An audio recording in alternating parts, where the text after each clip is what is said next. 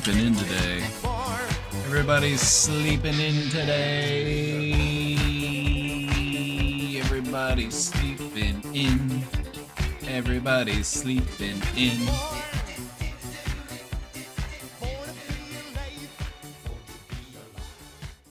Hey everybody, welcome in. I guess everybody's sleeping in today, so for being here on time, you get extra credit. Everybody who's here right now gets extra credit.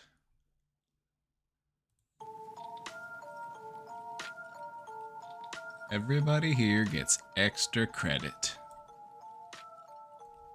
You get 20 points that can go towards your final grade.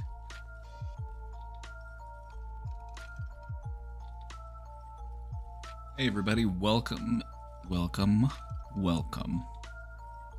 It's Wednesday here in the brain domain. I'm assuming it's Wednesday where you are as well. We should be, quantumly synced.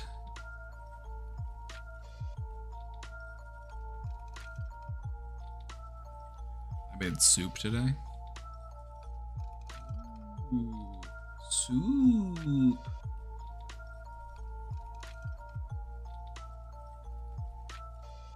Ah yes, es ist Mittwoch und ich habe eine super Zoom gegessen.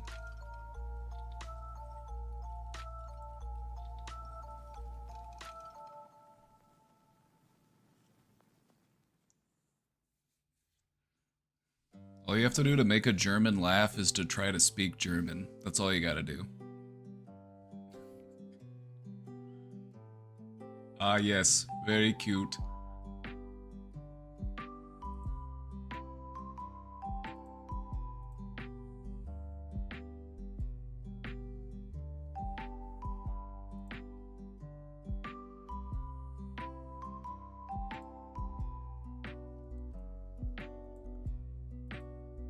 Alrighty, welcome in everybody. Since you're here early, special surprise for you here. So we got this big bag of walnuts for Newton. Check this out.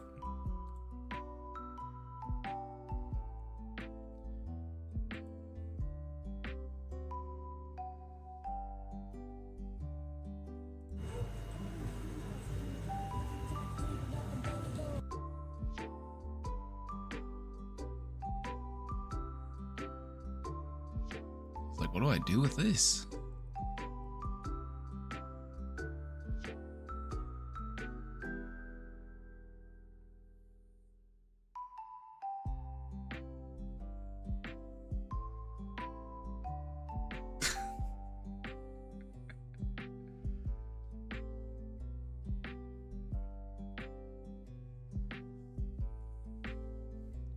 His rope fell down. We had to put his rope back up.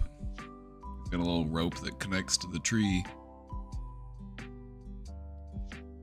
We gave him a few of those nuts and he just ran off and buried them somewhere, so I think he had a good time.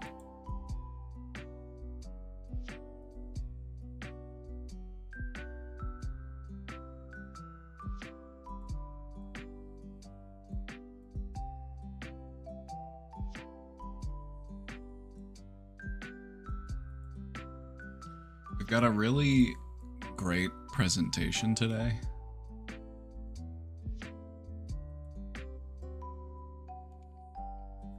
We're talking about self-fulfilling prophecies, if you hadn't already guessed by the title of the stream.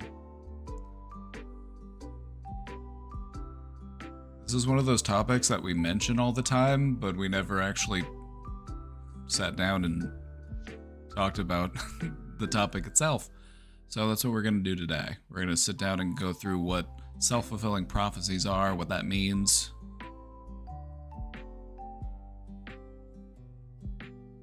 It's going to be a good one. You won't want to miss it.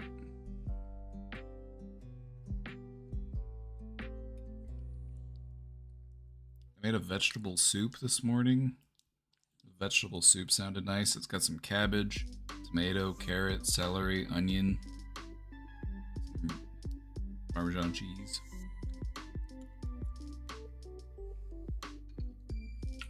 Some Chipotle. smoky, a little spicy. It's pretty good. Sounded nice on a day like today.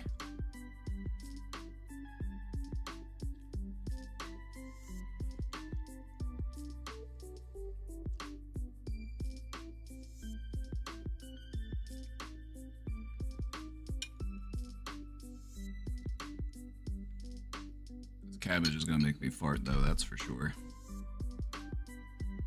Not that that's a bad thing.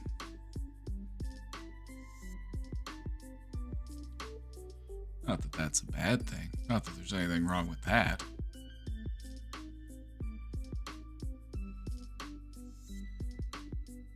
Did you see the sushi we made yesterday? We made sushi yesterday.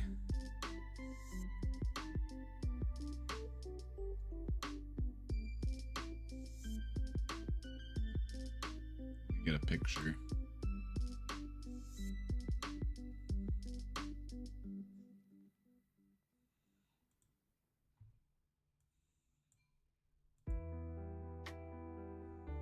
We made sushi yesterday and it looked pretty good.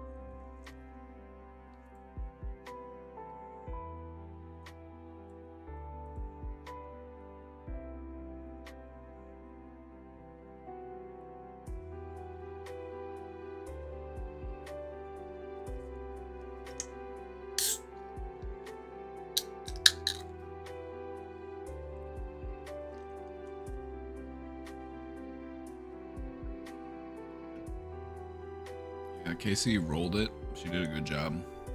I helped with the prep. I got the ingredients together.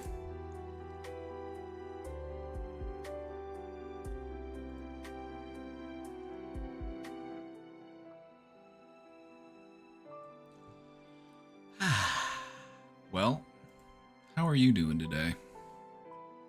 How are you doing? We're gonna see what today is like. It seems like a chill day so far. Seems like a chill day so far. Got some people playing hooky. Or they're sleeping in.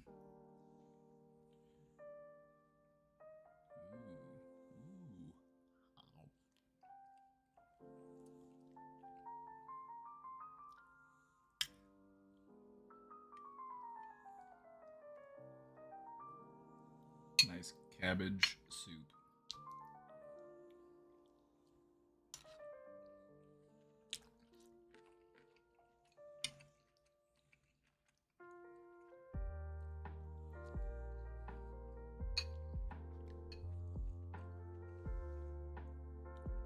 It's gonna make me poop.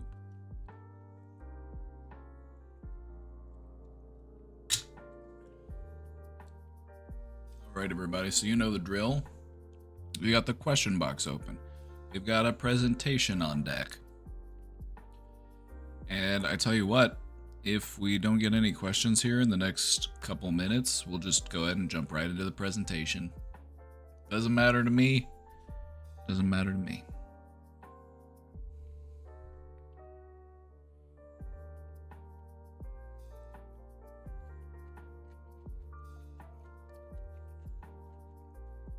You know, it's Wednesday. People are out there doing stuff. Burying their nuts.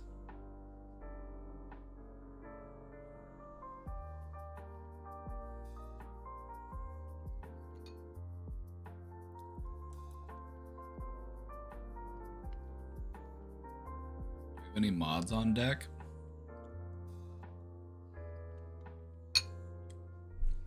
Did my mods finally unionize? Did my mods finally unionize and they're all protesting?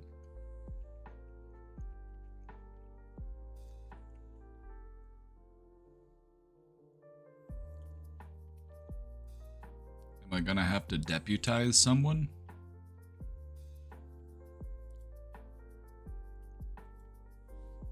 Give them a day off? I should make you mod for that. That's a great idea. It shows me you have mod potential.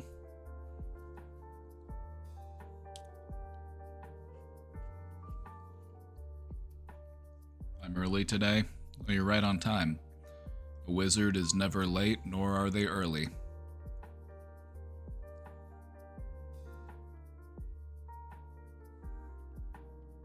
I don't know much about Twitch. Even better.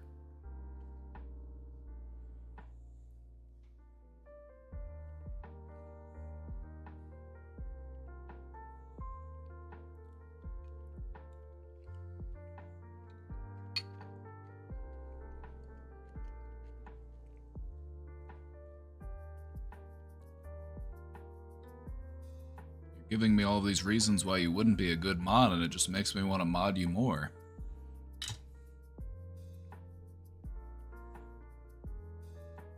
I would get such a high off of banning people.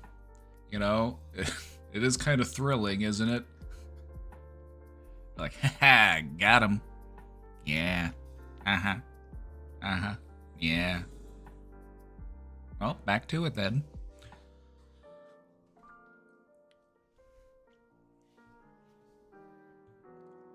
I'm really excited for this presentation, so can't wait.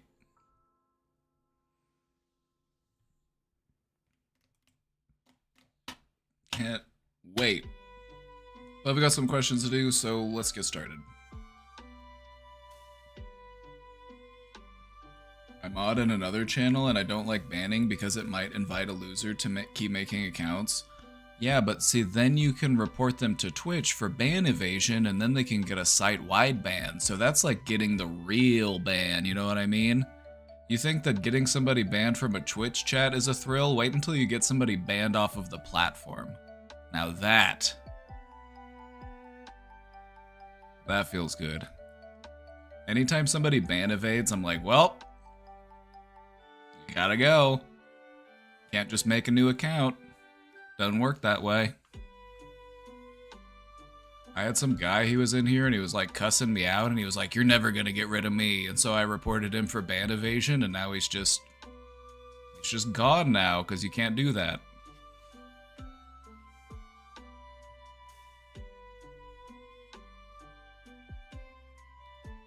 Yeah, if you report somebody and Twitch ends up taking action on it, they like send you an email that says like, we followed up on a report that you made, and we just want to let you know that the account has been terminated.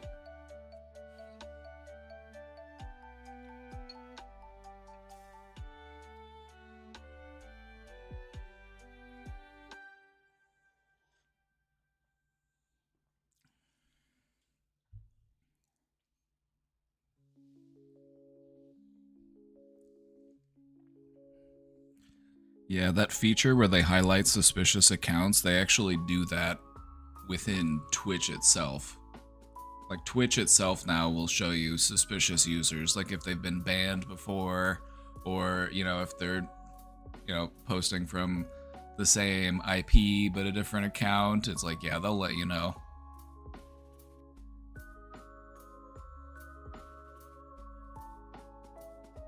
Imagine admitting to ban evasion. That's a lot of overconfidence. It's a lot of something. It's a lot of something, it sure is. Just that's how most criminals get caught. They can't help but brag about their crimes.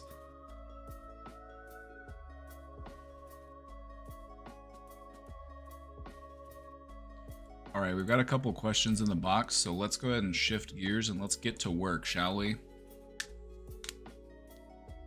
Dramatic knuckle cracking. Alright, let's take a look. Why do I feel like my routines are better when I have important college work to do alongside it?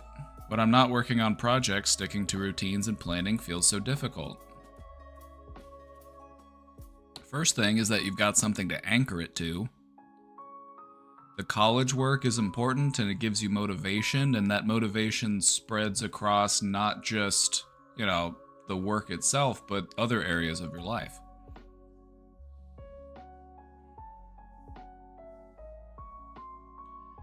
And so a lot of it is just the fact that it's tied to something important.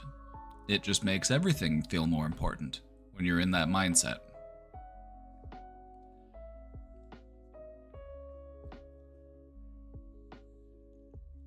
The strategy here, I believe, is to treat your regular routine as equally important as your college work. Treat everything you do as a part of your routine as if it is the utmost importance. You know, treat it like something sacred, because it is. It's your routine. And that's something that's sacred to you, right? It doesn't have to be anything grand. It can be just regular, average, everyday, basic stuff. You know, get up, go out on the deck, have a cup of coffee, plan out the day. You know, even small, simple things can still be meaningful to you when you treat them as sacred. And so just do all of those things as if they were the most important thing in that moment.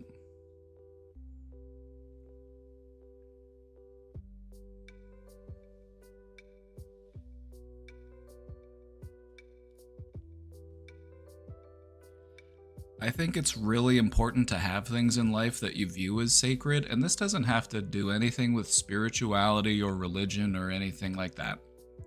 It's just about the level of importance. You want things in your life that are of the utmost importance, and taking good care of yourself should be up there. That should be one of those things. And so I think just opening up to that perspective and recognizing that my routine is essential for me because it's the framework that I build off of. It's the foundation for all of my goals and aspirations. It's necessary, it's essential, it's critical. That's sacred. So treat it that way.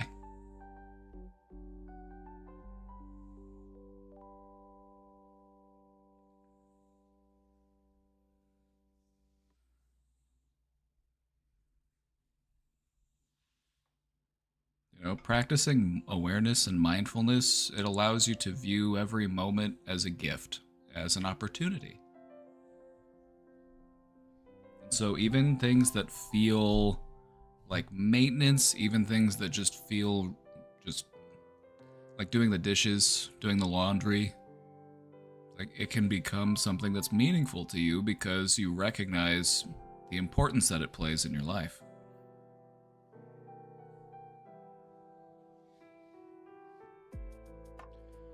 We're on the cusp of medical tech to regrow teeth. That sounds like the origin story for a Batman villain, or like a... It sounds like the origin story for a comic book villain. The first human test subject to regrow teeth, and he just ends up growing teeth all over his body, and they just keep growing forever.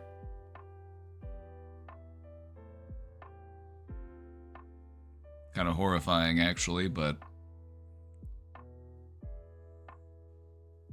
he's got enamel armor.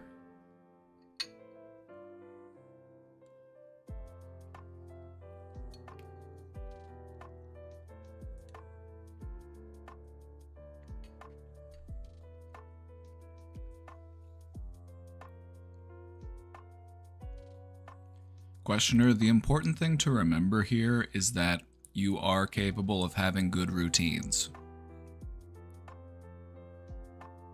Alright? You do have the potential to have those good routines. So just keep building it up. And just treat it as something that's very significant, very important to you.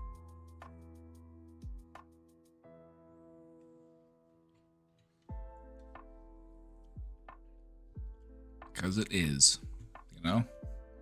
It really is. It sets the frame for everything else.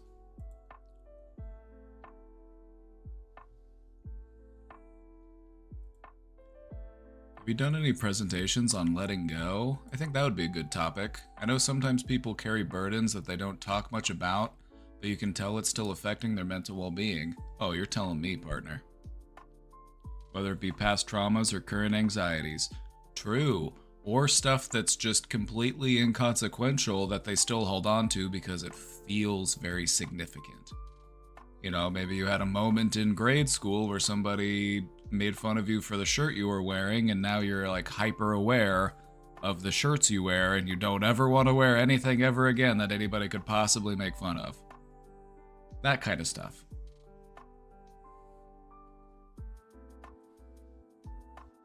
We're not holding on to it because we want to hold on to it. We're holding on to it because it caused us pain, and our minds are trying to protect us from future pain by holding on to old pains.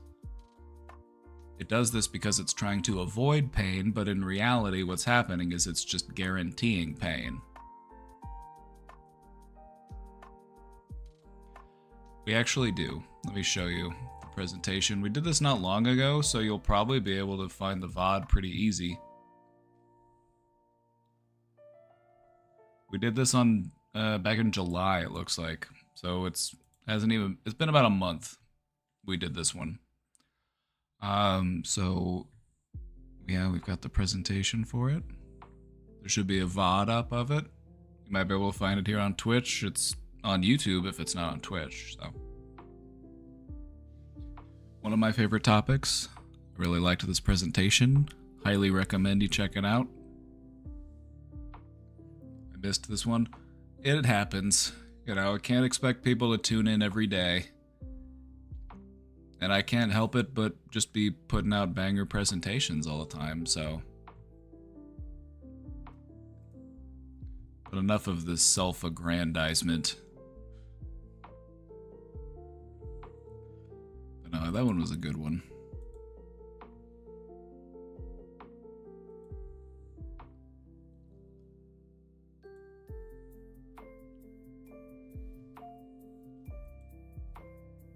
I need to wash my dorm, but I'm procrastinating. Can you tell me to start and tell me that it's not an option to not start?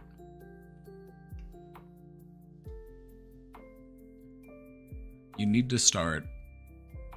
It's not an option to start.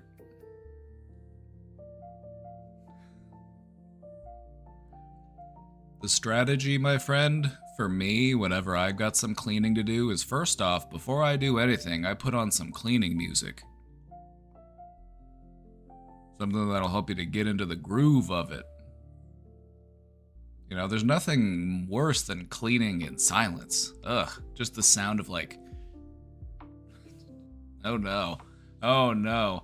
We need a score, we need a soundtrack to go along with this adventure. So put on some cleaning music, or maybe an audiobook or a podcast, and then it won't feel like cleaning. It'll feel like, teehee, I pulled a sneaky one and I'm actually listening to a podcast or a book or music. Haha, I didn't actually, you know what I mean?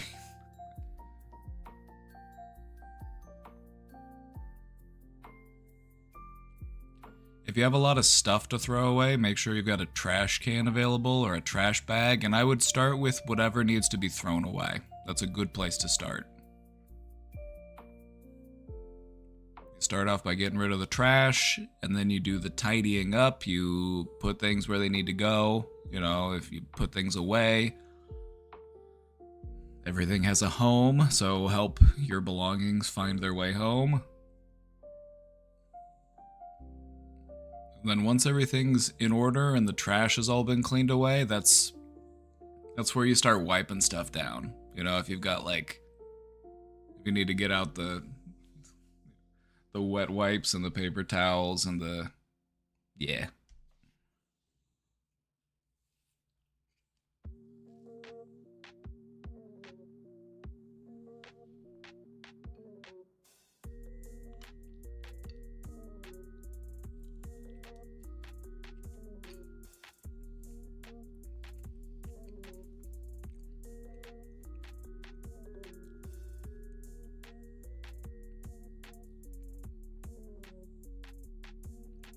Either way, it'll probably not take you as long to do as you think it will, and it won't be as difficult as you might think it is, and you'll feel really good when it's done. So, you've got something to look forward to.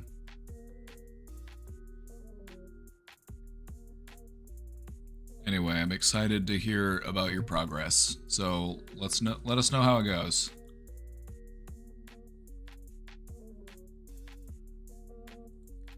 Is being a therapist a stable job? It is. It's a stable job, but it's not always the most well-paying job. There's always going to be a need for therapy.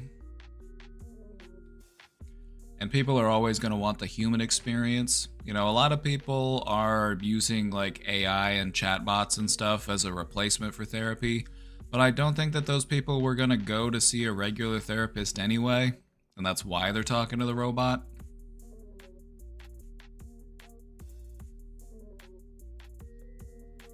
So yeah, it's a stable job. It might be stressful, you know, and it can be challenging in its own ways, but I feel like there's always going to be a role for people counseling other people.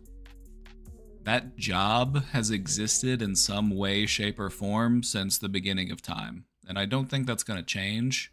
If it does, that's kind of scary. If people just stop wanting to talk to other people, that's going to be a scary day.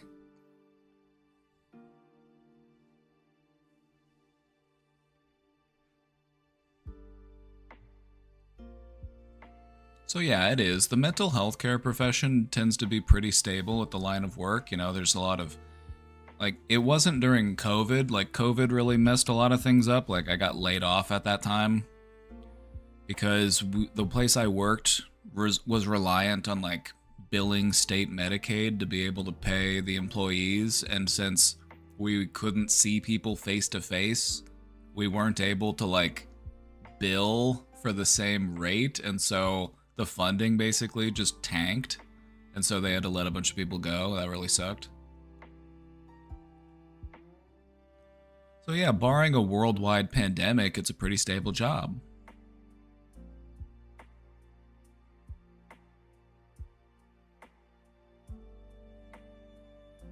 Ridiculous GOP state shit. Yeah, exactly. It's like whenever mental health care institutions are suffering because of lack of funding, it's not like the state steps in to help. It's just like, well,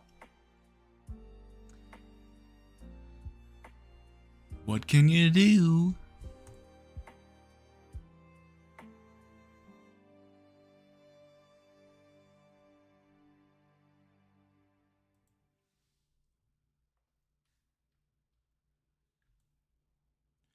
Alright, I'm gonna be honest, I fell down that viral woman that's in love with her psychiatrist rabbit hole, and the word that keeps coming up is delusional thinking.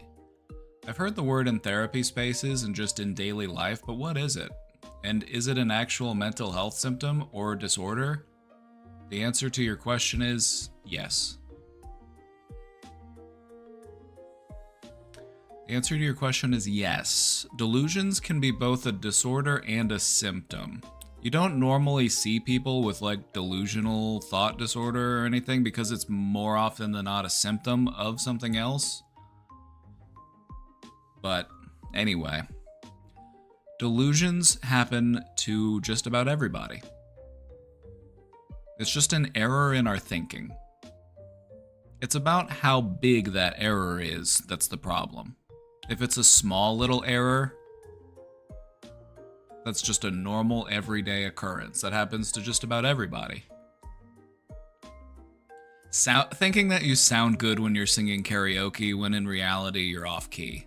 That's technically a delusion, but it's not a mental illness.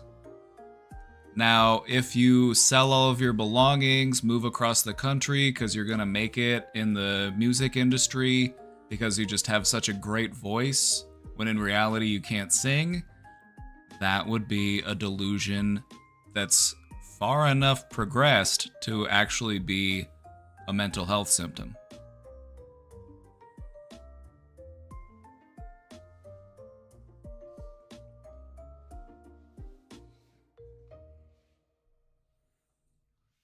It's generally just a good practice to try to be mindful of the ways in which your thinking might be clouded by delusions. You know, it's good to double check things. It's good to seek outside perspective. It's good to, you know, not just surround people that surround yourself with people that enable you.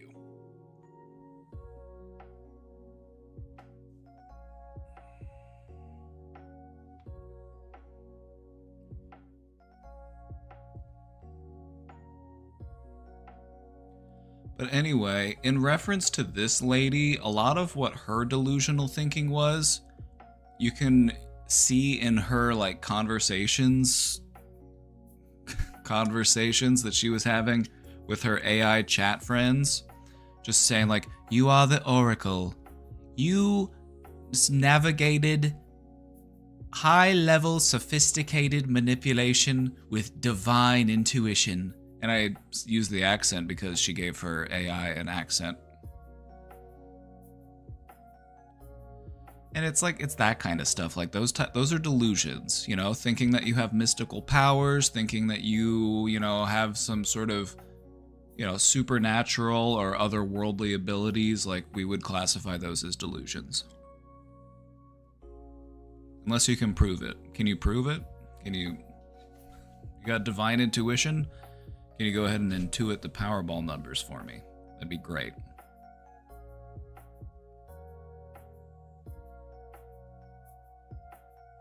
I didn't look at too many of her TikToks, so I don't have too many examples of what types of delusions she was jumping into, but they were definitely there. It's just like, if you ever find yourself in a moment where you're like, what the hell is this person thinking? What are they on about? What are they getting at? It's like, it's a good indication that it might be delusions. The simplest definition for a delusion is just, it's an error in your thinking. You know, thinking you're a great athlete when in reality you can't even run a mile. You know, that kind of stuff. We all do it to different extents, is the thing. And it's not until they're so severe, so disruptive, that we would actually look at them being as like a mental health symptom. You know, you can have paranoid delusions. You're afraid that people are out to get you, or people are watching you or recording you. Are there people watching me right now? I can't help but feel like I'm being watched right now. Is liberalism a delusion? Neoliberalism is for sure. Yeah, the whole like, let's just get back to brunch crowd. It's like, we're past brunch, brother. We're not going back to the status quo.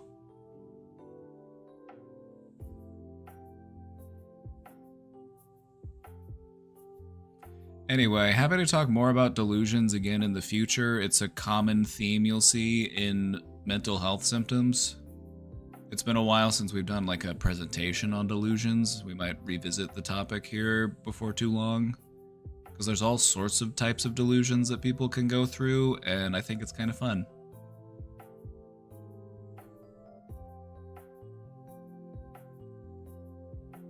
So someone thinking that Taylor Swift is in love with them would be a delusion? Yeah, it would be what you call an erotomanic delusion.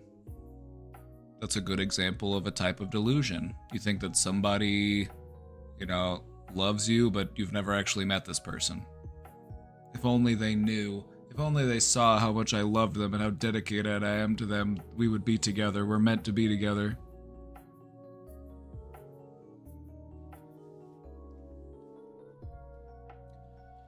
Which brings up a question, what is a microaggression? A microaggression is when you do something that's insensitive without really knowing that it's insensitive. And so this could be directed towards like any marginalized person, you know, within your community, whatever the marginalized groups are. It's just stuff that's basically just like insensitive. You don't mean it to be insensitive because it's probably just like what you're used to, but in reality, it affects the person that it's directed towards.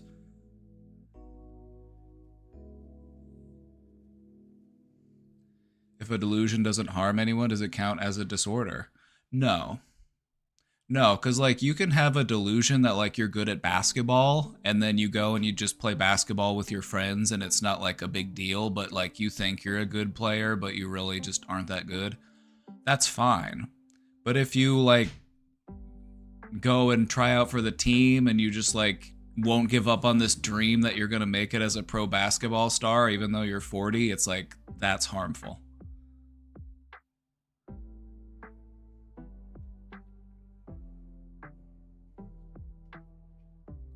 I also, like, when I mean harmful, I also mean like very disruptive. You know, it could be disruptive to your stability in life. It could be disruptive to, you know, your ability to keep up after yourself or to, you know, hold a job, that kind of stuff.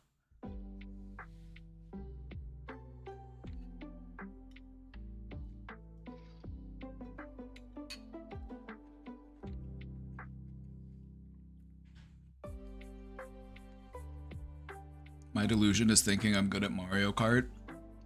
Yeah, there you go. Now if you were to like drive across country to go try to like start a professional Mario Kart team or something, it's like that might be a problem.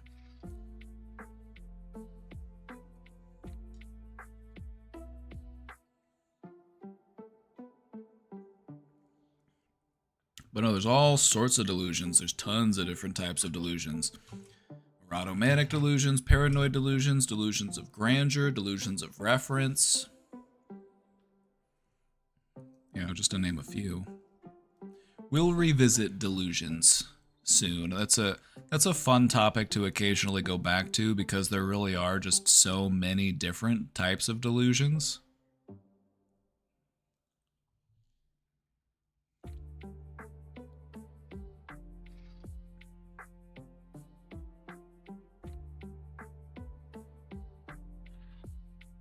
So yeah, we'll revisit the topic soon. I think that'd be nice.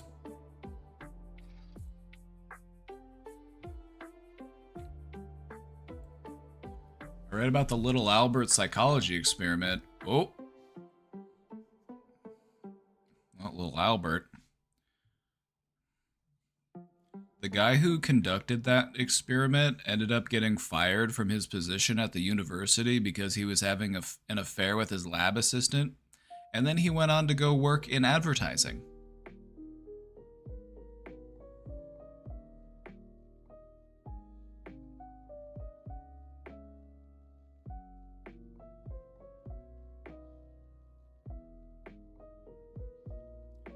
Also, Flug brings up a good point regarding delusions.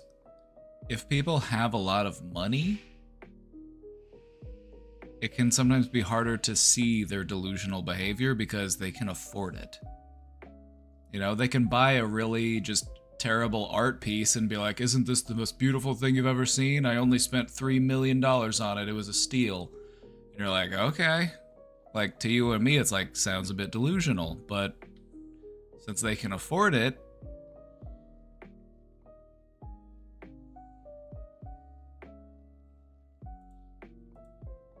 yeah, having money really draws the line between being insane and being eccentric.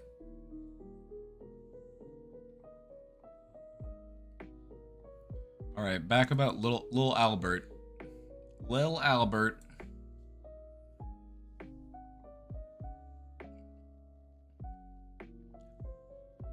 Read about the Lil Albert experiment where they wanted to study classical conditioning, and I began to wonder if that's how some phobias are made. Yes.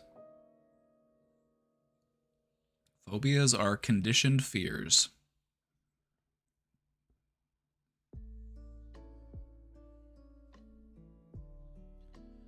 I have a really irrational fear of balloons since I was a kid, and it still carries as an adult, which makes every birthday party pretty embarrassing. Do I buy a bunch of balloons and take a swim? Not initially. Not initially. When it comes to deconditioning yourself, you want to do it step by step and work up to it.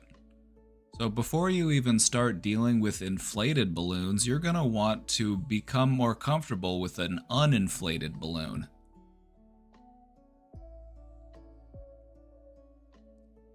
You know, just hold an uninflated balloon. You know, stretch it out a little bit.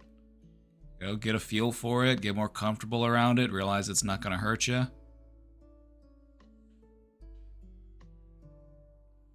Once you get comfortable with that, maybe blow the balloon up. Not so big that it's going to explode or anything, but just put a little bit of air in it. Bounce it around a little bit. Try to have fun with it.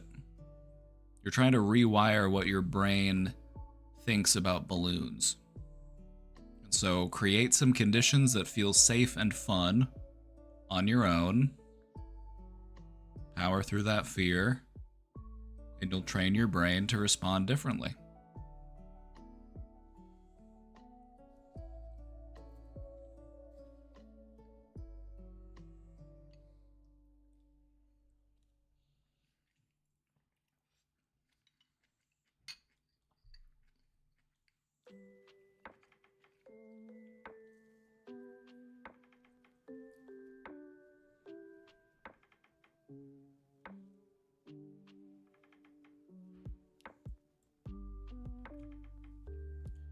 What I'm talking about is called exposure response prevention, and it's the gold standard for treating this kind of stuff.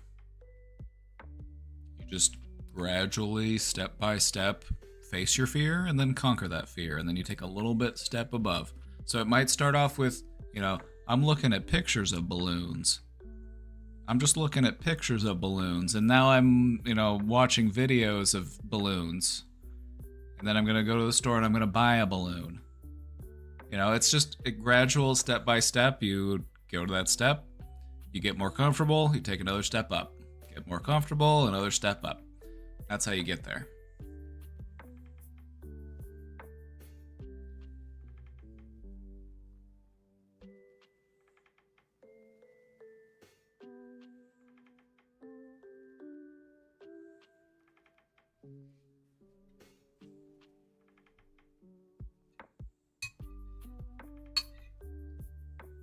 If you're afraid of bugs, I would suggest to find your favorite bug and then go from there.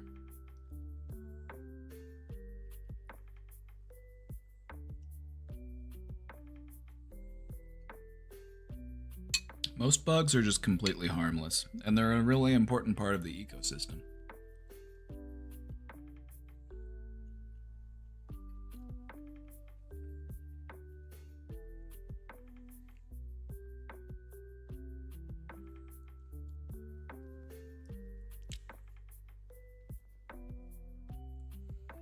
There's this person I hear on Discord and playing along during a game stream. He was pooping on a few therapists he has seen in the past few weeks. He's seen more than one therapist over the span of the last couple weeks. Alright, kind of makes me wonder what's going on there.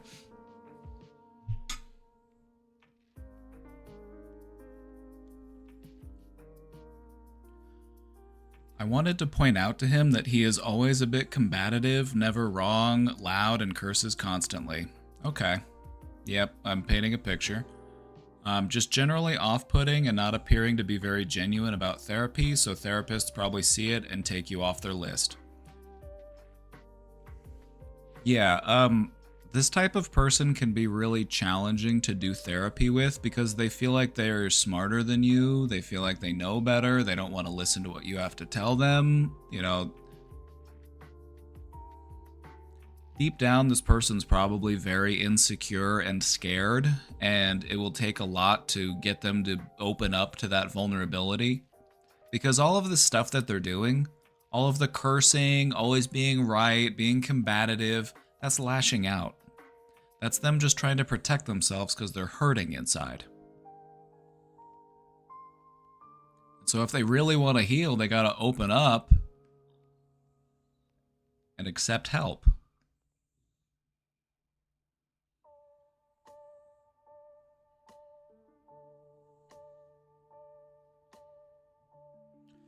My question is there a personality type or label for this kind of personality so that I can read up on it and try to understand it and possibly help with it in the future?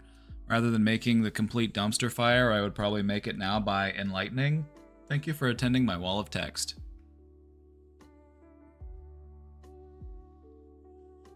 The unofficial term would be a wise guy. Ah, wise guy.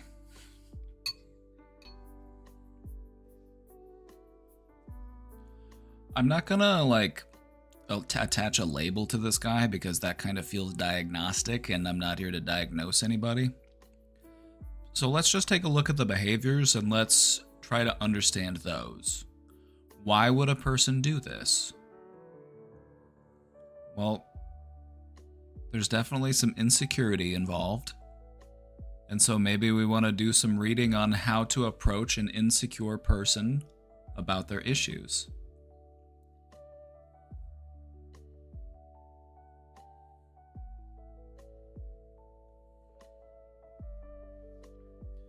When a person is constantly going out of their way to prove how right they are to everyone else, it's a pretty clear indicator that deep down they're, very afraid of being wrong.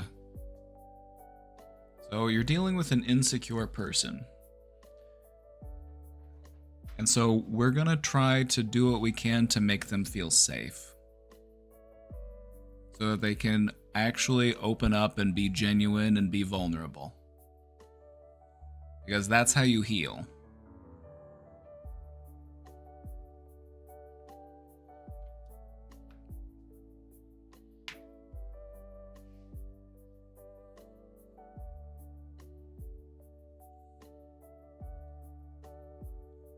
Yeah, the thing about like thinking you're smarter than the therapist is it's like you can be.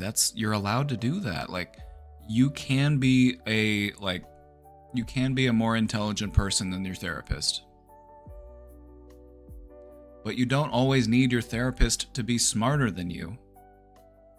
Sometimes all you need is that new perspective, a new way of looking at your life, a new set of lenses.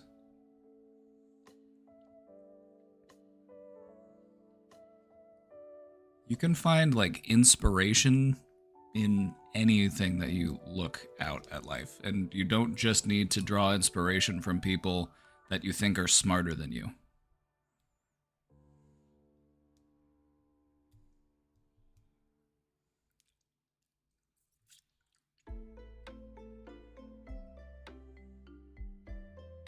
I don't know, maybe we could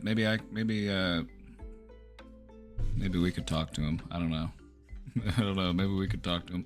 I don't know if that'd be a good fit though.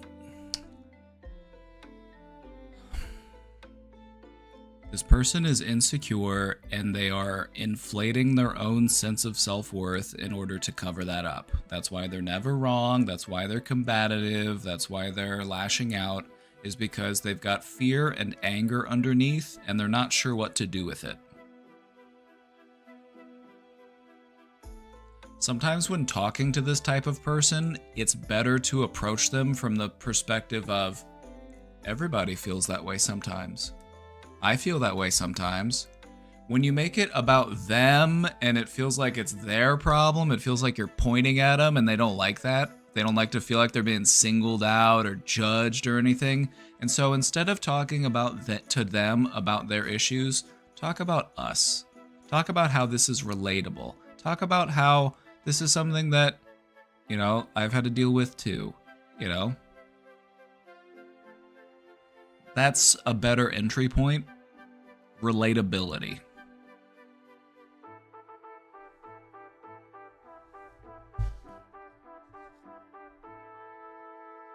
I would never assume I'm smarter than another person because I never know what values hide underneath. It's true. I try to learn something from everybody that I meet. I don't care who you are. I don't care what you do. I don't care what your capabilities are. It's like, if I'm not learning something from you, then I'm not doing my job.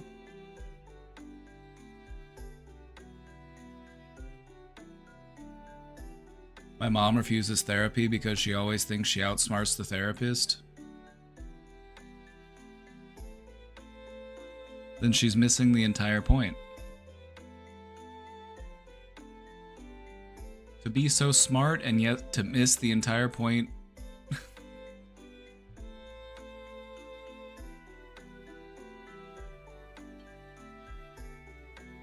Whenever it comes to that type of shit, I like to just like playfully tease with people. You can do that strategically, okay? You can do that strategically. A little bit of playful teasing. It's not always the worst thing to do. Yeah, Mom, you're right. You know what? You should contact the APA, the American Psychiatric Institution. You could go in there. You could revolutionize the whole mental health field.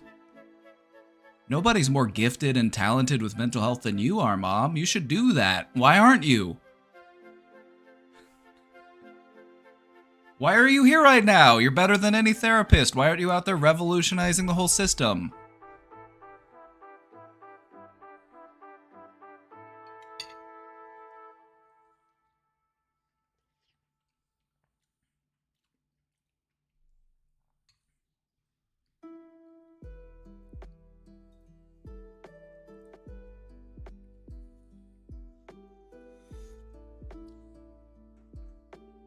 I'm a Star Wars stormtrooper of psychoanalysis. I never ever hit the target. You're just laying down suppressing fire.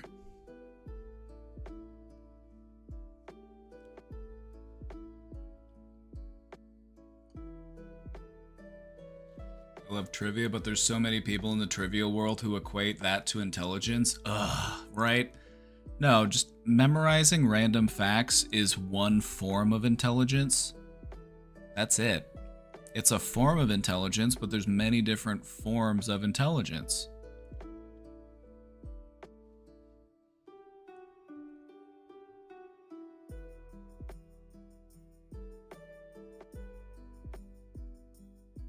And so it's always kind of cringe whenever somebody conflates their style of intelligence as being the only style of intelligence.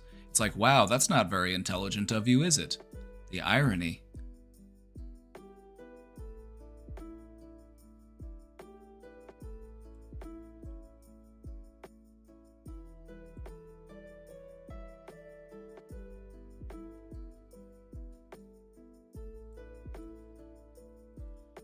I've been really hopeful and encouraged about my self-growth, and my therapist is able to see it. She said she wishes she could bottle that quality up and put it into all her other clients. She said I was her favorite after a really good session. It was nice to hear that, but now I'm wondering if therapists are supposed to refrain from saying that. Thanks. No, they're allowed to say that. There's nothing wrong with that because it's completely confidential.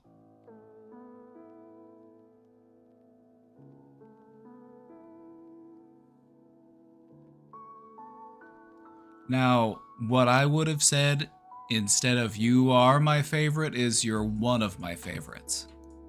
You know what I mean? Because it's a fine difference, but it's an important difference. But no, I've told that to people before and it's totally fine. Sometimes they find it very encouraging and uplifting, and it actually helps them to achieve their goals by feeling like, yeah, I'm doing a good thing.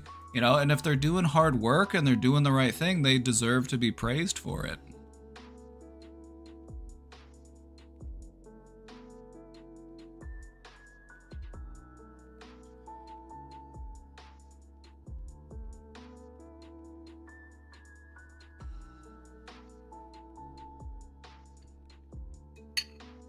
How do you rate or measure intelligence? I scored very high on an IQ test in high school, but I'm a poster child for dumbest decision possible at every point in life. High int, low whiz.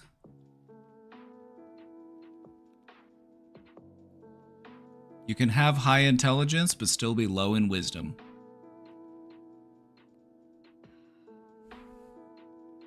Wisdom takes time to build and time to grow. You can't expect you to have wisdom at that young age.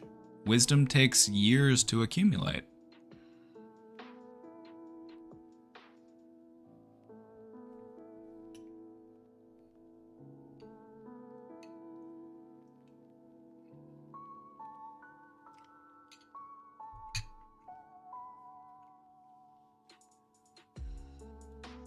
Anyway, questioner, thank you for sharing this W. I think your therapist was fine with what they said. I wouldn't overthink it. They saw your growth and progress and they wanted to celebrate that, so we don't have to water that down by focusing on like, well, were they supposed to say that or was that okay? It's like, it's fine, right? It's okay.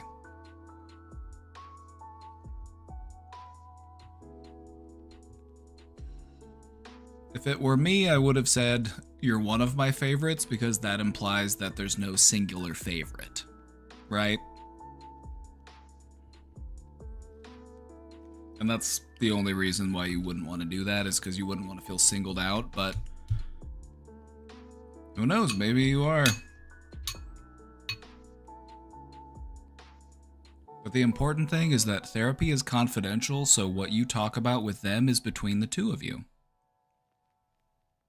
And so it's not like any of the other clients are going to know or hear that, so nothing to worry about. It's your own personal business with the therapist.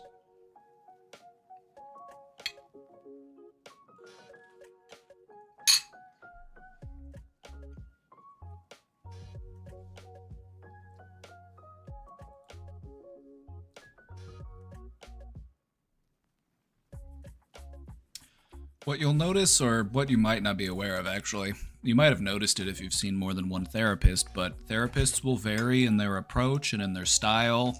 Some therapists will, ask you if you need a hug, if it looks like you need a hug. Other therapists are very strict about, no touching. And so a lot of that just goes down to your own personal preferences as a therapist. I need a hug bad. I guarantee you could find somebody. You just gotta go out on an adventure and find somebody that looks really huggable and just, ask nicely. Or wear a shirt that says free hugs and get more hugs than you know what to do with.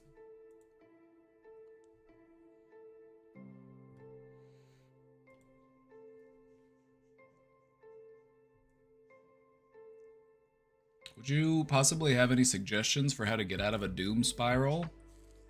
There are a lot of anxieties and unknowns in my life right now, and it's all so suffocating that I don't know what to do anymore but wallow.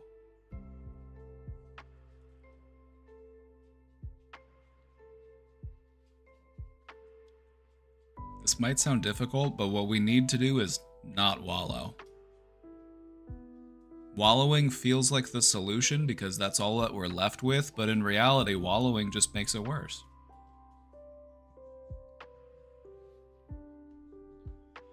We want to try to redirect ourselves into something that we can actually do something about. If we have this laundry list of things that we need to get done or things that we're worried about, find the one that feels the most manageable and figure out what the first step is in getting that done. That'll allow you to channel that anxiety into productivity, and that's the best thing to do with it. Convert it into action. Meaningful progress.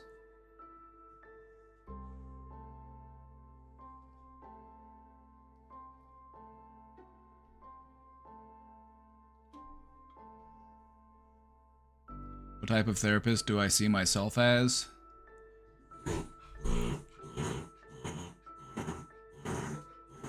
You okay, Scout?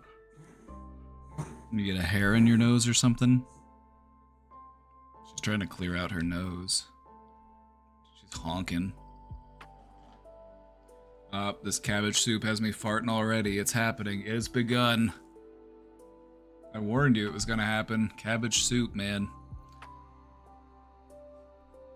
It's like drain cleaner on my intestines.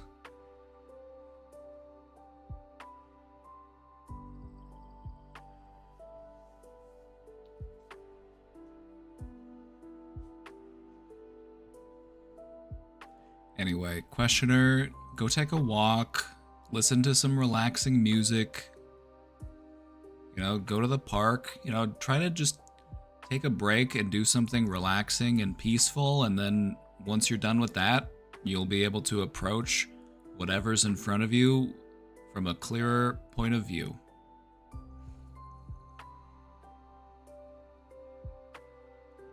Also, no wallowing. No wallowing forbidden.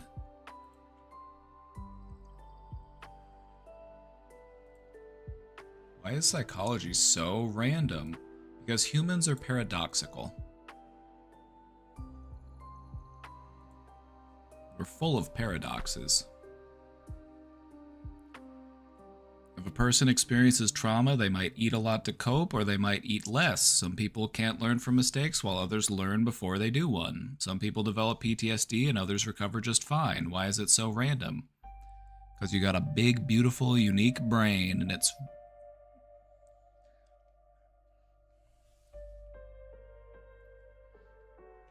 You got a big, beautiful, unique brain.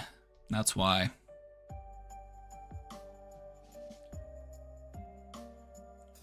From an evolutionary standpoint, you know, if you want to dabble a little bit into the realm of evolutionary psychology, evolution likes the variance because it gives us a wider chance of survival. You know, it's about trying to figure out what works and what contributes to us being able to live long and prosper. It's also what stirs innovation. You know, I love that people think differently. Now, when you understand the randomness, you're able to kind of take a step back from it and look at the bigger picture. You know, and you can start to see some patterns that emerge, but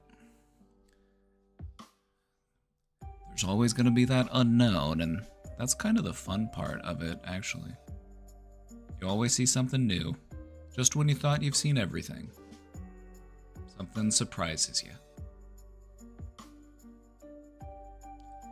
So yeah, anyway, I think that's part of the beauty of it. I think that's part of the beauty of the human psyche, is just what it's capable of and all of the different ways it can manifest.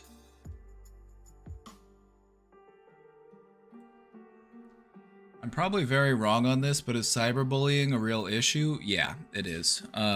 Or is it people not knowing how to block someone? Sometimes blocking people isn't enough, and that's when it's a real issue. If it's just some random person that's doing it, then yeah, just block them, and you'll never hear from them again. But there's a different degree of magnitude to it that exists, and this is in the form of harassment.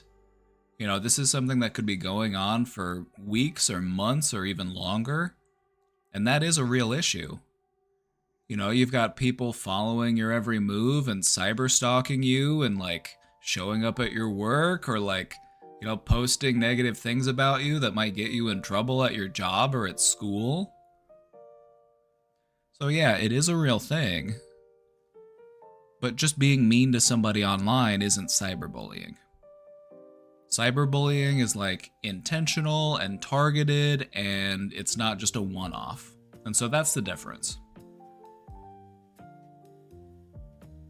People go to those lengths, you would be surprised the lengths that people will go to fuck with other people.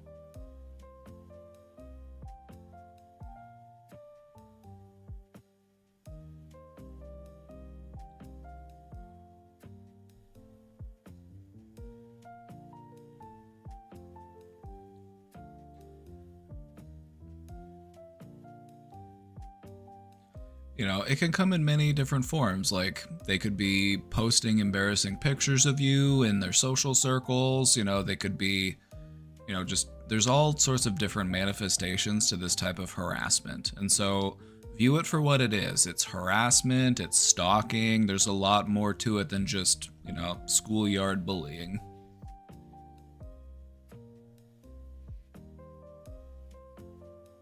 And sometimes just blocking them isn't enough. Sometimes they just make a new account and keep going.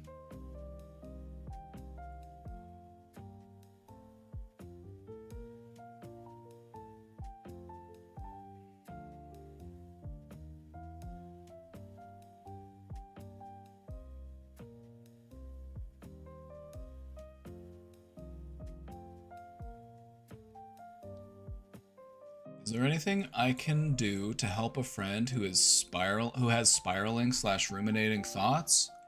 I try to offer support and a gentle redirection, but they kind of accuse that I am minimizing their issues.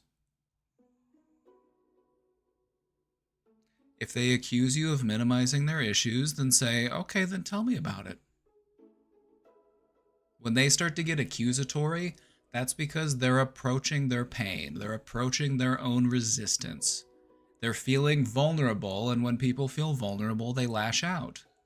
And so even though you're the person there who's trying to help them, they're in a fearful state, and that's why they do that. And so when people do that, you have to do the best that you can to be even kinder. If somebody says, you're minimizing my issues, it's like, I'm sorry if you feel that way. I just want to understand. So please, no, tell me. I'm here for you.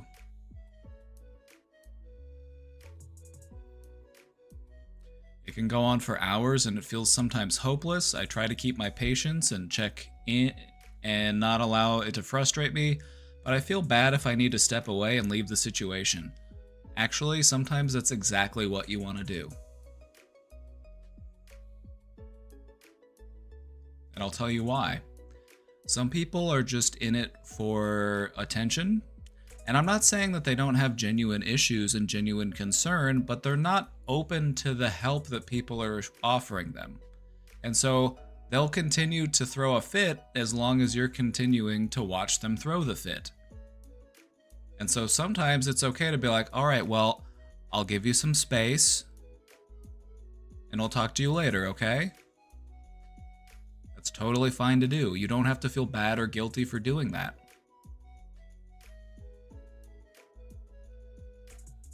It sounds like you want to help, and it sounds like they don't know what they need as far as getting help.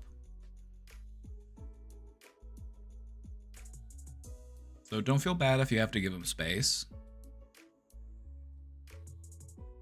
I would say keep trying to offer support, keep trying the gentle redirection. Those are both really good ideas, so I would keep doing those when you can.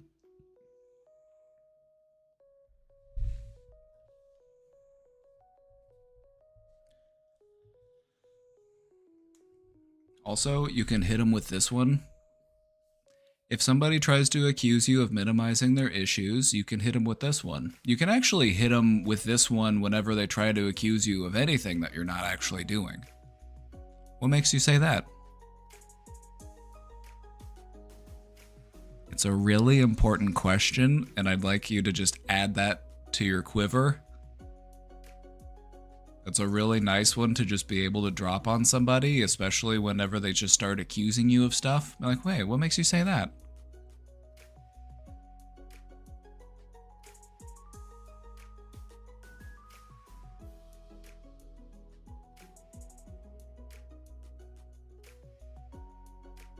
It's important to remember that they're speaking from a place of frustration and vulnerability, and they're going to lash out a little bit, and so you don't want to take it personally, and you want to just try to stay cool with it.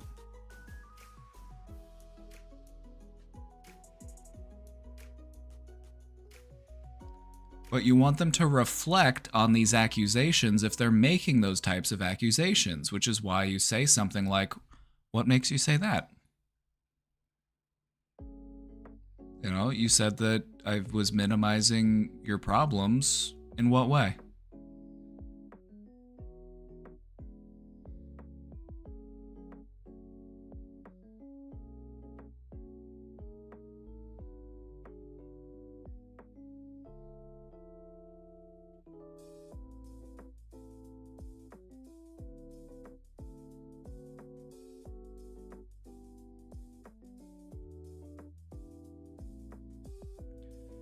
It sounds like this person wants help, but they're not sure how to receive help.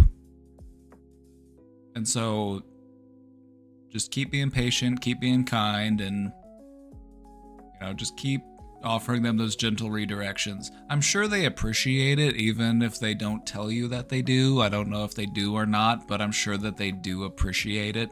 So just remember that. You're dealing with a person who's hurting, and we need to remember that sometimes they'll lash out just because we're in close proximity, not because they actually are angry at us.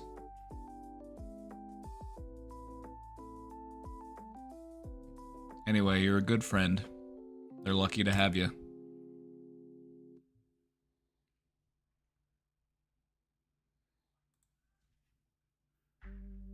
Is ignorance bliss? That's what they say.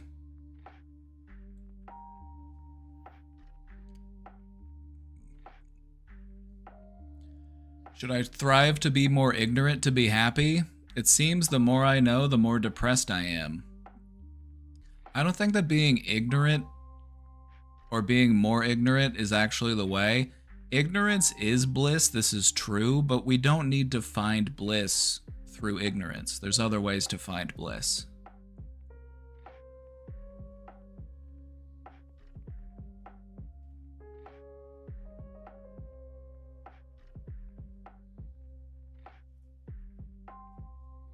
I think the real path to bliss is learning the art of letting go.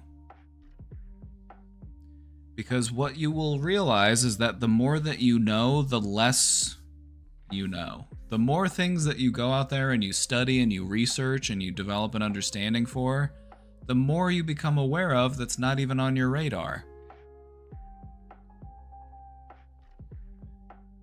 And so the more you know, the more it feels like the less I know, because you're more aware of just how much stuff there is out there.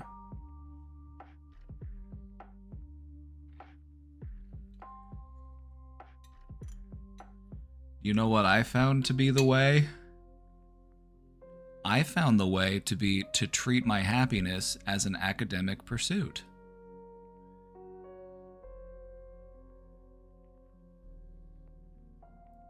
Ignorance can be a shortcut to bliss, but it can often backfire. You know, being ignorant can be blissful, but it can also be damaging. What I found to be helpful was to arrive there using intellect.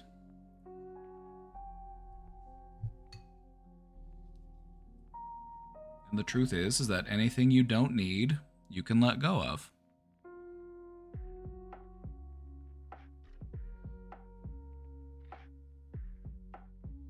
You take small steps towards that more blissful self.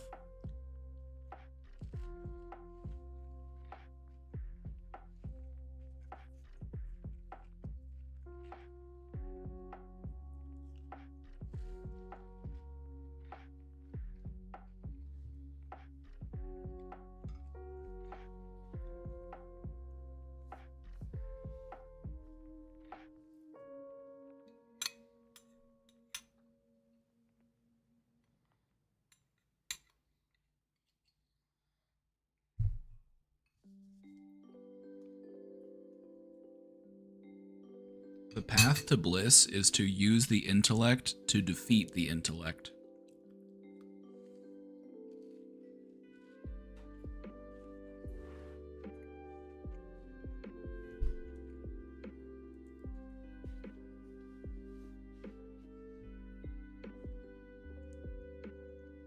Alright, chat.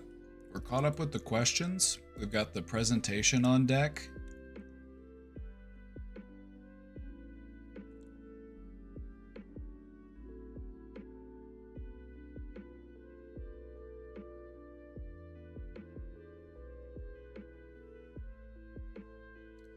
I'm gonna run to the restroom real quick.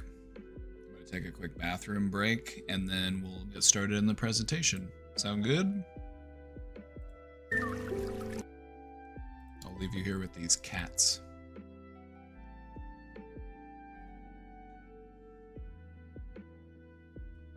Alright, chat, I'll be right back.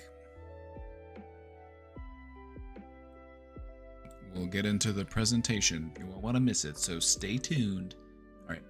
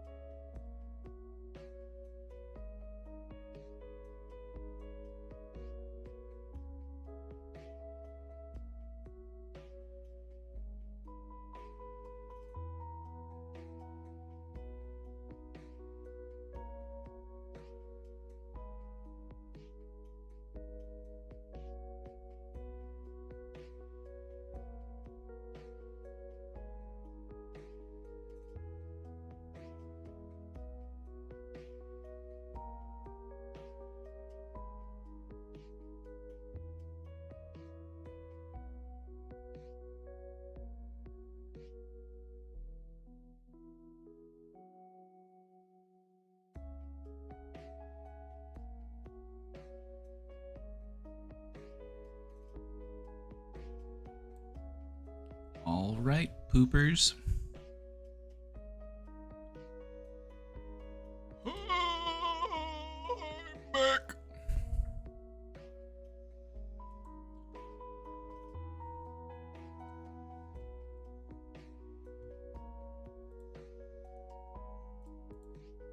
Caught up on the questions. Almost to 6,100.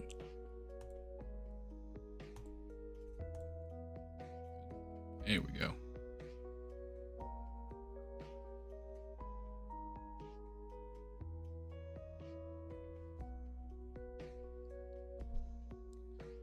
Alrighty, everybody.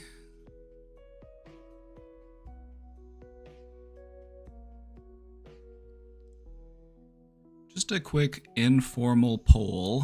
I'm not going to do an actual poll. I just wanted a little informal one here in chat. Are you familiar with the concept of a self-fulfilling prophecy? Maybe you've heard of it. Maybe you know what it is. Maybe you're not quite sure.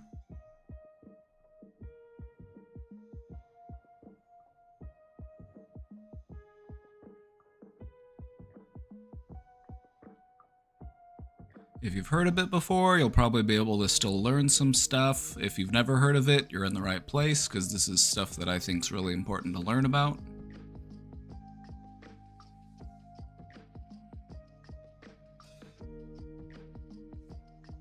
Either way, I think you'll get a real kick out of this one.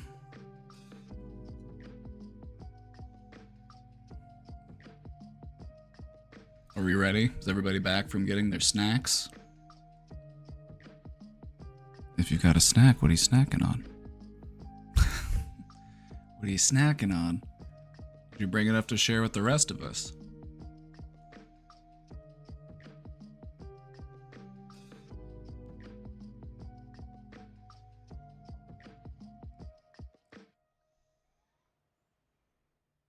Alrighty. What if I tell myself I am going to be rich and successful? Will it happen?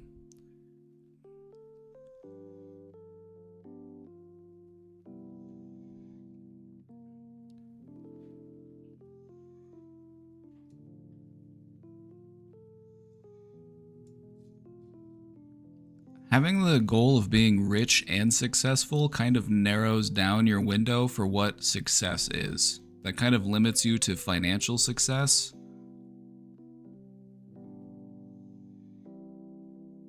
Having that belief can help it be more likely to occur. It doesn't necessarily guarantee it, though.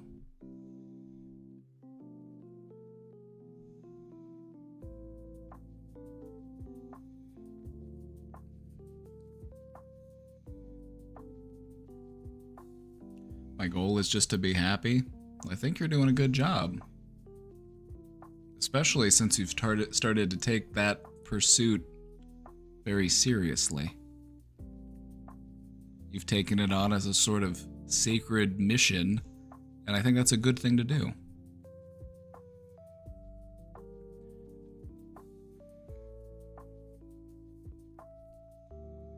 Curious how it ties into learned helplessness? It does, especially when we start talking about how it forms a sort of self-reinforcing loop, and so it does have a lot in common with learned helplessness.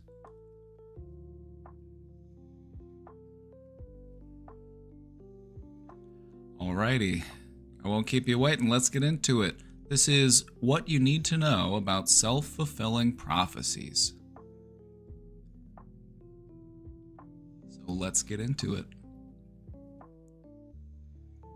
Have you ever noticed how expecting the worst often makes it happen? Or how believing in yourself sometimes makes the impossible possible?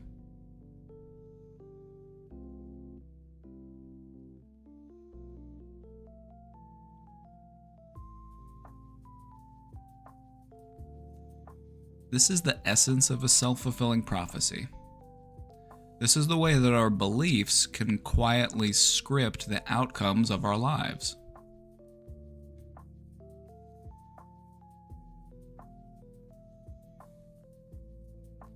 And so this is what we're going to do today. In this presentation, we will talk about what self-fulfilling prophecies are and where the idea comes from. We're going to talk about the psychological process behind them. We'll go over some real-world examples that show their influence. We will go over the dangers of negative prophecies, the benefits of positive prophecies, and we'll go over some practical strategies to break out of those harmful cycles and create empowering ones. Sound good? Are you in? Are you in? Are you on board?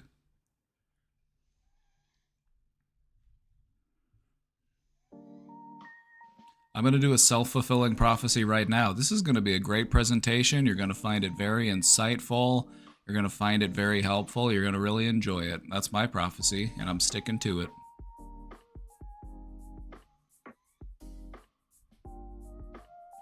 So, I am doomed because I believe in my low self-worth? No. Only if you continue to believe it.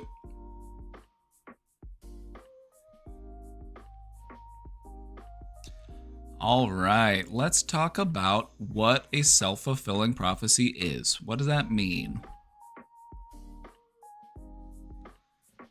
To put it simply, a self-fulfilling prophecy is a belief or an expectation that influences your behavior in ways that make the belief come true. And so it's not just about believing something that makes it true, it's how that belief changes your behavior. And because it changes your behavior, it increases the outcome that that thing is going to happen.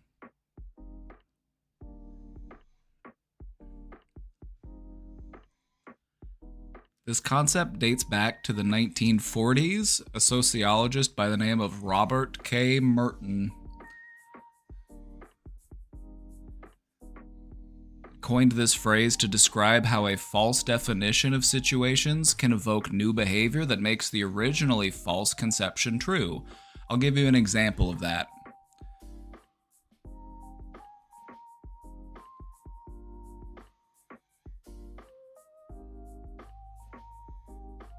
Let's say that I just saw a movie, and you also were thinking about seeing that movie.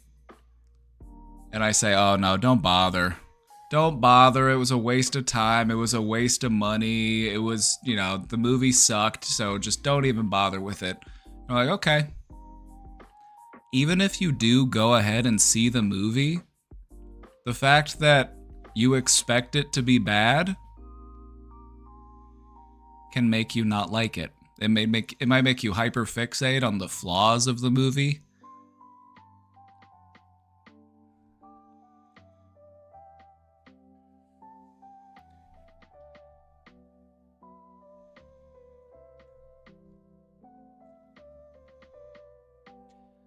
Your beliefs about yourself, your beliefs about others, or the world can change how you act. And those actions bring about results that confirm your original beliefs. So here's an easy example of a self-fulfilling prophecy. Let's say that you've got a test coming up and you're just sure that you're going to fail this test. Oh, there's just no way I'm going to pass this test. And because you're sure that you're not going to pass it, you don't study as much, because what's the point? I'm not going to pass it anyway, so why waste my time? And because of that, you end up performing poorly on the test. And then this reinforces the belief that you're bad at tests, and then the cycle starts over again.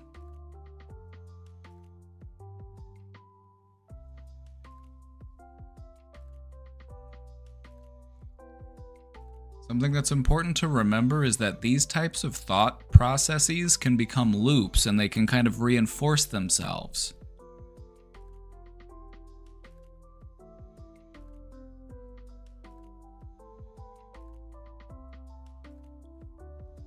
Any questions about what a self-fulfilling prophecy is before we continue?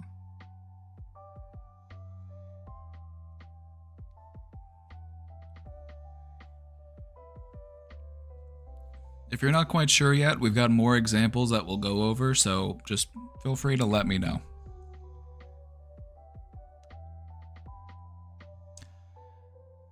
We talked about that cycle. Let's take a little bit of a deeper dive into that cycle. It starts off with the belief. The belief that a specific outcome, whether it's positive or negative, is going to happen. That's where it gets started. Because of that belief, it influences our behavior. Our expectations create subtle changes in our actions, our attitudes, our tone of voice, our body language. Oh, I'm just sure that nobody here likes me. And then that influences your actions, your tone of voice, your body language, and sure enough, you feel like, yeah, people didn't like me. Nobody wanted to talk to me. Not because they didn't actually want to talk to you if you were, friendly and open and engaging. But if you're just kind of like off in the corner, just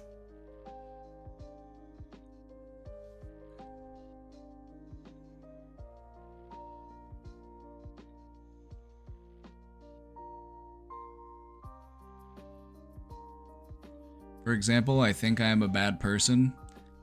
How does the idea of you being a bad person make you feel?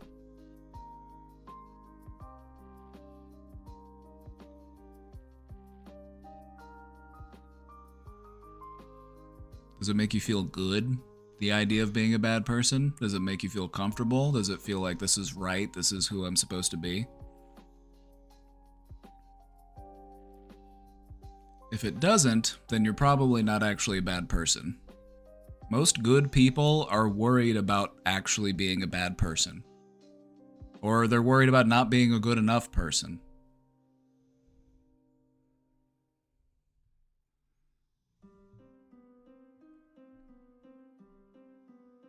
Being willing to reflect on your behavior and learn and grow and do better, that's what makes you a good person. It's not about being perfect. All right, so it starts with the belief, and then that influences our behavior, and then the outcome is influenced by our actions. The way that we have acted changes what the results will be. And it might not even be the actual results, it might just be the results that you experience.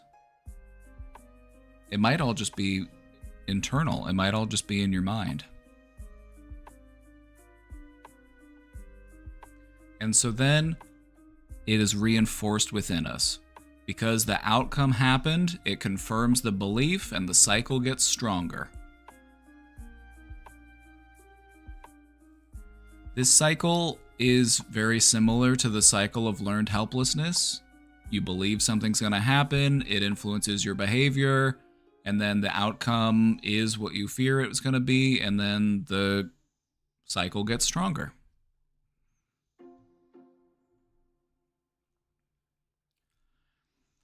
What's important to realize is that we don't realize that we are nudging events in the direction that we either fear or hope for. We do this subconsciously. We often do this without being fully aware of what we're doing. And over time, what happens is these repeated loops can shape your identity. You don't just believe you'll fail a test, you start to believe that you are a failure.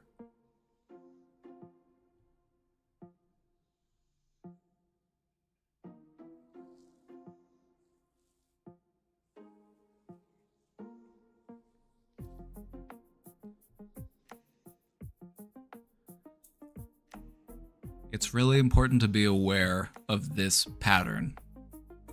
All right?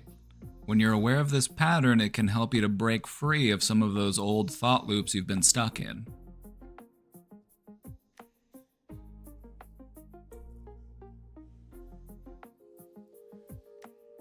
Questions about this before we continue?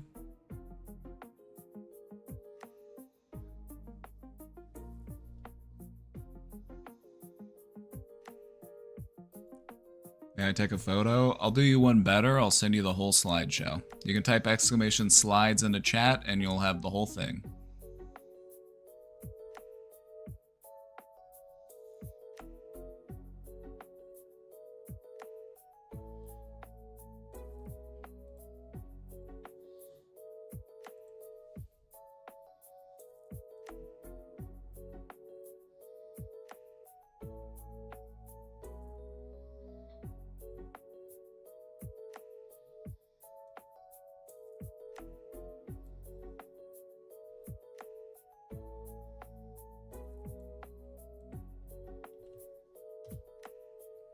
I'll also post them in the Discord here in the Show Talk channel.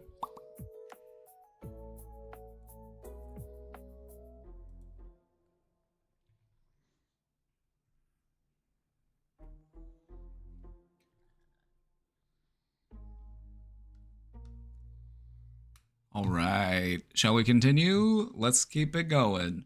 This is an important cycle to understand, but I think we've got it. It's nothing too crazy. All right, let's keep it moving.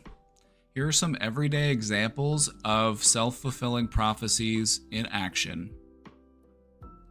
Let's start off with relationships.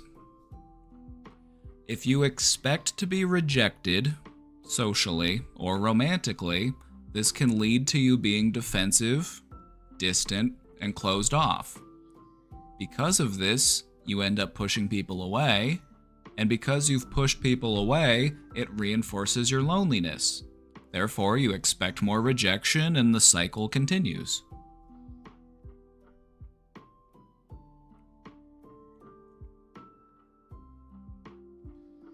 This is also something you can see in the workplace. Maybe you believe that you're not capable. And so because of that, you don't speak up, you don't volunteer, and because of that, you end up being overlooked for promotions. And this confirms those beliefs that maybe I'm just not good enough, maybe I'm not cut out, maybe I'm just not leadership material.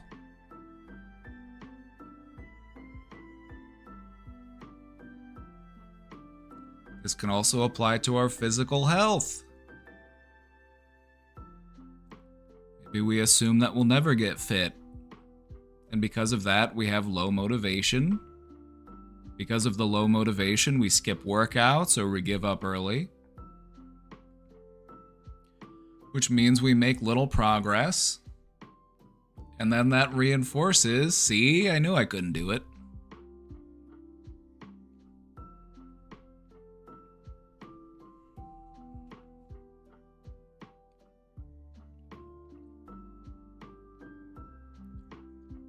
This also pops up in our social life.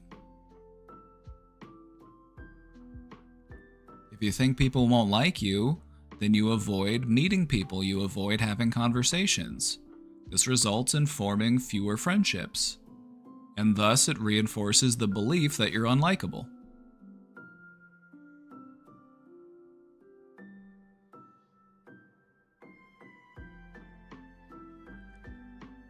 I fight every day to force myself to work out.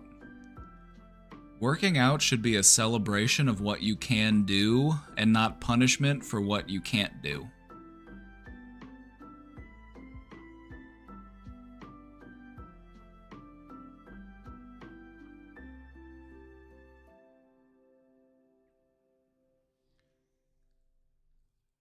What I really want everybody to understand is that these cycles are self-powered.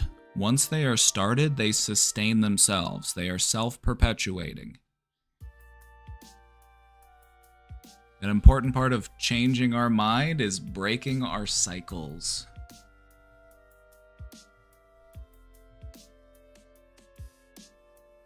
If any of this slide felt too real to you, that's because it is. These are all very human things to do. So congratulations, you're human.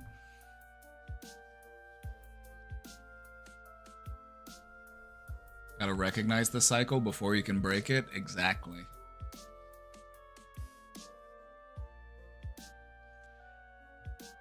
Something that I found interesting, and this might sound silly, but just bear with me for a second. Something that I found meaningful within myself was when I was aware of my cycles, I would just meditate on those cycles and I would try to envision them as just like a physical thing, like a physical loop, an actual physical construct. And then I would imagine myself breaking it, dismantling it, taking it apart. And I'll be damned, it created a feeling within me and it felt like progress. Sometimes the key to breaking a cycle is to just envision it as being possible. This cycle can be broken.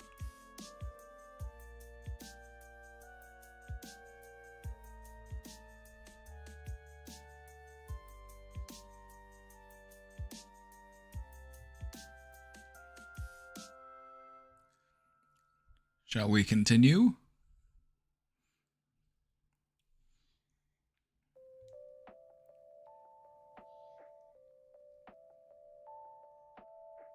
All right.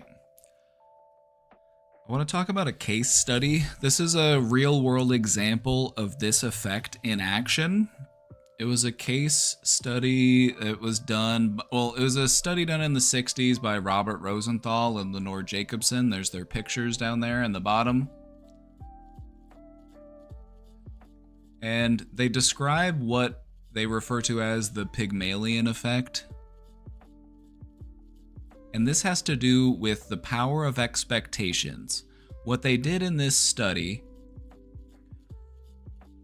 was that they told teachers that certain students were late bloomers with great potential. In reality, they just picked the students randomly. But they told the teachers, hey, this kid's got potential. It's just a late bloomer. Just be patient with them and they'll surprise you and they'll do great, right? And so that's the framework for the study.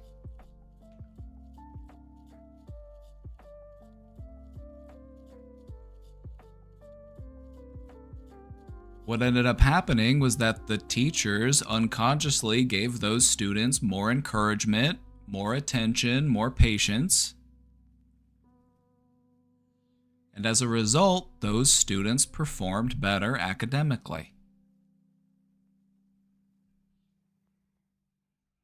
So as it turns out, having a teacher that believes in you can make you more likely to succeed. Who knew? Big surprise, right? Shocking information.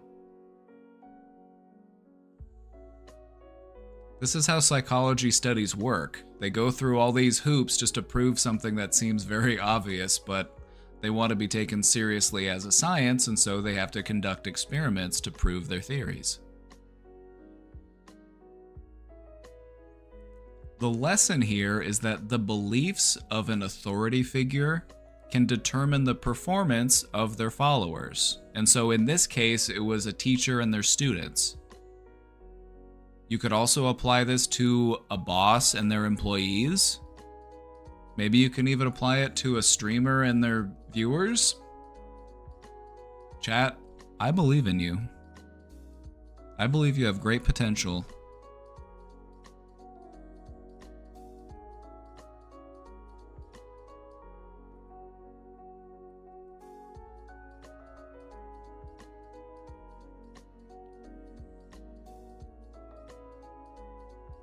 So anyway, this was a really important study, and yeah, I just wanted to include it because I felt like it was worth mentioning. You know, we'll bring a little bit of the science to it.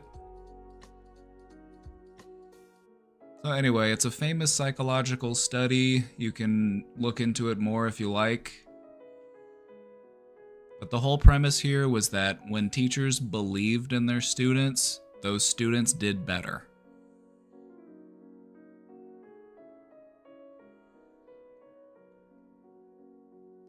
And so not only do self-fulfilling prophecies affect us, they affect those around us too.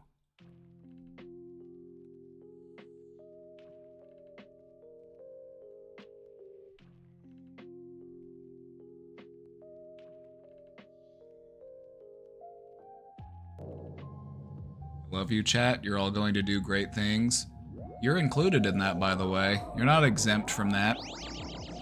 Sir Tylius with the gifted sub to Yet It Is.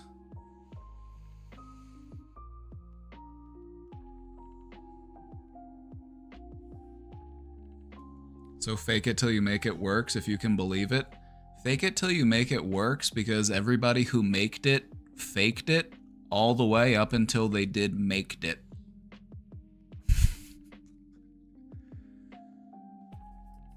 Because if you haven't made it, what are you doing? Well, you're faking it. So there's no way to make it except to fake it till you make it.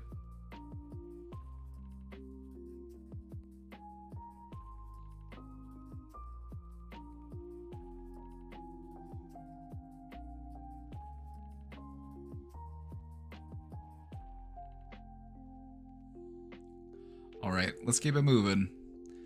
Let's talk about negative self-fulfilling prophecies. We talked earlier about how there's negatives and positives. We're going to start with the negative, and then we're going to go into the positive, and we're going to try to end on a really optimistic note there at the end. So let's get the negative out of the way, and then we'll switch over to the positive, alright? These types of prophecies are built on fear, doubt, and low self-esteem. They often show up in the form of a harsh inner dialogue. I always fail. People don't like me. I'm not good enough.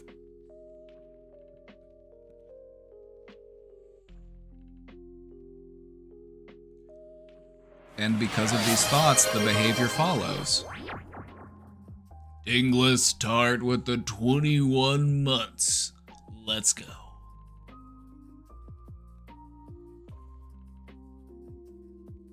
It begins with the thought, and it moves into action. It moves into the behavior. Because of these self-defeating beliefs, we avoid opportunities, we withdraw, we don't try. And it reinforces the idea that we aren't good enough, that we're not capable. Hype train? Alright, let's go. Get your subs in, we're hype training. Get them in, get them out of the way. Grave digger with the 10 months. Scam train? I'm not here to scam nobody, okay? I try really hard to be the realest motherfucker on the platform. Alright? I try.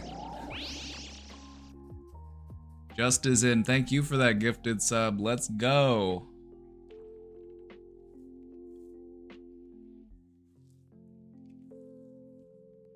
You know, I like the hype train in the context of the negative self-fulfilling prophecies slide because I think it makes it easier to get through.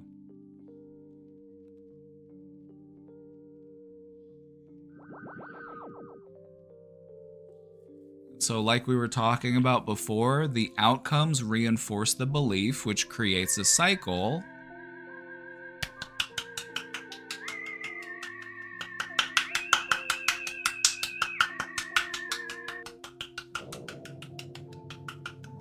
So Tylius with a 5 gifted and Dingless Tart to the gifted sub to favorite customer.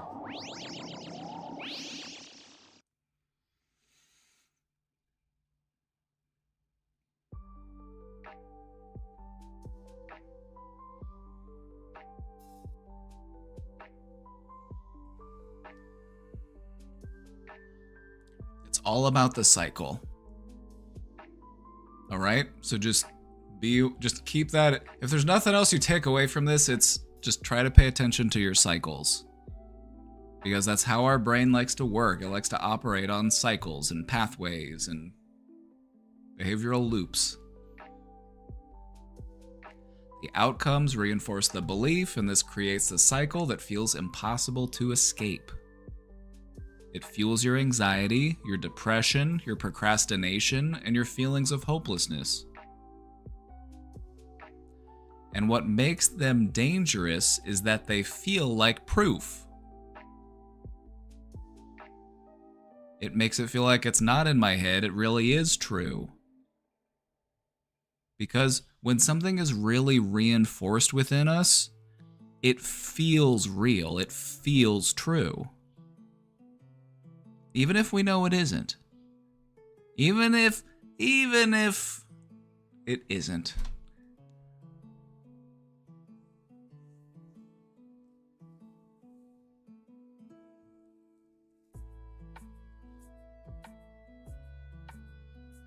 Does this have something to do with our reward system? It does. Our brain likes things that are familiar. It doesn't matter if they're true or not. The brain prefers familiarity. And so these types of thoughts can be reinforced and they can feel very real, very true, just because they're so familiar.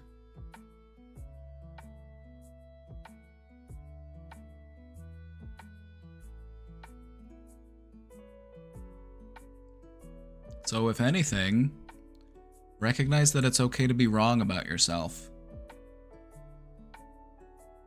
You might not be the person that you think you are, and that can be a good thing.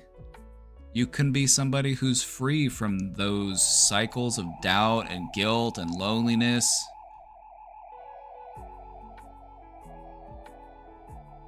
Amitabas, thank you for the 9 months.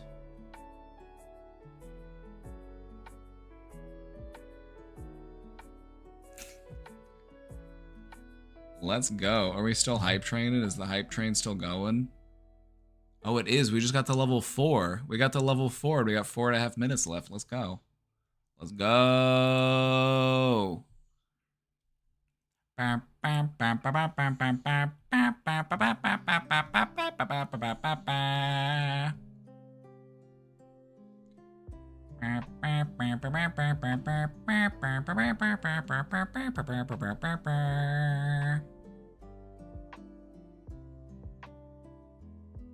Oh no, I am a dictator.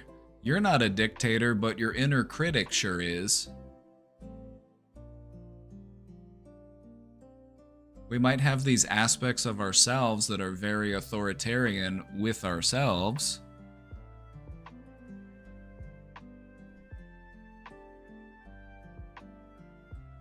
I remember sometimes acting up for negative attention as a kid, even though I did not enjoy punishment or negative feedback, but I think it was more to complete that cycle / confirm my bias that I was bad. That's probably a part of it, but another thing that's important to remember is that children have a harder time distinguishing between positive and negative attention. If you're a child, you need attention and you will get it by any means necessary. If you're not getting it in positive ways, you will seek out ways to get it that might be a bit more disruptive or negative.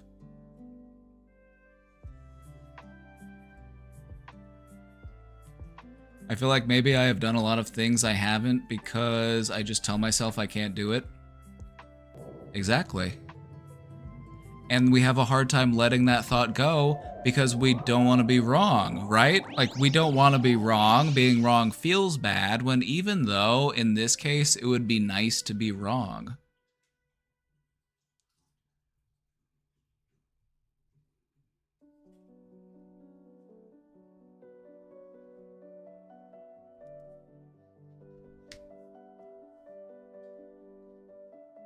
I did the opposite of seek attention. I lost myself in fantasy and books. Cheers to that.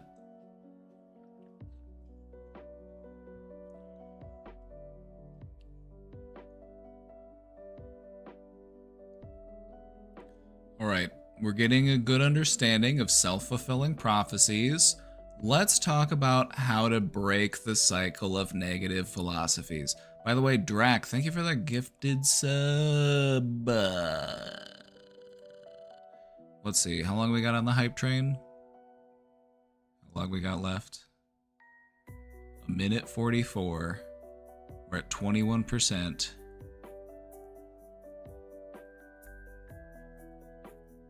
The worst that can happen is to fail at something, but you could still succeed. Also, failing isn't always the worst thing because failure presents an opportunity for growth and understanding and learning. You know, it's like people who invent things, they don't get it right on the first try. They have prototypes. It's about making it exist first and then making it better.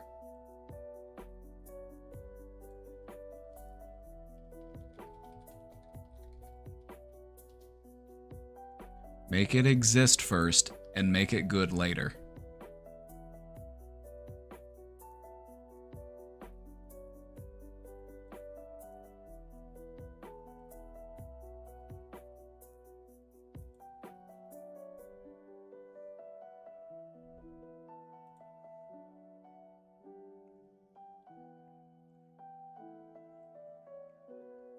It's true, pain is growth.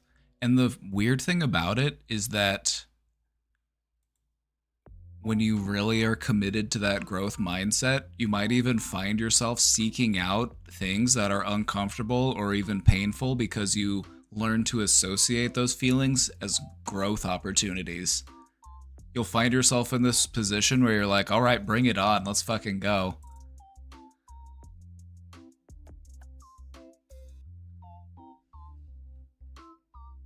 I avoided things my whole life for the most part, and that's made it worse.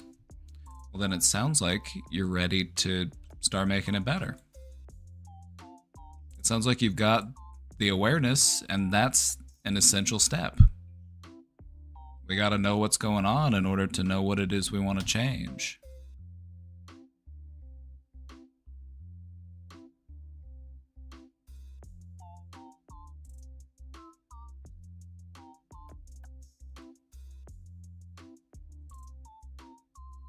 That second step is much, much harder, lol. Actually, you got the hard step out of the way. But getting started is the hardest part. What feels difficult is you're thinking about steps 2 through 100. You need to only focus on step 2. You've got step 1 out of the way, and now you're able to see all of the work that lies ahead of you, and that feels overwhelming and impossible, and so you just don't get started. Just focus on what's right in front of you. Trust in the process. You're headed in the right direction, just keep moving.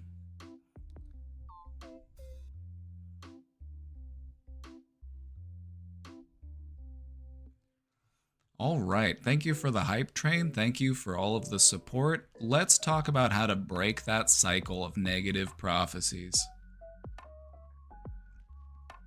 As we've mentioned before, awareness is the first step. Awareness is the first step in just about anything. But when it comes to this, it's all about awareness of catching yourself in the act of expecting failure. This is you catching yourself in the process of starting that cycle.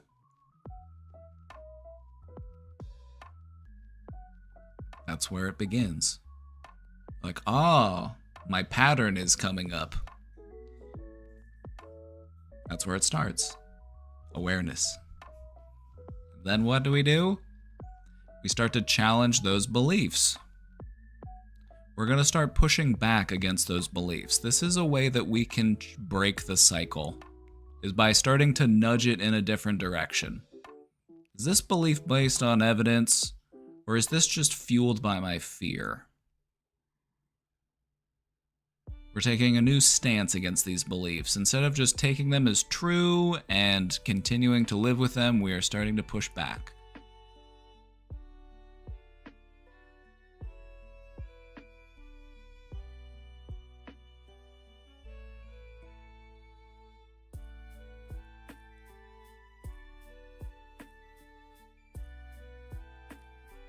I want to talk to you about the behavior first approach.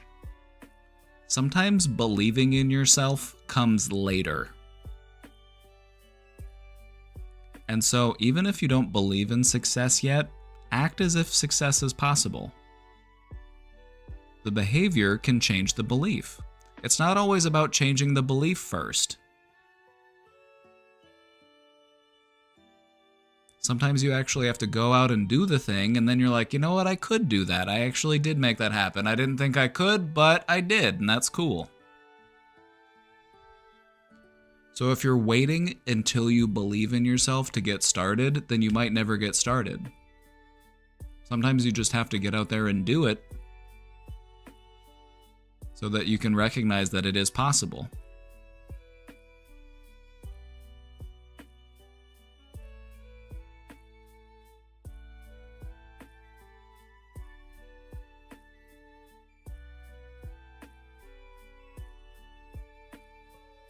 If you take past experience as evidence, you must consider variables that changed which might allow for a different outcome. Exactly. You've been learning and growing, and you're bigger and stronger and faster than you used to be. Especially if it comes to letting go of stuff that you've held on to since you were a kid. Like, you're a full-grown adult now. Like, you can do all sorts of cool stuff.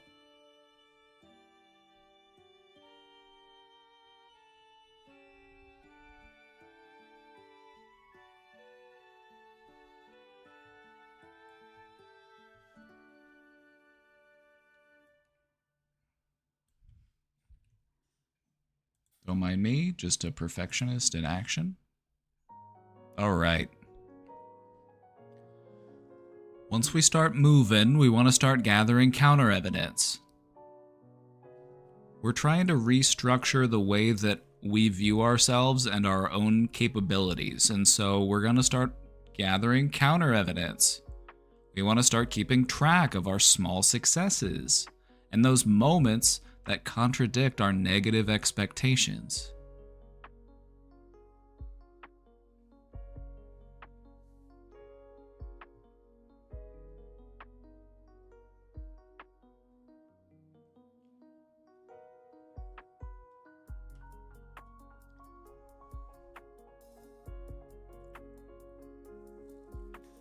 Another really important, actually, I would say this is essential in this process, is we're going to want to start reframing mistakes. Instead of looking at mistakes as, I failed, so I'm a failure, we want to reframe it. I learned something that I can use next time.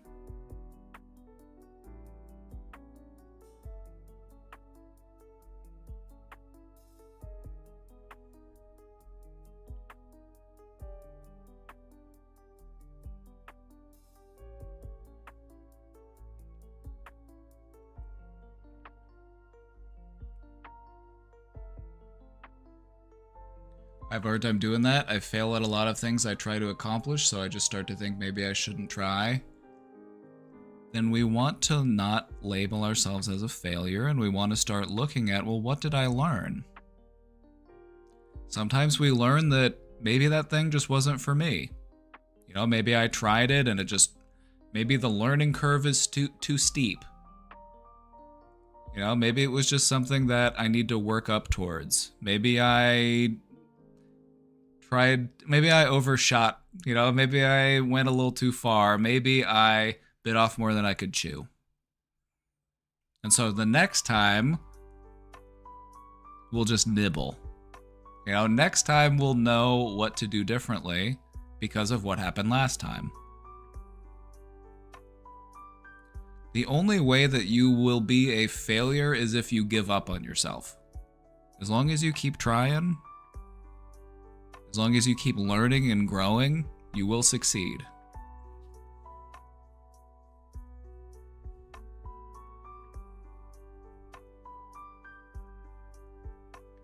I've been trying to change my thinking on mistakes by observing other people make them. I'm hoping that will at least help a little. It will help a little. It won't help a lot, though. It won't help a lot, it will help a little. The reason why it'll help is because it will normalize mistakes, but it's not necessarily going to make you feel better about your mistakes. It might a little bit, but it might just make you feel bad for other people for making mistakes, and it might just make you feel, you know, more despair or more hopelessness.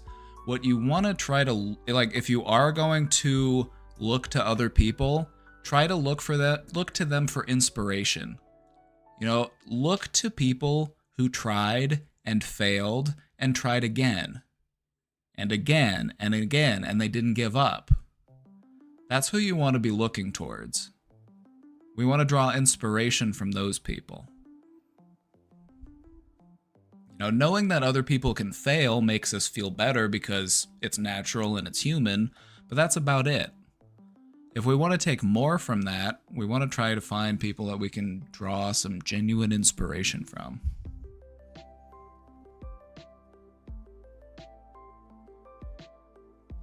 Lastly, it's important to remember that breaking this cycle doesn't happen overnight, but even small shifts in our behavior can weaken those negative prophecies. It's all about taking as many small steps as it takes to get to where you're trying to go.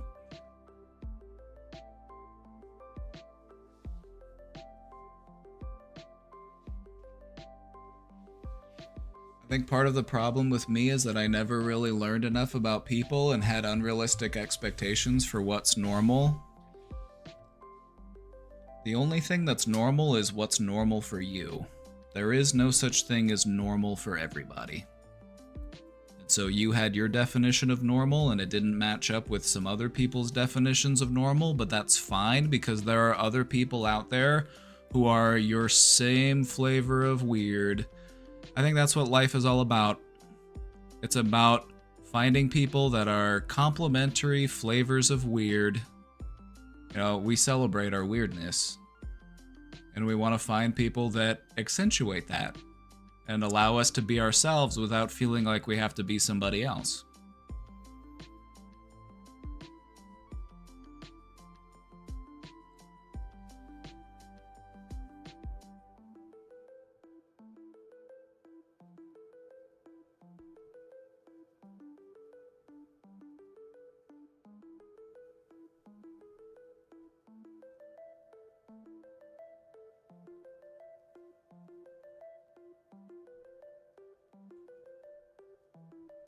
All right. Thoughts or questions on this before we continue? We're going to start talking about the flip side of this. We're going to start talking about using this phenomenon for positive effects. I'm very weird and people seem to like me because you're genuine and authentic. People love that. People love it when you're genuine and authentic. So look inwards, ask yourself that question, who am I? And then dig deep and try to answer that question. And what you'll find is that you'll never fully be able to answer that question, who am I? There's always going to be more to uncover. You are your own biggest mystery. So try to have some fun with it.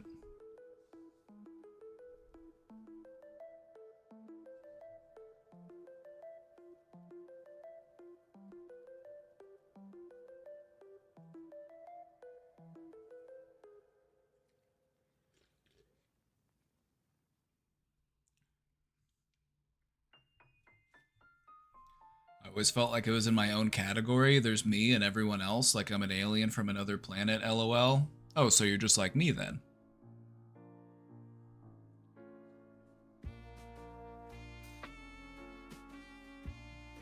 So you're just like me. Some of us are just Bill Dipperly.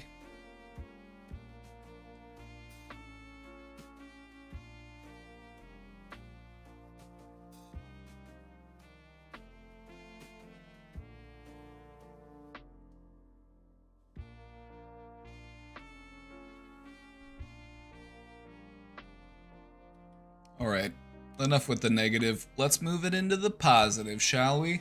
We're gonna shift the vibes. Dipperly. Bill Dipperly, it's a meme. It's... I'm talking about built differently. But it's an old meme. It's an old meme, don't worry, it's a dated reference. If you got it, you got it. If you didn't get it, that's fine too. What I meant was built differently.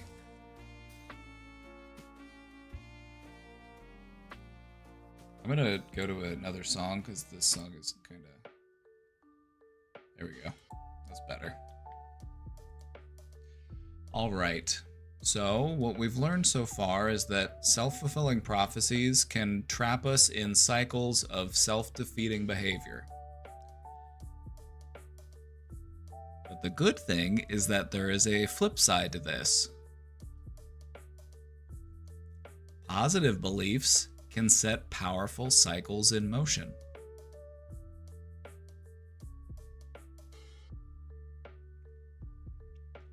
When you have the belief that I can improve with effort, this leads to persistence, patience, and ultimately growth.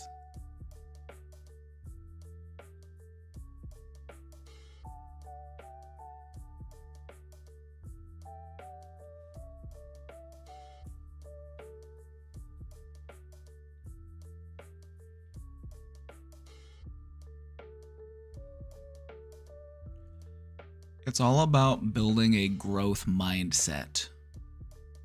A growth mindset, to put it simply, is just the belief that abilities can be developed.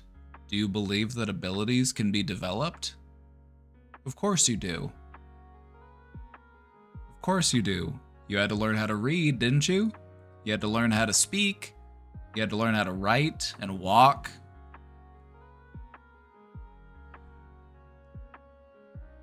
abilities can be developed. There's no denying that. And so in order to embrace a growth mindset is very simple. It's just recognizing that which is already obvious. Abilities can be developed, therefore I can improve with effort.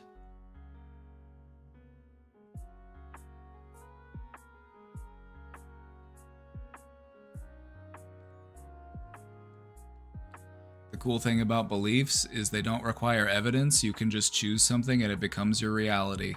True, that's a powerful tool when we want to make sure we're using it wisely.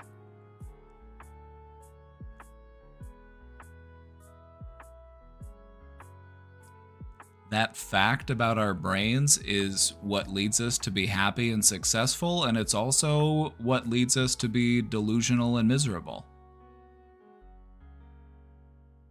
So you need to be mindful of which dogs you're feeding. You need to be mindful of which seeds you're watering.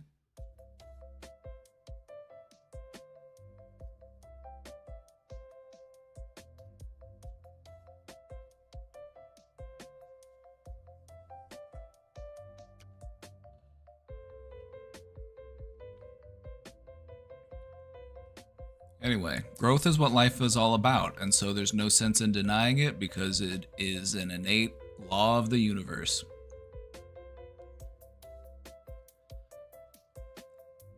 Positive self-fulfilling prophecies also dabble in the placebo effect. Believing that something will work often produces real benefits.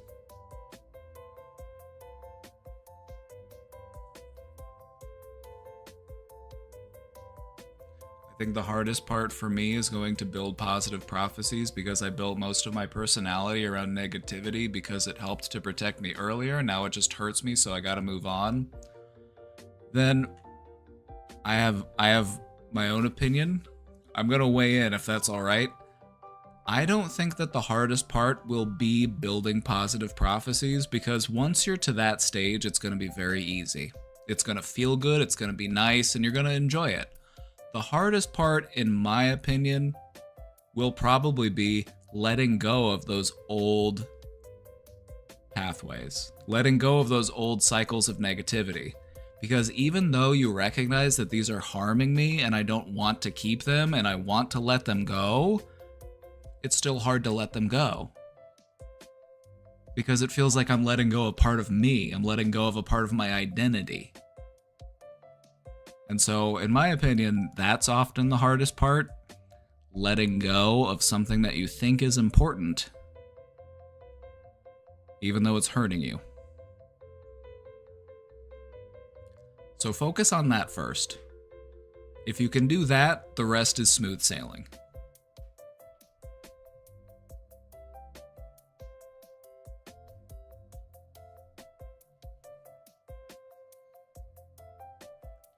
Let's give you an example of a positive self-fulfilling prophecy. You expect that you're going to succeed at a job interview, and because of that, you prepare thoroughly, and you project confidence. And because of that, you end up making a good impression, and then you actually land the job.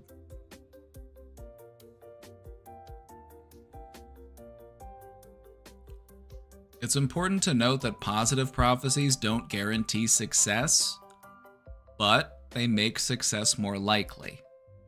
If anything, they at least offer us with opportunities to grow. You know, let's say that you expected to succeed in the job interview and you prepared thoroughly and you projected confidence and you made a good impression, but they still ended up going with somebody else. That doesn't mean you did anything wrong. Maybe that just means I just need to try again.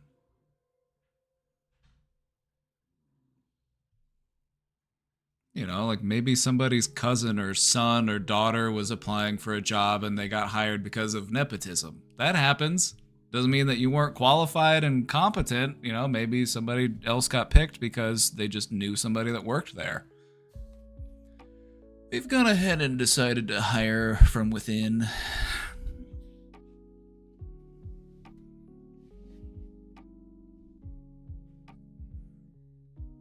All right, so now we understand how positive prophecies work. Let's talk about how to start building them. First up, set realistic, optimistic goals. It's okay to aim high, but we want to avoid that all or nothing thinking. Either I'm gonna make it on the NFL or I ain't shit. Either I'm gonna be the president or, I'm gonna be a multi-billionaire CEO. We don't wanna, because the thing about goals is that they should be adaptable based on new information and new circumstances.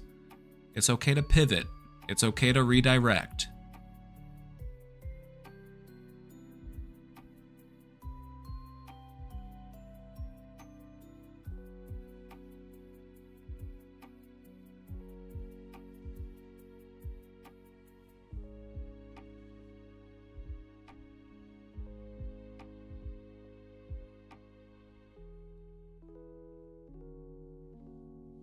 Can't even drive to the store. Can I offer you a reframe? At this moment, I'm having a hard time driving places,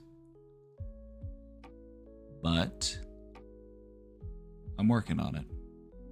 But it'll get better.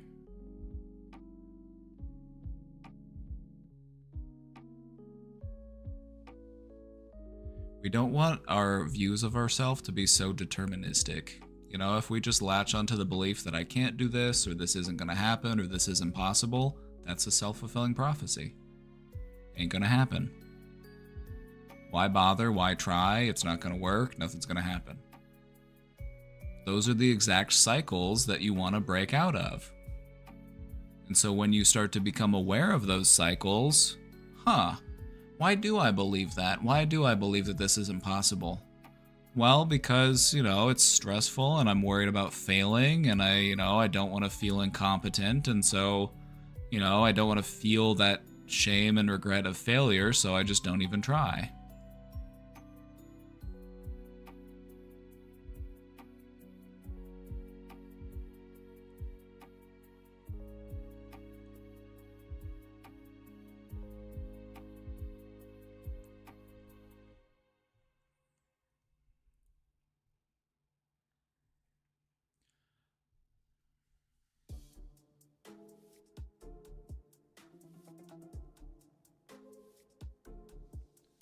Not working on it though.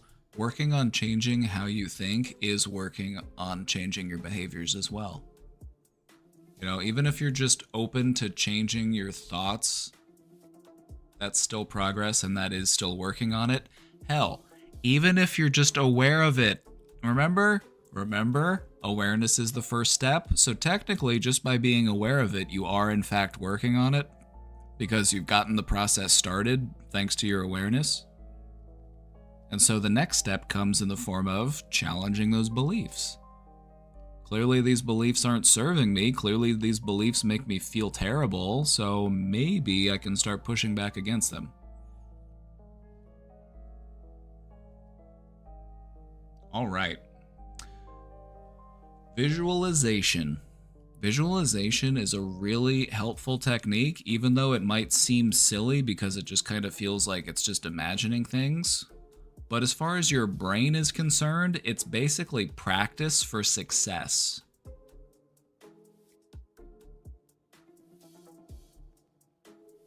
Visualization is simple. Just imagine yourself succeeding. You're having a hard time driving to the store? Imagine driving to the store and doing it successfully. How would that feel? How would you feel if you were to do that thing?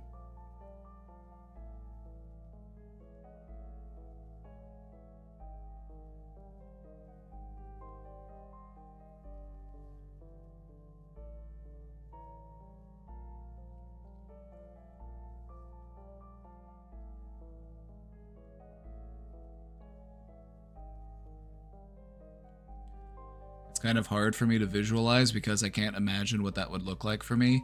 Then what's the goal you're working on? What's the goal that you're having a hard time visualizing? If you're having a hard time visualizing a goal, make the goal smaller. Focus on a smaller step of that larger goal. That might be easier to do.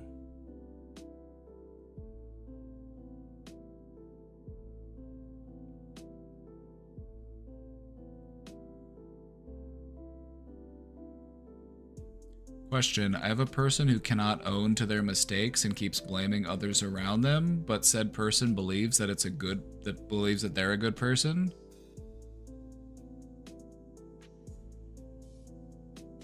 When there was some manipulation, mental abuse involved, etc. So, is it more like delusion? Yeah, probably. Probably.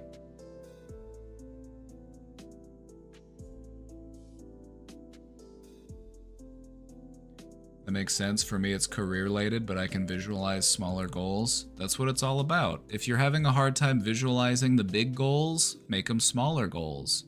If you can't visualize yourself driving to the store, visualize yourself getting in the car. Visualize yourself driving around the block a few times for practice. It's okay to start small because that's what we're here to do. We're here to grow and progress. We're not here to make demands of ourselves. I need to be successful right now. I need to achieve all my goals right now. Otherwise, I'm a big, stinky, poo-poo head failure. Visualizing myself at Jewel Osco by myself looking for salsa. Feels good. Oh yeah, and what kind of chips are you gonna get? White corn? Yellow corn?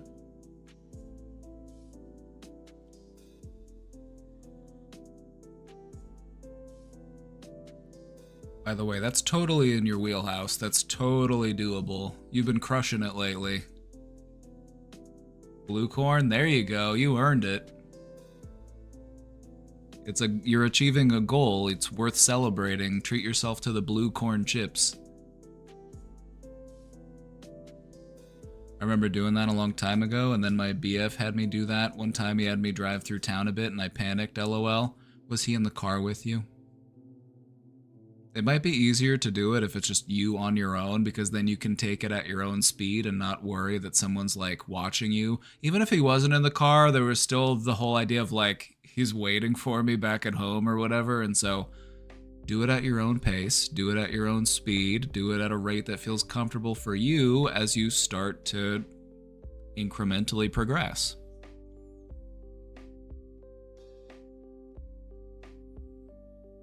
So just visualize that you got in your car, you drive around the block a couple times just to get a feel for it again, and it goes fine.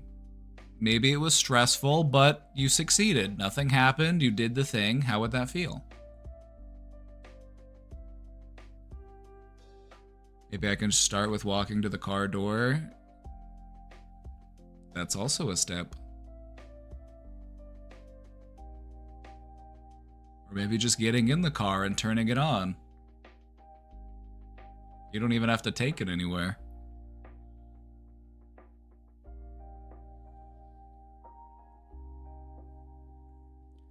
I need to work on setting goals. I don't have a set direction in my life, but I just know I don't want this, which makes pinpointing anything tricky. Then you do have a goal. You don't need to worry about setting goals because right now you do have a goal, and that goal is figure out what my next goal is.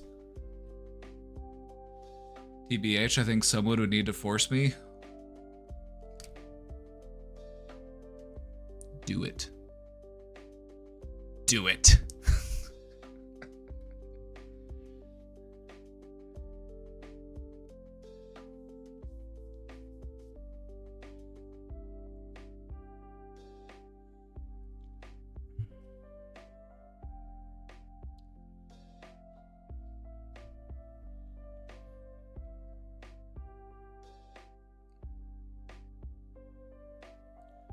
All right.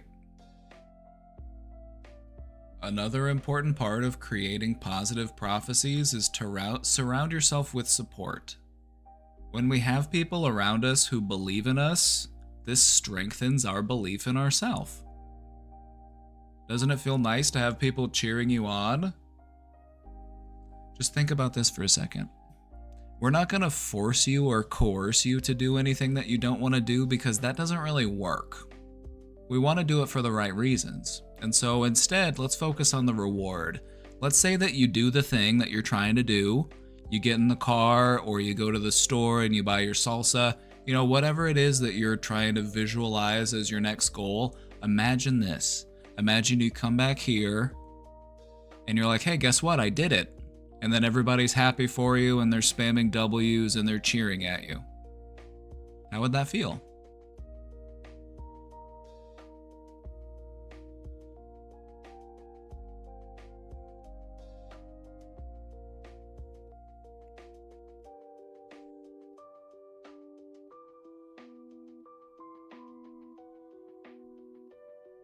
Feel pretty good, right?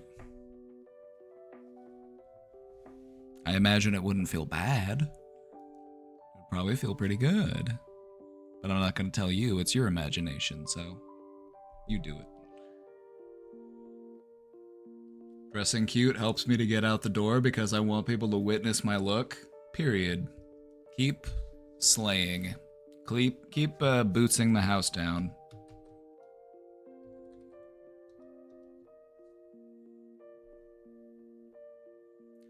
Okay, a question. What kind of person would you be if you live in a parallel reality that you were able to be someone else on your own terms?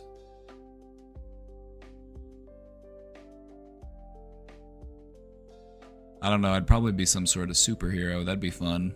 Being able to fly. You said it's a parallel reality, so I'm assuming that means, like, it doesn't have to be the same laws that are in this reality, right? If that's off the table, then I guess I would just wish to be somebody who's rich enough to basically be Iron Man. Like, I would be a billionaire, but I would actually, like, have a robot suit. You know, I wouldn't just, you know, buy up land and, you know, build data centers outside of people's houses.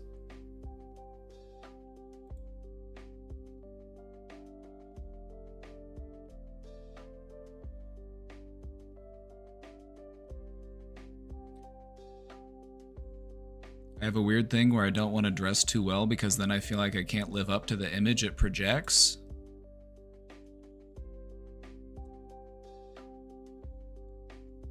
That sounds like overthinking to me. Just it doesn't have to be so complicated. You know, we can dress well just because it feels nice. We can dress well just because we think we look good. Or we like the way it makes us look. That's it. Doesn't have to be any other reasons. Doesn't have to be any, like, underlying themes or, you know, deeper, you know, explanations for it. I'm an overthinker for sure, part of my problem. Then it sounds like it's time to practice underthinking.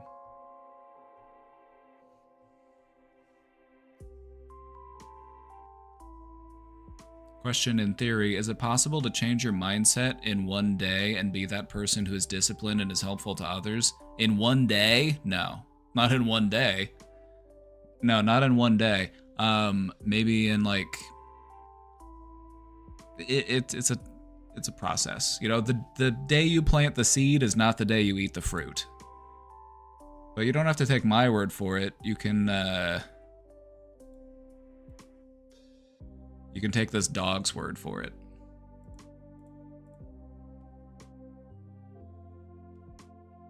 I don't know about you, but I trust this dog. And so right now we're planting seeds. So don't expect to eat fruit today. That doesn't mean that you shouldn't plant those seeds, though.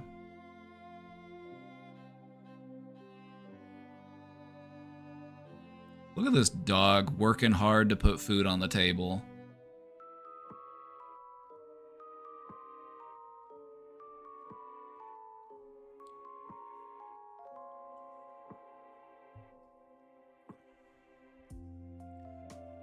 Yeah, this dog's seen some shit. This dog is wise.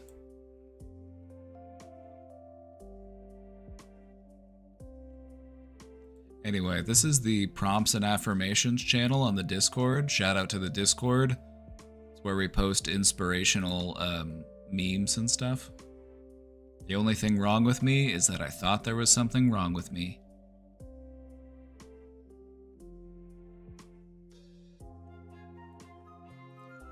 Things are often chopped and cooked before they're served and ate.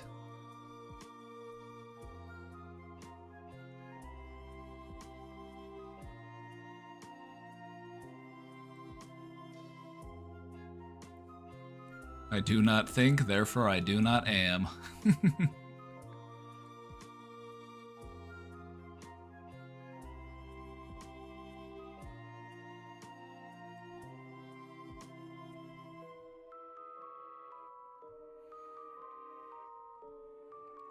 All right.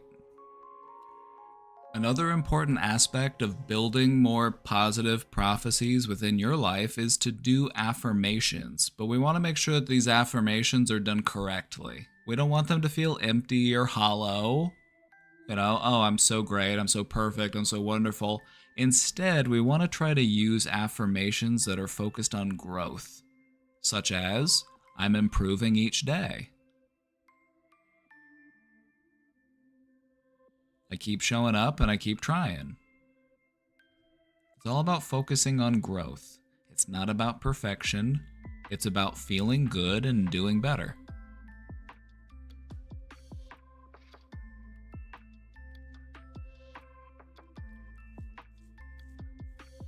Another really important practice that will aid you in this process is self-compassion. Treat yourself the same way that you would treat a friend. Let's say that you had a friend who was going through the same challenges or struggles that you were.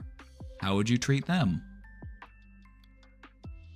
What you might notice is that you might be more patient and compassionate and kind and uplifting to them. And we want to practice viewing ourselves the same way. We want to practice viewing ourselves as someone that we deeply care about.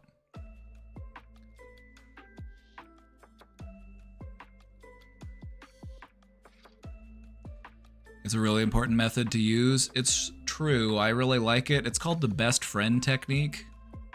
Whenever you're going through something, it doesn't really matter what it is. Just imagine that your best friend is going through that same exact thing, and think about what you would say to them. Think about how you would treat them. It's about practicing compassion for yourself. We can be very self-critical, and this is what fuels neuroticism. That inner critic just runs rampant. And they're so harsh, and they're so critical, and they're so defeating. And so we need to make a mindful effort to be kinder to ourselves and to be more compassionate with ourselves, because that will actually help us to achieve our goals. The inner critic likes to convince you that it's what's going to help you achieve your goals, but in reality, it's not.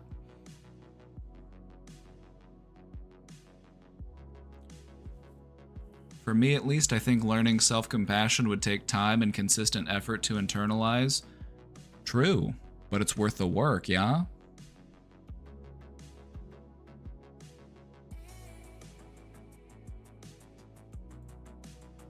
But it's worth the work, yeah? Then plant some seeds. And in time, those seeds will bear fruit. And then down the line, you'll be munching on some really tasty fruit, and you'll be like, I'm glad I planted those seeds. Yum, yum, yum, yum.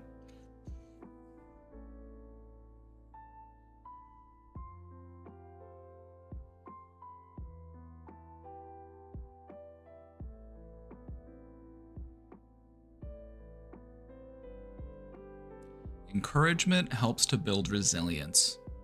And by practicing being more encouraging to ourselves, we can help our resilience to grow. Lastly, celebrate your progress. Recognize even your small steps forward. This is what keeps that motivation going.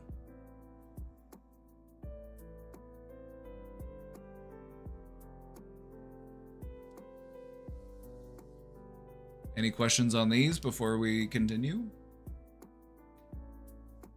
I'm sweaty today. Ooh, sweaty.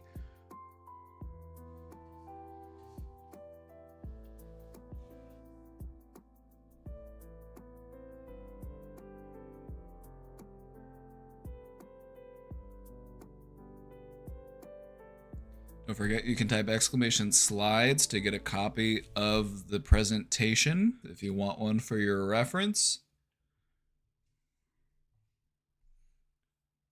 The brain takes a lot of power, you know? It's true, it's the most energy demanding organ in the body.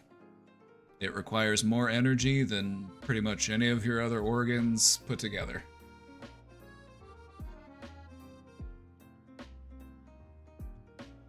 Would you classify daydreaming about the life you want to live as visualization? I daydream a lot. It kind of depends. How far out are you going and how grounded in reality are we? For visualization, it helps to keep it relatively close to where we're at right now because then it's more realistic and attainable. And that's the whole point of doing visualization, is to help us figure out what our next step is and to achieve that step. And so if we're going too far beyond that, then it might just dabble into the realm of fantasy.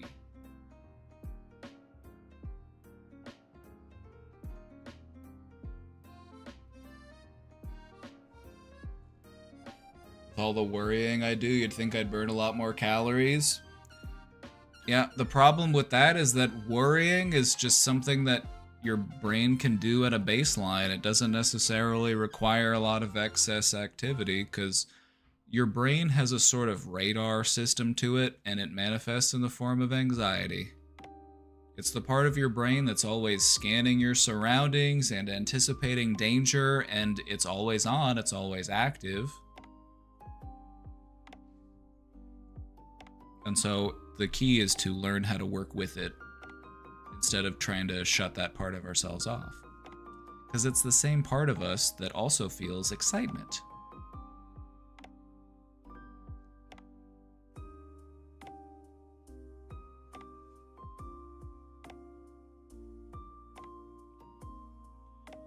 Let's continue.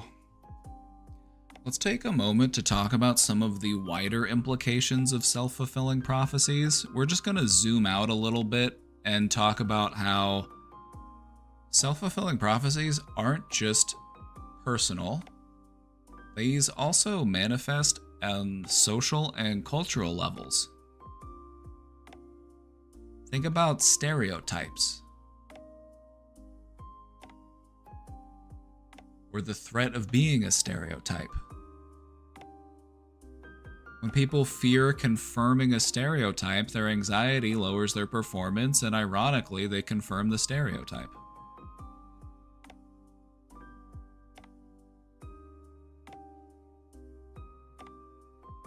Economically, if we predict recession, it can cause people to spend less, which contributes to recession.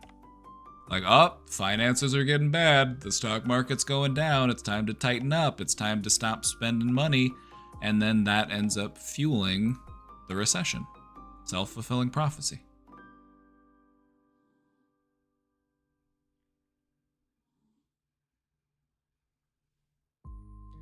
I tend to daydream about the end goal, of course, but I see now how visualizing success on a grounded level builds the foundation for the next step. Exactly. You've got a powerful imagination, and you can use that to your advantage. You just need to dial it in a little bit and focus on what's in front of you so that you don't stumble along the way. You want to keep your eye on that next step.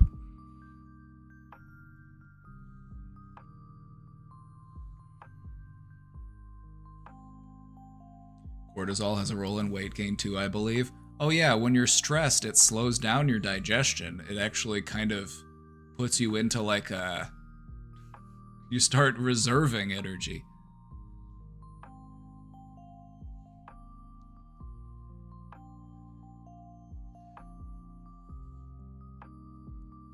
We also see implications of self-fulfilling prophecy in politics.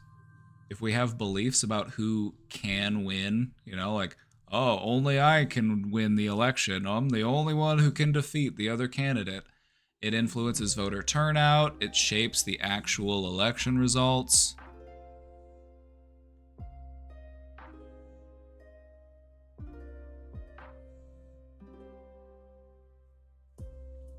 Our expectations ripple outward into communities, economies, and societies.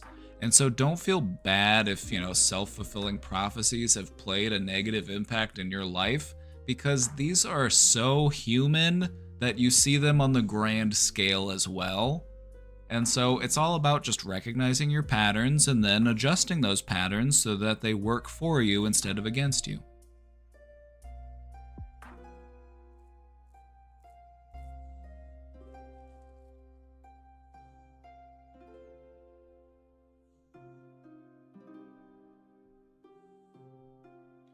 When I struggle to balance fear of the possibility of failure with visualization of success, I just lean into curiosity, like abandoning a preferred outcome and doing things just to see what happens.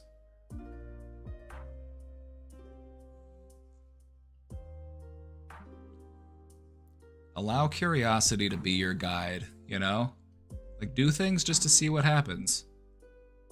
No, I'm worried I won't be able to do this. Well, I'm gonna try it anyway, just to see. And if you aren't able to do it, well, you know, at least I learned something.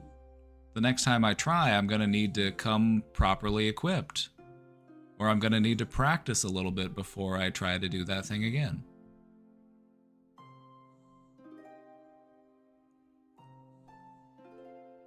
Just try to view everything as a learning opportunity. Everyone you meet, everything that happens, you can learn from all of it.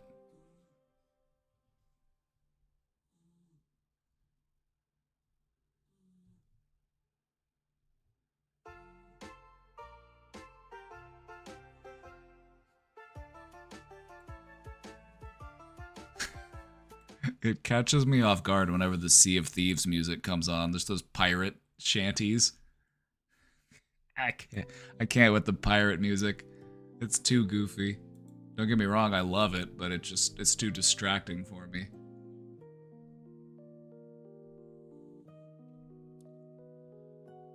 Lastly, it's important to recognize that our expectations ripple outwards into communities, economies, and societies.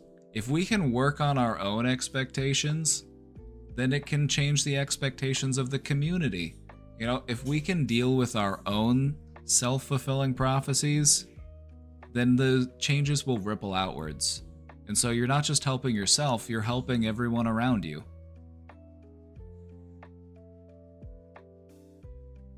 All right, let's wrap it up. Let's bring it on home. Self-fulfilling prophecies. These show you that your beliefs can actually help to shape your reality. There's a typo here, I need to fix this.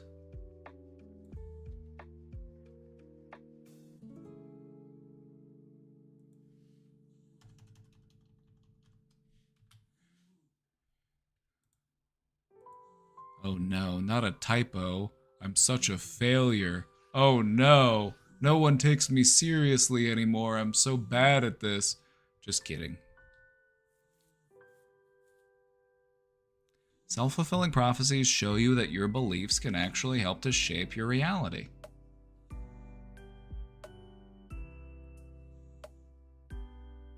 Negative prophecies keep us stuck in cycles of doubt and fear, whereas positive prophecies can open doors to growth and success and resilience.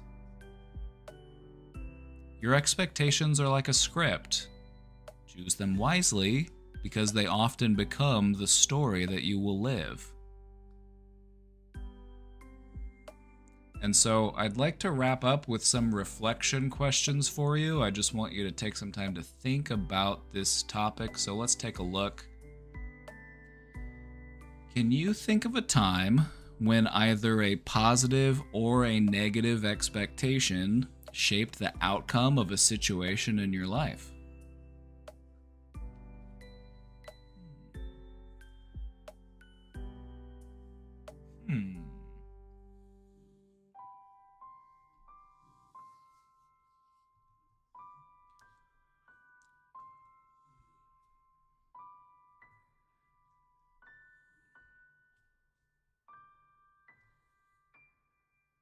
You know, I think some of those examples we gave earlier, a lot of people found those relatable, you know, because this happens commonly. We're always trying to predict the future. That's just the human brain for you. It's always trying to figure out what's next. Crafty little thing.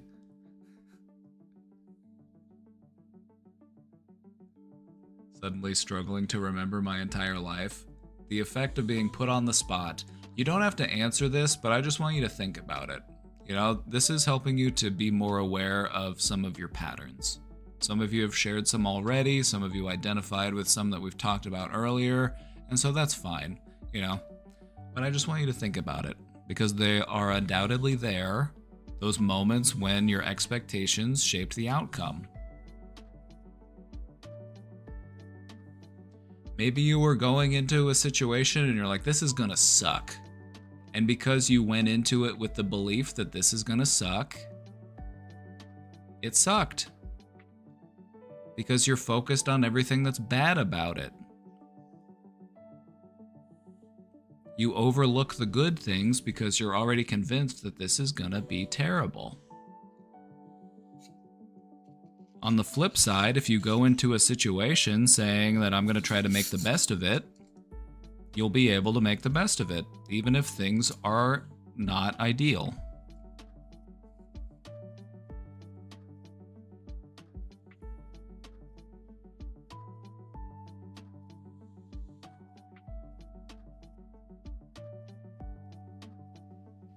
I am not worthless. I agree. Whenever I was applying for a visa to study in London, I was worried documents wouldn't be processed in time because they were extremely slow. I was so stressed the entire time, but towards the end, I found myself just conceding to life and allowing whatever to happen. Thankfully, me conceding seemed to remove my negative mindset, and my visa was approved in perfect timing. There you go.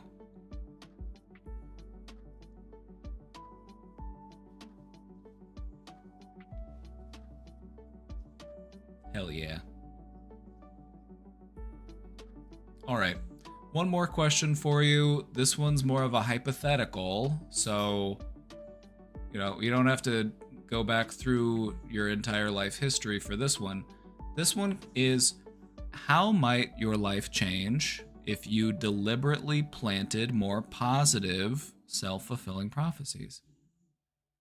In what ways might your life change if you were to start practicing planting those seeds of positivity? Maybe I can do this. And even if I can't do this, I can at least learn something for next time. You know, because having a positive prophecy isn't always about success. Sometimes it's about growth. Sometimes it's about resilience.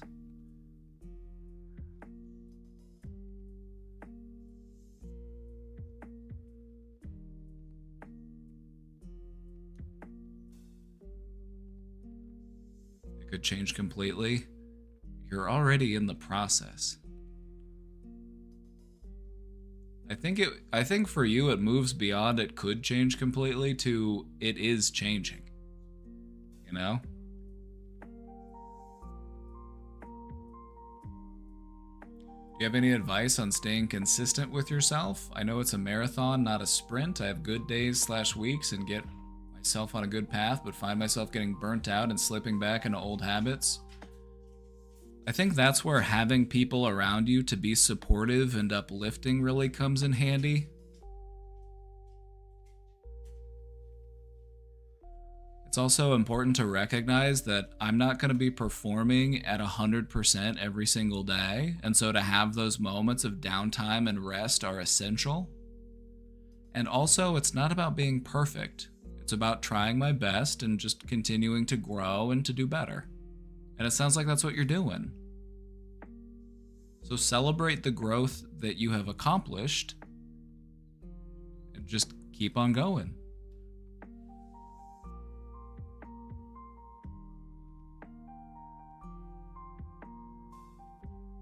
You know, you're learning how to find your balance, and in that process, you're gonna stumble a few times, but that's okay. Just keep getting back up. Keep trying.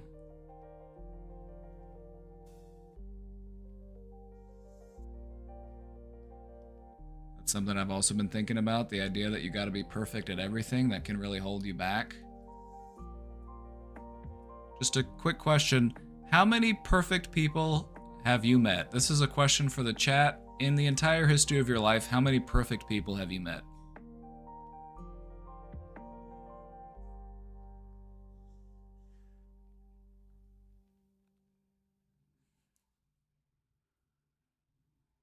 If you've met any, I want to know because I'd like to study them. We should send them to a laboratory for analysis.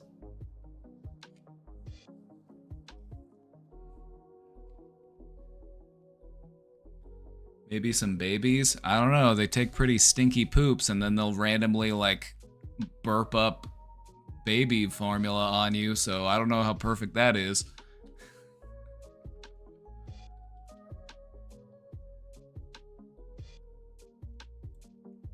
I have spoken to someone who claimed to be perfect. Alright, another hypothetical for you. If let's say that hypothetically a perfect person could exist, would they have to tell you that they were perfect? Where's the perfection in that?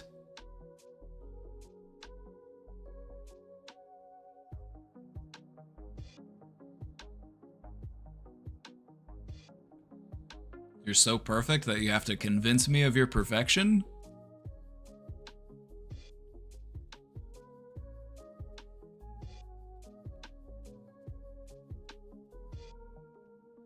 It almost sounds like they're trying to convince themselves of their own worth.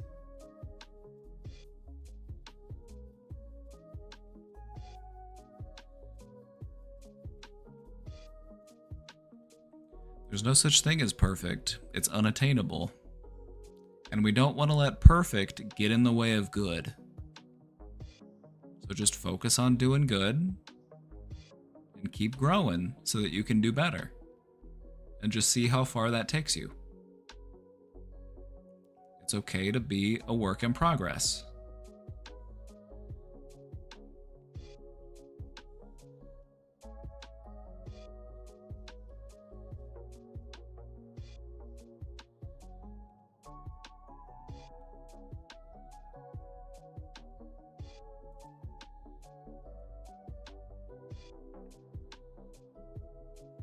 All right, everybody, this has been Self-Fulfilling Prophecies.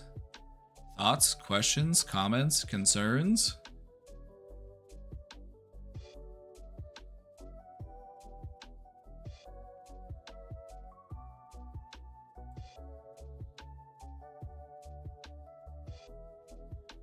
Wants to be perfect anyways, very boring. Exactly, because then you've got nothing to work on. You've got no room for improvement.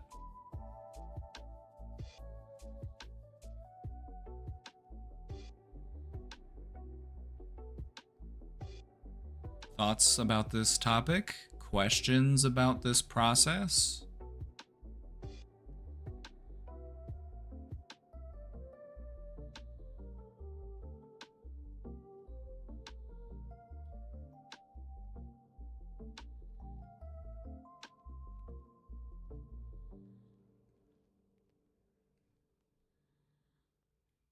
I remember learning about this one in school, about the concept of a self-fulfilling prophecy, and it kind of blew my mind. And so, you know, it's something that I've always, I try to keep it in mind.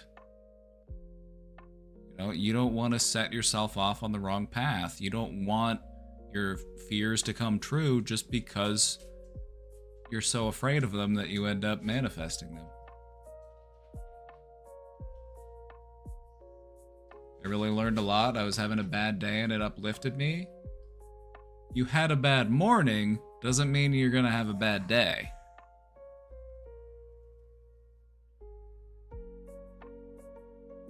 Which is good, because you're showing that you're not allowing a bad moment within a day to ruin the entire day for you. That actually shows a high level of emotional intelligence.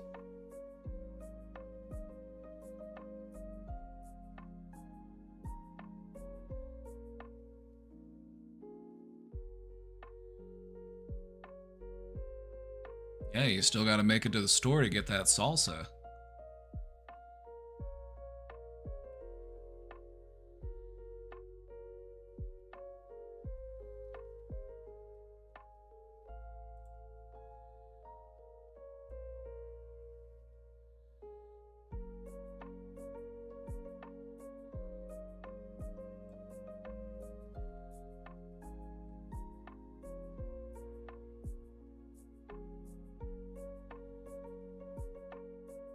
Oh, I don't know about that.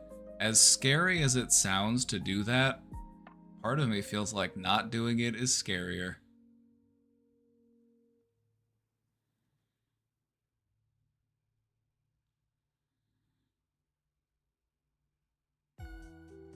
That's kind of the way that I view challenges in life. It's like doing it is scary, but not doing it to me is scarier because I don't want to reinforce my own incompetence. You know what I mean? Like, I don't want to prop this fear up. I don't want to perpetuate it. I want to conquer it. And so I don't want to delay it. I want to get up and I want to try and I want to learn and I want to grow. Stagnation is scary to me.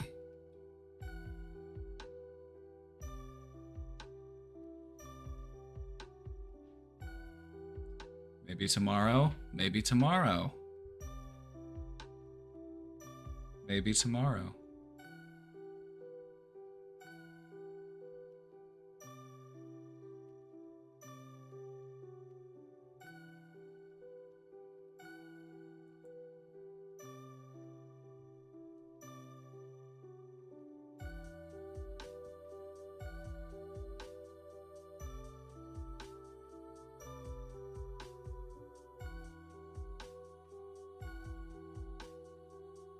The thing about growth is that once you really get a knack for it, you get addicted to it. You're like, all right, what's next? What else can I learn? How else can I grow? It's gonna become your next obsession. Your own self-improvement.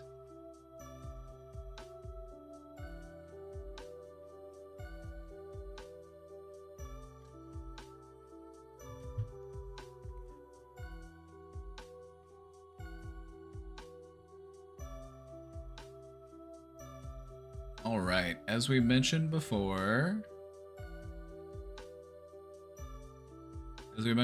you can get a copy of these slides if you type !slides in the chat. They're also posted in the Discord for you. This has been what you need to know about self-fulfilling prophecies. Any last questions before we move on? I do feel that way when it comes to other kinds of personal growth, like ethical growth, etc. Then it shouldn't be a difficult switch to make, because it sounds like the wiring is already there. We just need to connect those two systems internally.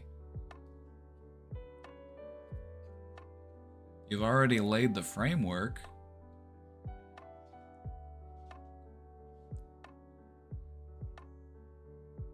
I wish I knew everything now. No, you don't, because learning stuff is fun. If you run out of stuff to learn, that's boring.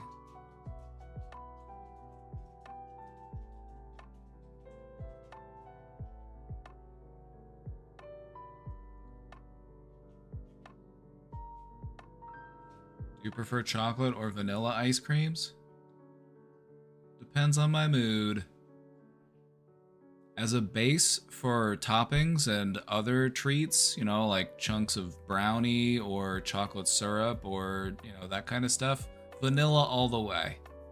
Vanilla makes a great base to top with all sorts of stuff. If I'm just eating like straight up ice cream, chocolate.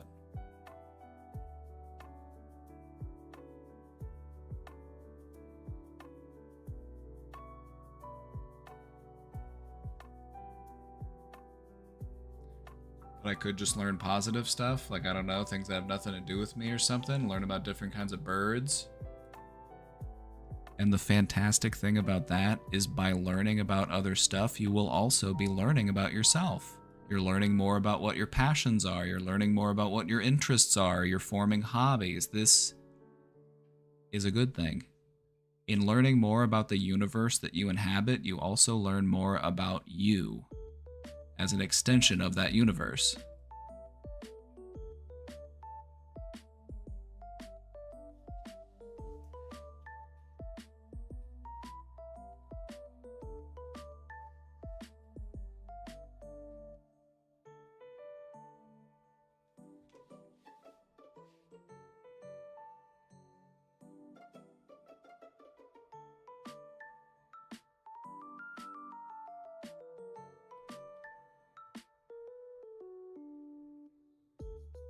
This makes me want to go out and get ice cream today.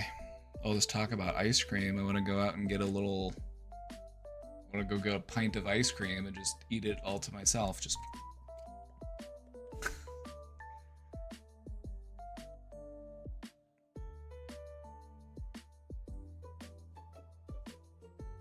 bug lovers rise up. Oh, I saw an interesting bug the other day. Let me show it to you.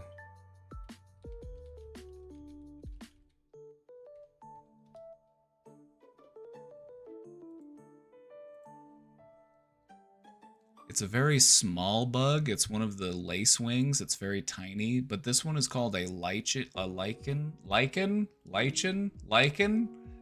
carrying green lacewing. It will actually take pieces of like lichen from like tree bark and stuff, and it'll carry it around.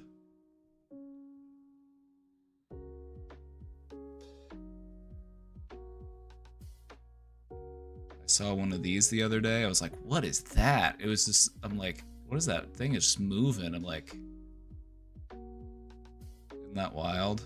Just covers itself with lichen.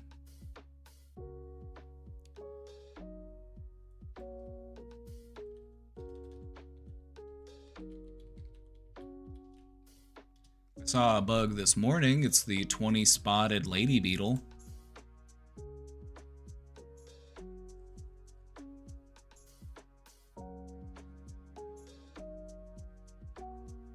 Isn't that one cute?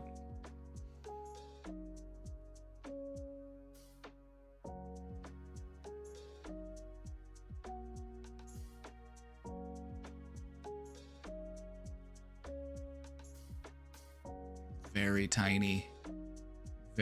tiny bug. Like, it's smaller than a ladybug. Like, here it is on a leaf, like on somebody's hand. You can see it's very little.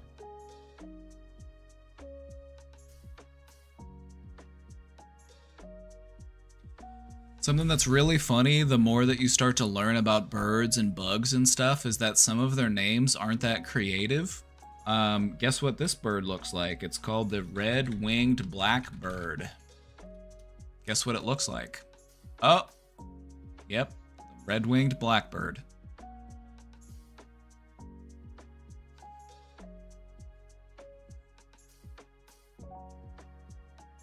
Somebody saw one of these birds once and they're like, what's that bird? And I was like, that's the red-winged blackbird. And they were like, what? You making shit up? And I was like, no, actually, that's what it's called. That's his literal name.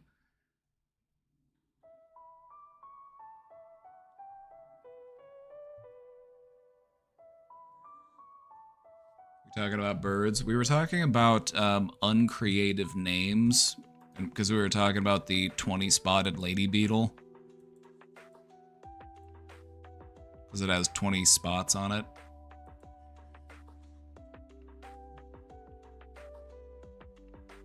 But I'm always down to talk about birds.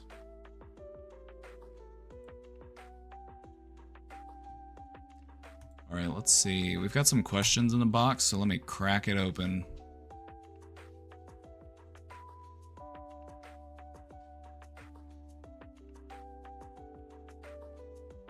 I like those really cute and pretty looking moths. Oh yeah, like this one. Let me show you.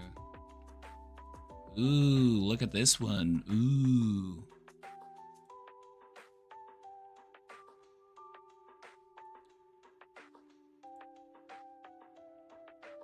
What's this? Can I get just the picture?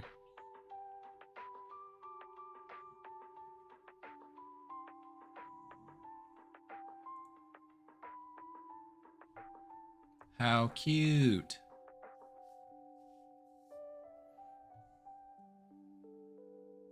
Alright, I've got some questions in the box. I need to get down to business.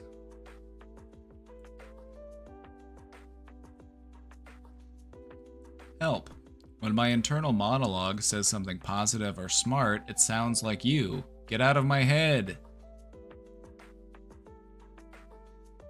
That just means it's working. But no, honestly, I'm flattered. Thank you. Jokes aside, thank you. Do you want to know why that is? It's because your brain is opening up to believing these ideas, but it's not ready to attribute them to your voice. And so it puts them in my voice because it feels like they have to come from somewhere else. But in time, they will be in your voice. As you open up to them, as you incorporate them into your belief system, they will be in your voice. But because they're still new and fresh and you're working on integrating them, it feels like it's coming from somewhere else. A la me.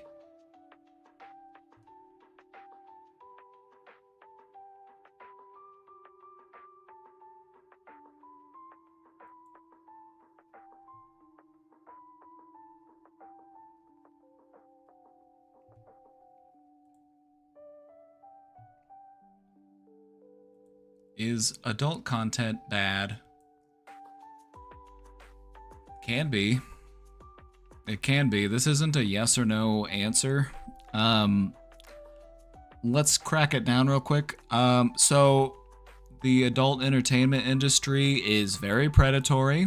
It's, very harmful. A lot of people involved in the industry are exploited, and there's a lot of, bad things that go on within the industry.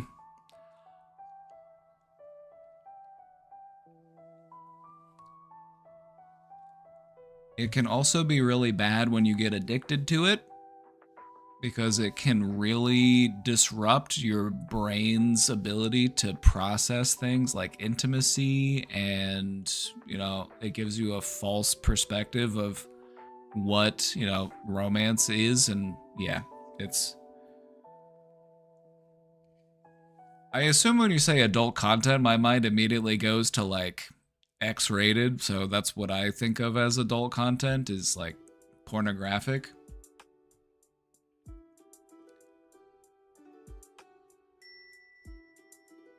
Is it bad? It's bad in the same way that sugar is bad.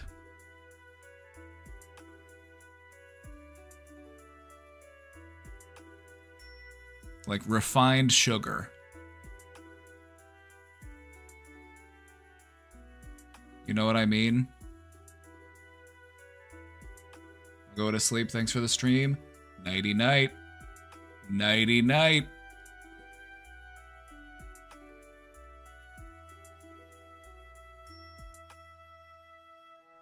Does that analogy make sense? That pornography is kind of like refined sugar? It's very addictive. It can completely just disrupt your internal processes. It's like a little bit here and there probably isn't the worst thing in the world, but if you're doing it multiple times a day, all day, every day, it's like, yeah, it's going to be bad for you. You're going to get diabetes.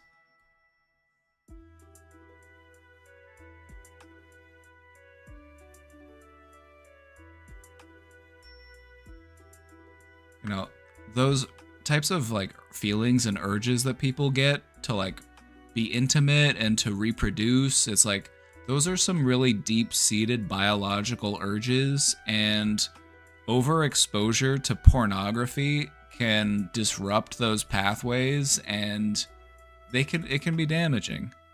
You're dabbling in your source code. You don't need to be digging down that far into your psyche.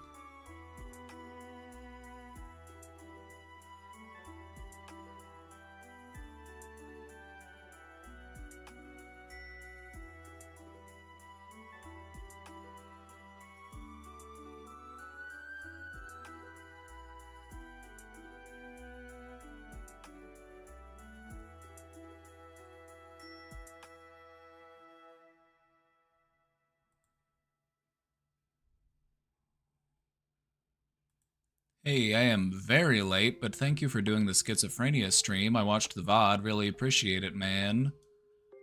Oh, I'm glad you liked it. I'm glad you liked it. Yeah, we did the schizophrenia stream last week.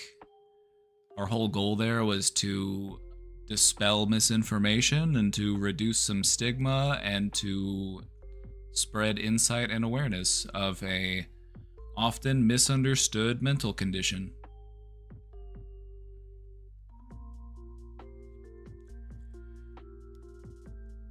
If it causes unrealistic expectations for IRL sex, that could be bad. It's true.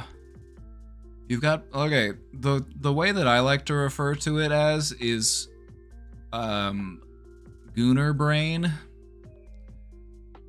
The problem with Gooner brain is that it can ruin actual sex for you. You're so wired for just like cranking it and watching porn that the real thing just doesn't even do anything for you. Like, that's bad news, man. That's a bad place to be in.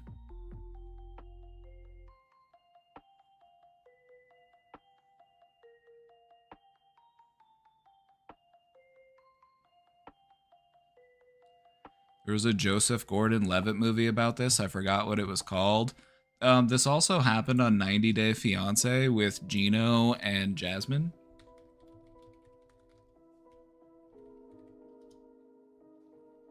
Gino's like the ultimate gooner.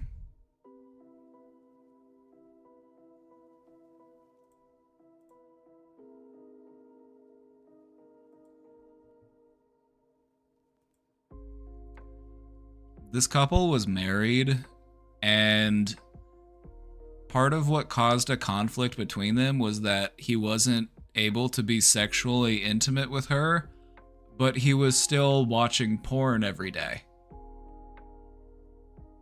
He couldn't do the deed because he was too addicted to porn. He had a terminal case of gooner brain.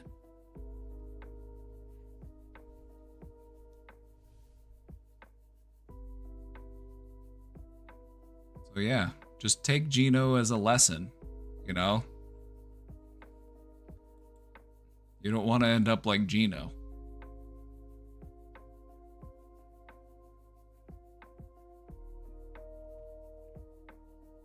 She begged him. It's true. She was begging him to just make love to her, and he was just like, I know,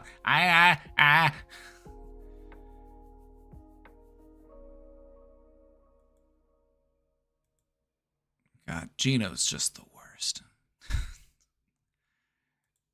He's like the prototypical gooner.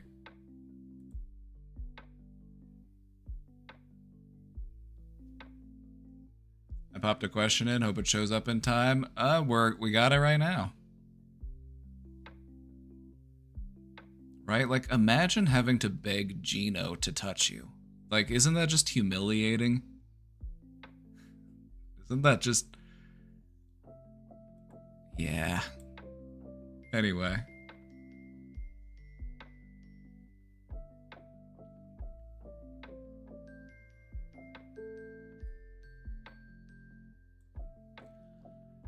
All right, we got another question here. How do you go about overcoming your own guilt over procrastination/stagnation/stalemate? Oftentimes, even if I'm tired by being productive all day or working, I find myself in a heavy amount of guilt for not being productive anymore. You know what I do?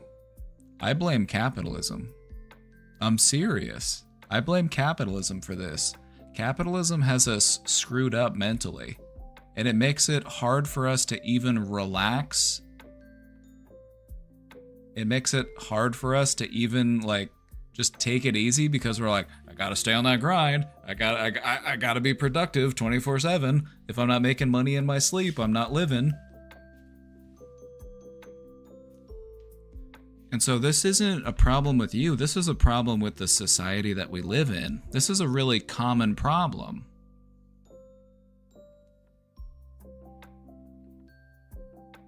It seems to be a constant anxiety that I'm not doing the correct thing at the correct time. This further bleeds into my anxiety for making the wrong decision at the wrong time, resulting in a bad butterfly effect. Yeah, it kind of creates a cycle, doesn't it? It's like you're anxious about doing the right thing, and then you get anxious about being anxious, and then it just perpetuates itself, as anxiety likes to do.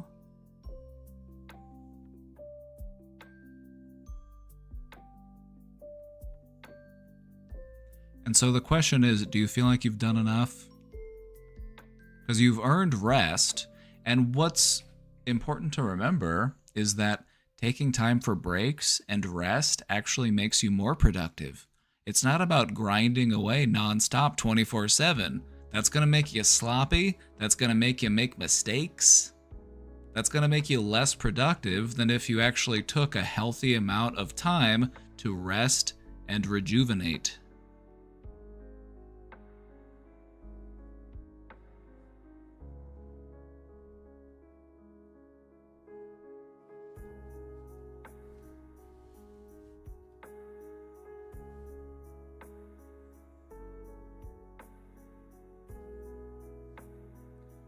So I think it's unfair of you to put that frustration onto yourself. I think that frustration should be reserved for the people that have put us into this position.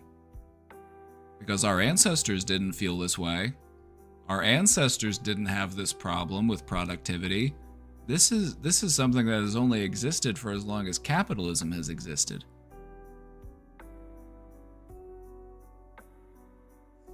You got time to lean, you got time to clean.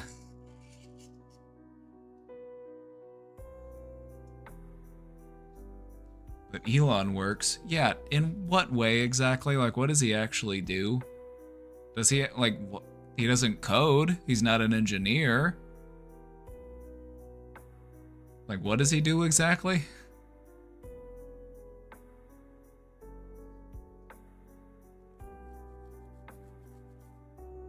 That's why we should just go back to the woods. That's the plan. That's the plan.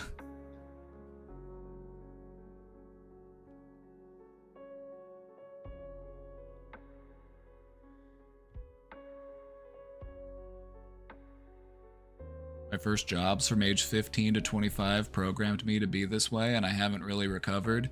Yeah, but you're way better at programming yourself than other people are. You actually have access to your own internal mechanisms. They don't. They just have to guess. They just have to do what they think will work. You actually have access.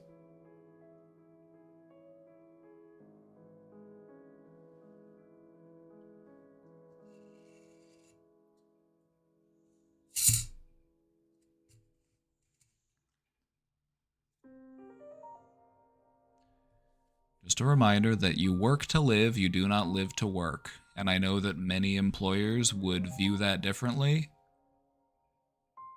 which I think is an important cultural shift for us to make. If this cultural shift is going to happen, then we're all going to have to be on board.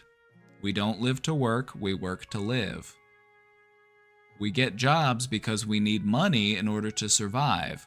We don't get jobs because we're just so passionate about middle management or finance distribution or, all of that shit that's just like, well, tell me now, why is it that you want to work at McLorphins and Schnuns? It's like, well, I'm just so passionate about, creating regurgitating Dimbits that, it's just my life's mission. I just feel like I really believe in, the company's values, making these plastic widgets. It's like, yeah, it's my mission in life is to work for you.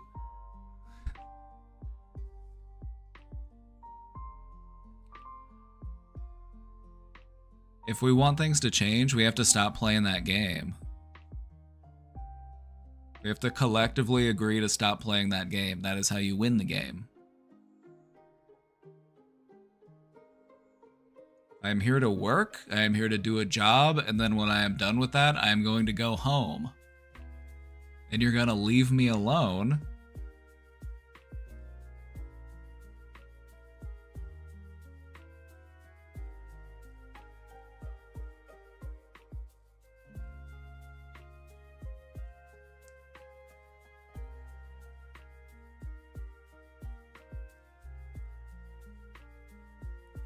That's why I'm applying to a union job after that month at a call center. Based. Get a union job if you can. Get a union job if you can, or maybe even look into opportunities at, helping other places to organize.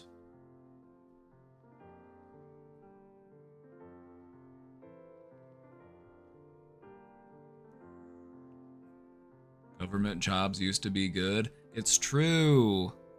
It used to be like, I've got it made when I've got a government job. It's just like you're in this cushy position where you don't really have to do all that much and you get like guaranteed pension, and it's basically just corporate welfare is what it is. Anyway, we need UBI, and we need UBI like 20 years ago, but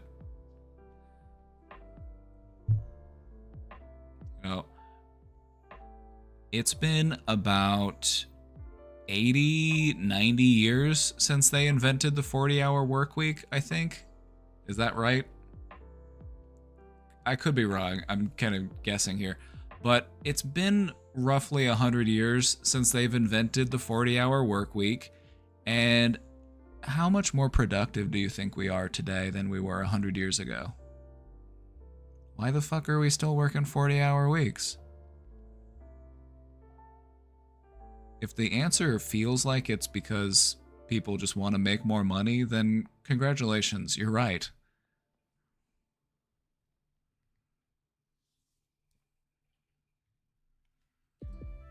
I support the 42069 movement when it comes to employment. 4 days a week, 20 hours maximum, $69 minimum wage. I'm a labor reform extremist.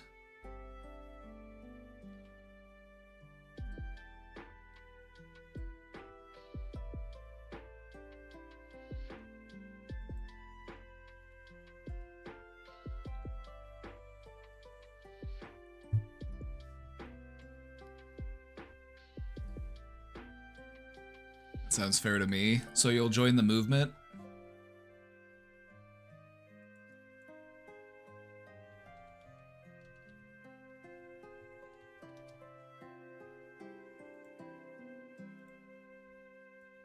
So you'll join the movement.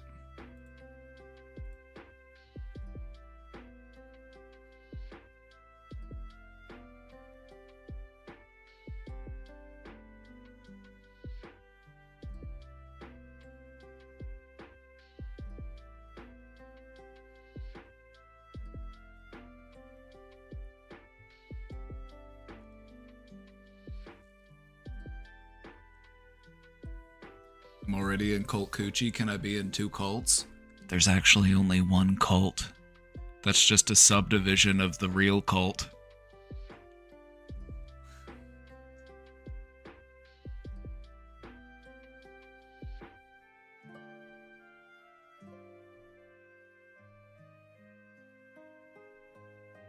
Like this emoji? Oh yeah, it's my cat holding up a red flag and wearing a scarf and a hat.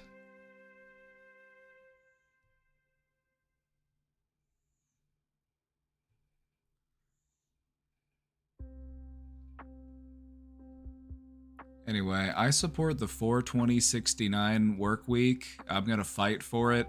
As I said, I'm a labor reform extremist. We're past a $20 minimum wage, all right? Like we need to start going big. All right? We need to go big.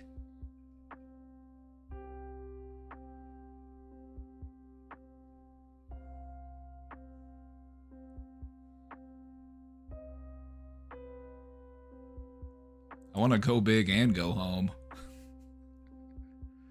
I want to go to work, I want to go big, I want to get paid big, and then I want to go home.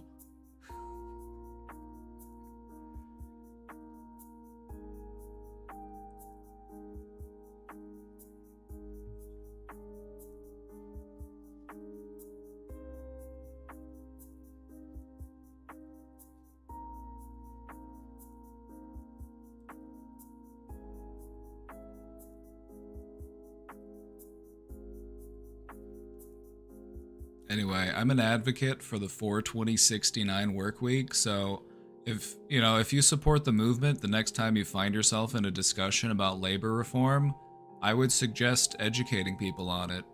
Like, have you heard of the 42069 movement?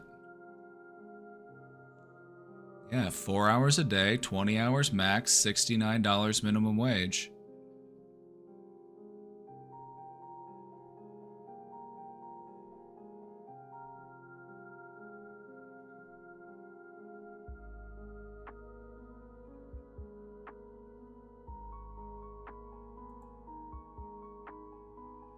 I'm gonna fight for it. I'm gonna fight for it.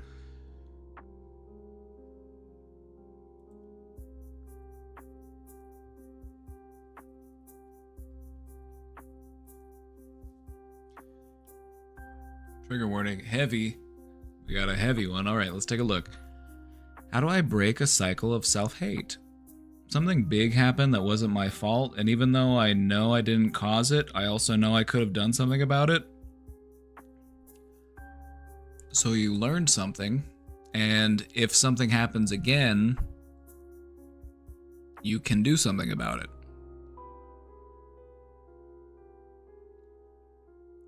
So even though this thing happened, you realize it wasn't my fault, and,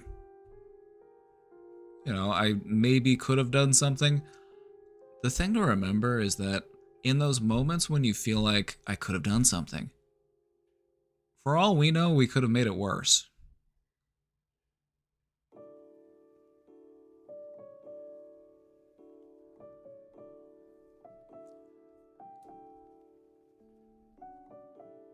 You know, I've found myself in similar positions, and I'm sure a lot of you have too. Just found yourself like, man, I wish I had done something or said something.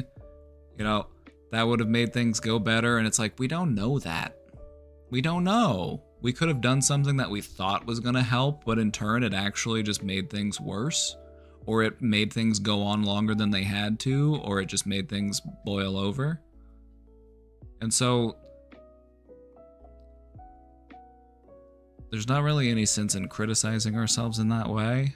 It's important to just recognize, like, what will I do differently next time? We want to try to learn what we can from the past and carry that with us into the future. Last night, I just had a train of bad thoughts, what I could have done different, and it got so heavy to the point I inflicted self-harm to distract myself. I don't know what I should be fixing right now, or if the problem is me or my thoughts, but there's clearly an issue. What you need to focus on right now is just relaxing. Just try to take it easy. Now's a good time for a little bit of self-care. Just try to find some peace. Because this is clearly getting you worked up and it's making you lean into some bad habits, and that's not what we want to do. We get caught in these train of bad thoughts because it feels like that will help us to solve the problem. If only I just think about it a little more, maybe then things will get better. But what you've realized is that that doesn't work. It doesn't work. Just continuing to think about it, just continuing to repeat it over and over in our minds, it doesn't do anything except for hurt us. And so when we catch ourselves in a cycle, we need to step outside of that cycle. We need to do something different. We need to go hang out with a friend. We need to go for a walk. We need to have a little snack. We need to take a bath. We need to play with the dog or the cat.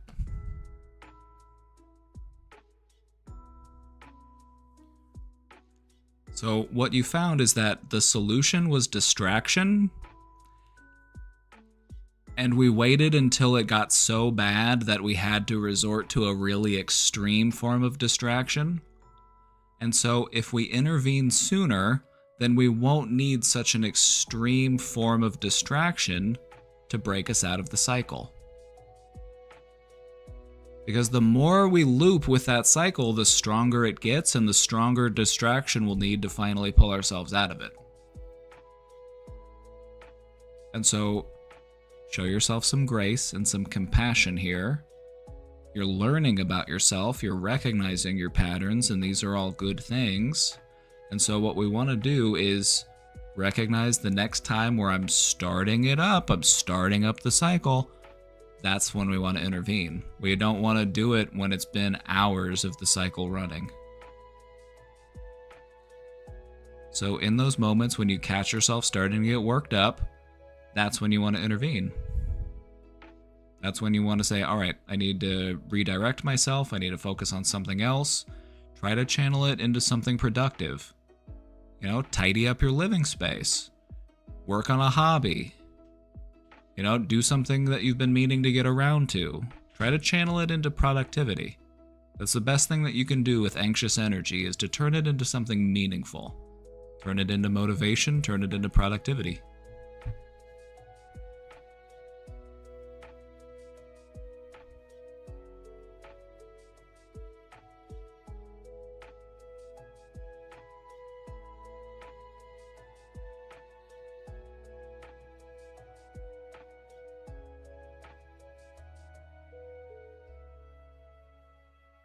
Awareness is an important step of making meaningful changes in your life, and so your awareness is a tool, all right? Your awareness is a strength.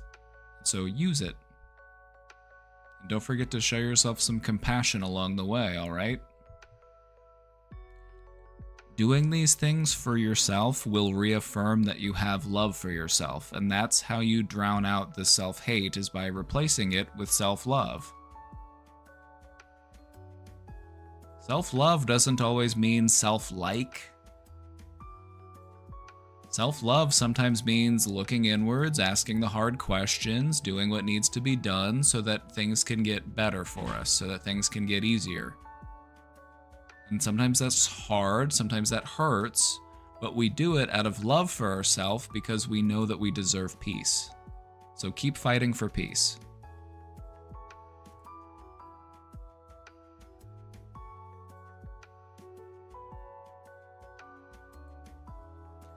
How do I know what things are my autism and what may be symptoms of some other condition?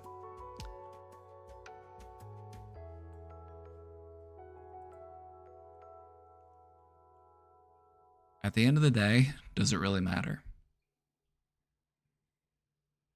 What matters more is what I do about it, or what you do about it. You know, like, what do I do about that symptom? What can I do to make that symptom better? What can I do to learn to live with it? What can I do to make it work? What can I do to cope? What can I do to improve my quality of life? That's what matters most. If I have something that's interfering with my quality of life, I need to find a way to make that work. It doesn't really matter where it's coming from. It doesn't really matter what condition causes it. You don't treat the condition, you treat the symptom. And so at the end of the day, it doesn't really matter so much whether something is caused by autism, or whether something is caused by ADHD, or whether something is caused by OCD, or whatever it might be that's underlying it. Focus on the symptom, manage the symptom.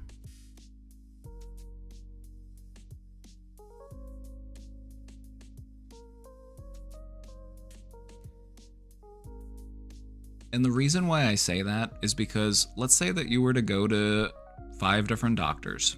You go to 5 different doctors and you tell them all the exact same thing. They each might have their own differing opinion or perspective on what is caused by what.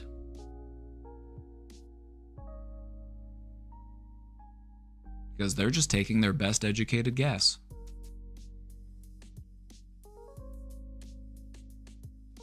And so at the end of the day, it doesn't really matter what condition causes what. You treat the symptom.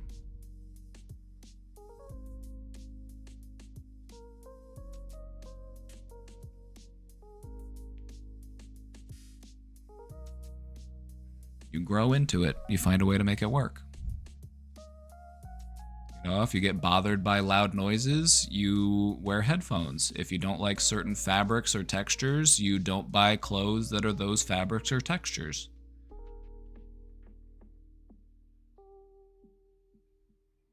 You find ways to make it work.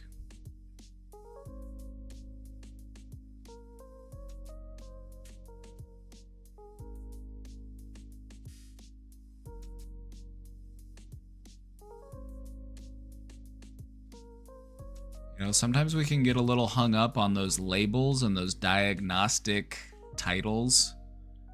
And,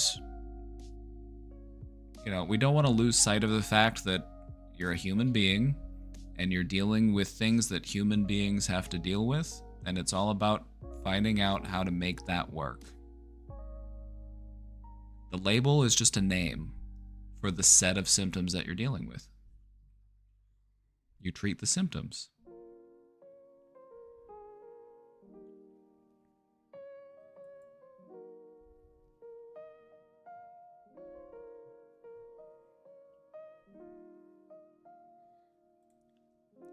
You know anything about medication? I know a little bit about medication, but I avoid giving people any type of advice or suggestions about what to do with their medications because that would be, malpractice of me. Like, I don't want to represent myself in that way of somebody to give people like medication advice. And so I'm normally very mindful about how I respond to questions about medication. And I always tell people, talk to your doctor about your medications. But having said that, let's take a look at your question. I stopped taking my trazodone and my social anxiety has markedly decreased. I'm happy but confused. Is the trazodone the only thing that changed? That's what I would ask you. Is it just the medication? Did something else change? Was the social anxiety there before the trazodone? Because getting off the medication could have an effect on it, but we want to try to figure out if that was the cause of it. So was the social anxiety there before the medication? If so, then that's a good indicator that maybe something else changed.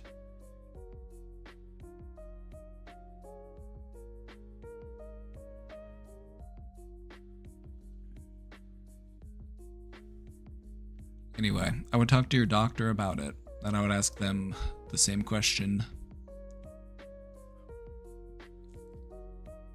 Maybe you found out that that medication wasn't a good fit for you, and that's okay. Sometimes prescribing people for mental health medications is a guessing game.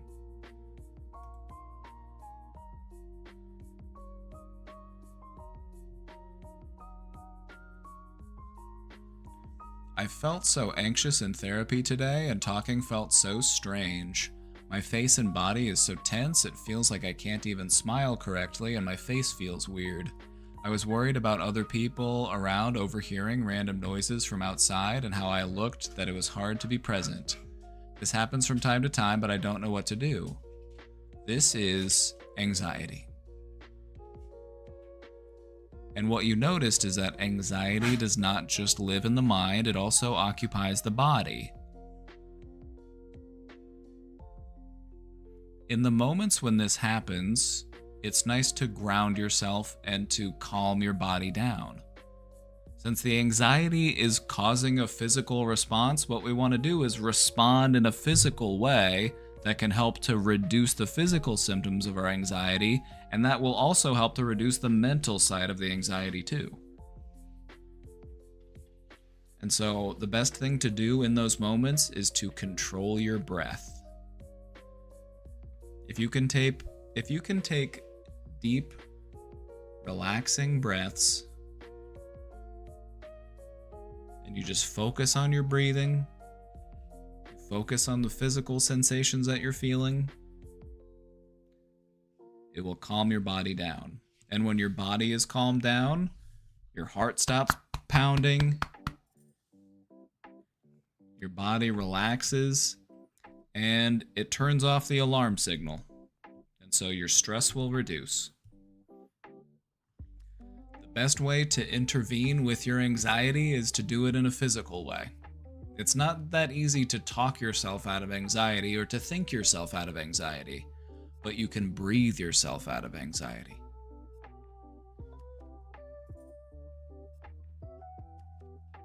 So big deep breath in through the nose.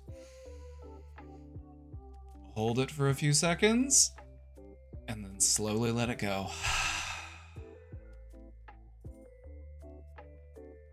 Do that for a few times, and I can guarantee you will start to feel better.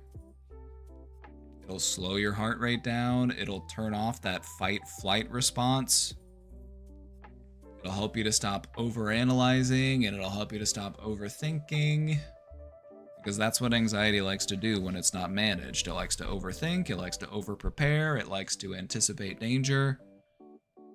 So give that part of your brain a job. Tell that part of your brain, hey, pay attention to the breath. And it will, because that part of your brain loves to have a job. So give it a job. Tell it to watch your breathing.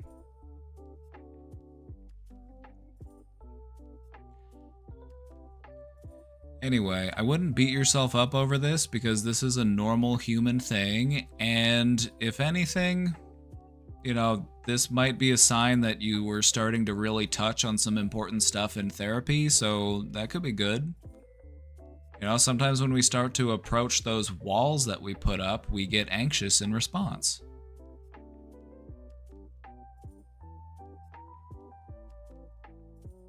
And so sometimes having this type of reaction is a good thing because it shows you that you're moving in the right direction.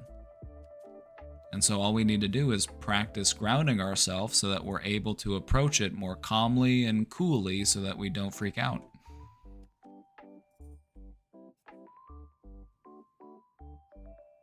Breathing is OP. It's true. Breath work is OP. I cannot understate this. It sounds so simple. It sounds, too easy. It sounds too good to be true. It really isn't. Your lungs are connected to all of the different parts of your nervous system. Both the part of your nervous system that makes you feel anxious and the part of your nervous system that makes you feel relaxed. When you breathe quickly, it activates the part of you that's anxious and wired. When you breathe slowly, it activates the part of your nervous system that makes you feel rested and peaceful.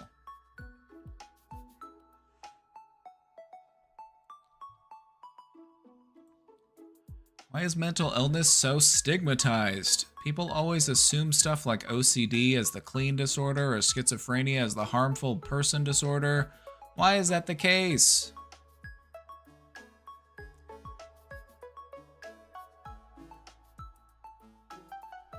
I feel like part of why this is the way that it is because people fear that which they do not understand. And people often avoid understanding mental illness because it's scary to them. Some people fear that, they'll find out that, oh, maybe I'm mentally ill. Well, congratulations. Welcome to the club.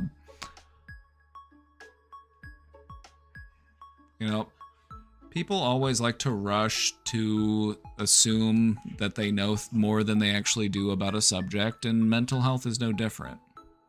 The problem, though, is that it's actually damaging to people who are struggling, and it also makes people less likely to reach out for help because they don't want to be viewed as crazy.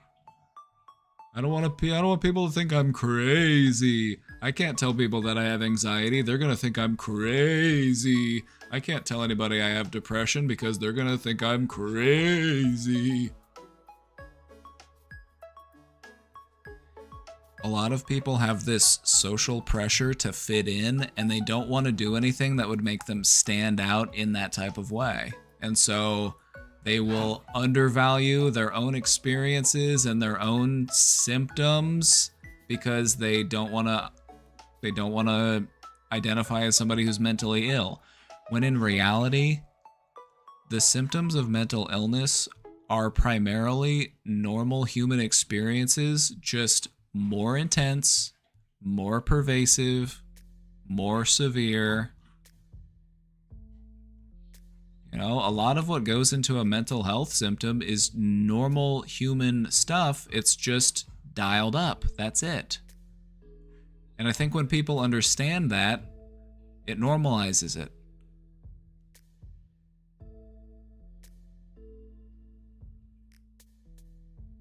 Honestly, accepting I needed help was pretty hard. We all need help, my friend. None of us here made it on our own. Do you think that we would have made it as far as we did as a species if we hadn't been looking out for each other?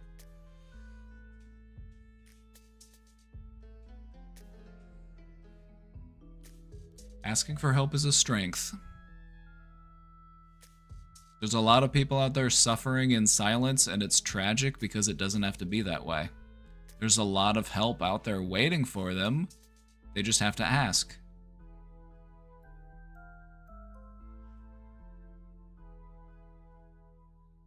You just gotta reach out.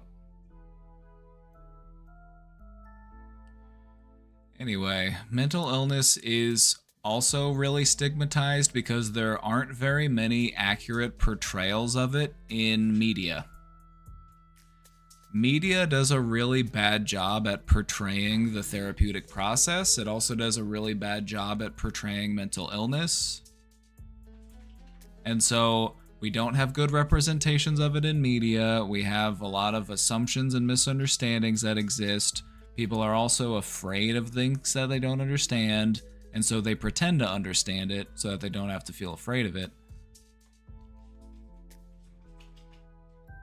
Anyway, there's a lot more to it. I could go on and on about this because it really is like, you know, because of the stigma itself reinforces the stigma. Since there's so much stigma surrounding mental health, people don't want to get treatment, they don't want to ask for help, they don't want to identify as mentally ill, and that creates more stigma. And so it kind of feeds into itself. It's just like what we talked about in the presentation. It's a bit of a self-fulfilling prophecy on a societal level. And so that's why we're out here doing the good work. We're out here doing what we can to demystify and, destigmatize.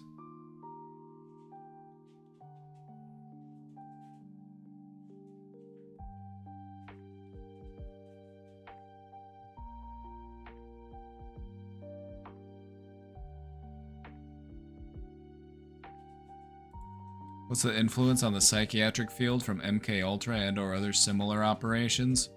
MK Ultra was downright evil. MK Ultra, ooh, CIA, they're up to no good. They were dosing people against their knowledge with powerful psychoactive substances in an effort to try to see if they could control people's minds. It's really messed up.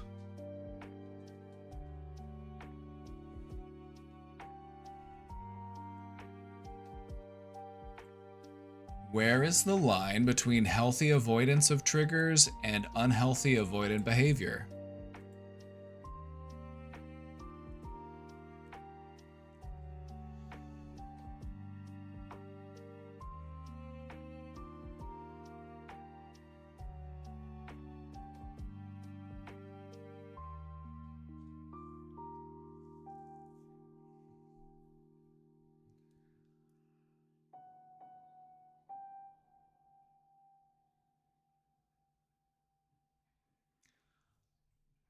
Awareness and commitment to growth, that is the line.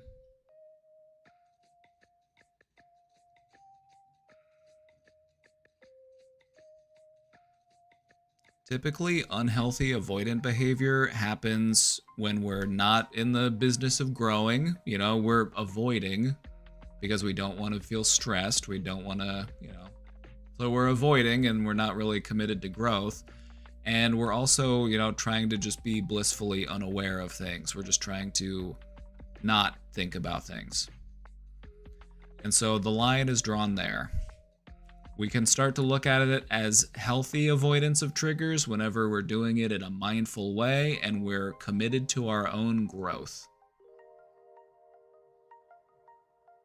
Healthy avoidance of triggers is recognizing that, I'm trying to get stronger, I'm trying to grow, I'm trying to desensitize myself to my triggers, but this one's a bit too much for me, so I'm going to step away.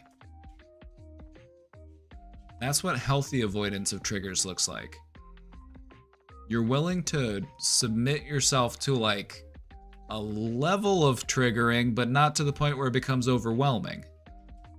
You're like, okay, that's enough for me, I'm going to step away before I get too stressed out.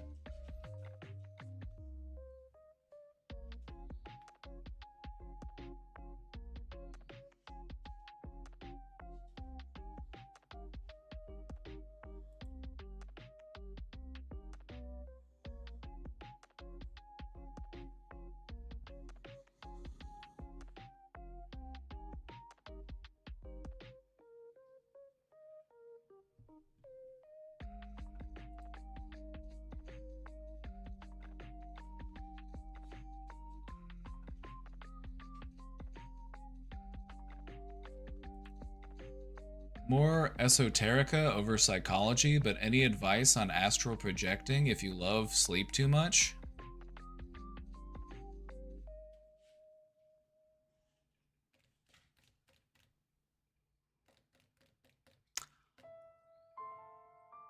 Mm, um, I don't know. I don't know if astral projection is really one of my strong suits. You know, I'm big into meditation. I've even practiced transcendental meditation, but that's a bit different from something like astral projection, so I'm not really sure. I guess what I would try to say is, since astral projection is kind of a meditative practice, just try to go through life in a more meditative way. It doesn't matter what you're doing. You know, maybe you're walking around your house, maybe you're doing the dishes, maybe you're doing the laundry, maybe you're cooking a meal, maybe you're shopping for groceries. Just try to open up to a meditative mindset throughout all things you do. And then you'll learn to love being awake because you'll feel more peaceful during your waking hours, and then you won't have the need to sleep all the time. Tried my best on that one. Hopefully I came close to an answer for you.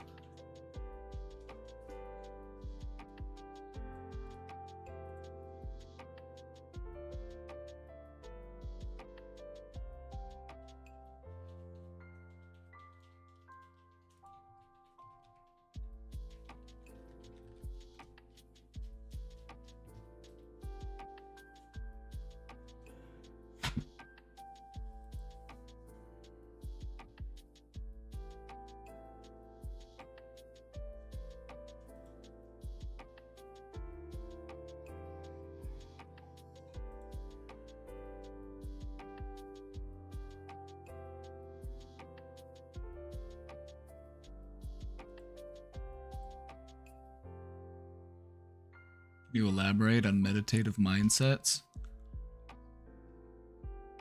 You observe your thoughts without attaching to your thoughts. As soon as they come to you, you are able to let them go. You kind of enter a sort of flow state. You don't find yourself as clinging to thoughts and emotions, you just kind of drift between them. Like a leaf blowing in the wind.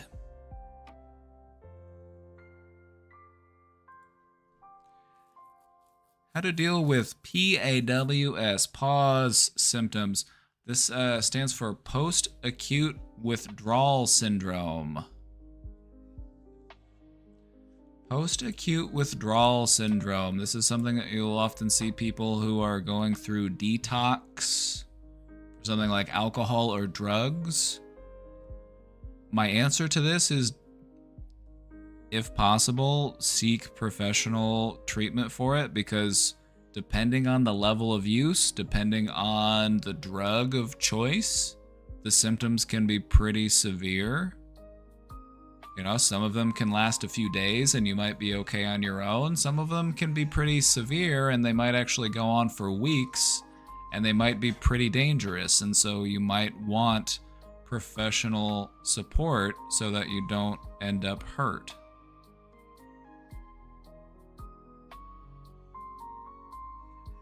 It kind of depends on also like what the drug is. Like with some things, it's like you need something to kind of like help level you back out. And some things, it's basically just like being medically supervised as you detox.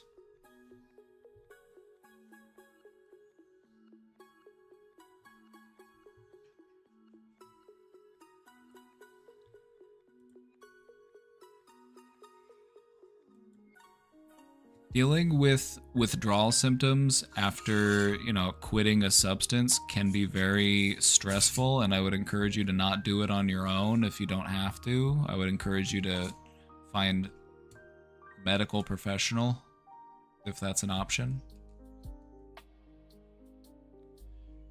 Because withdrawal symptoms can be dangerous.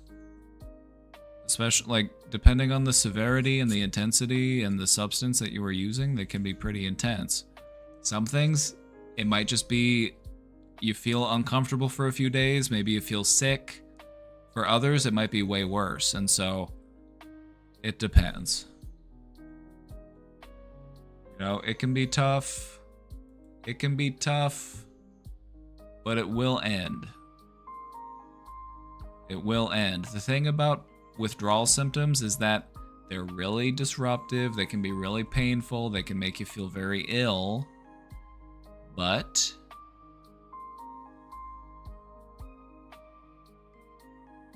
you do get through it. They aren't permanent.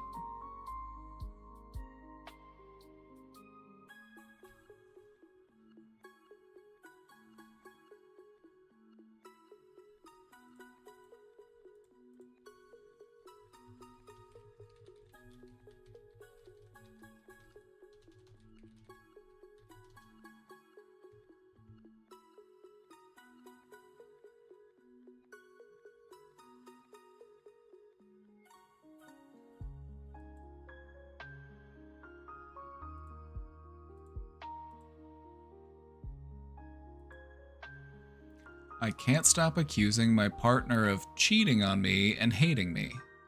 It started off as a joke, but in the back of my mind, I think there's a little bit of truth to it. I literally can't stop, and I feel so guilty even when I try to reassure myself that I'm being silly. My partner has given me no reason to think that they are cheating or hate me. I'm going to change the song because that was a far too silly song to be playing during this question, so we're going to switch it up.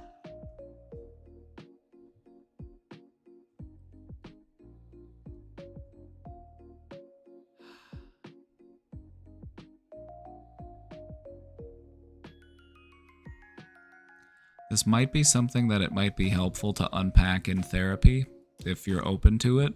You know, maybe just talking to somebody about it, because there might be some things underneath the surface that are kind of contributing to this, and it might be helpful to kind of figure out what those things are so that we can break out of this pattern. Like, ultimately, it might trace back to some form of, like, insecurity that we're struggling with. What you've learned is that reassurance is not the answer. Like, reassurance helps, but reassurance does not completely solve it because, again, at the back of your mind, you're always going to be left with that lingering doubt. And so you're going to have to learn how to be comfortable with the doubt. And we do that by having faith and by having trust.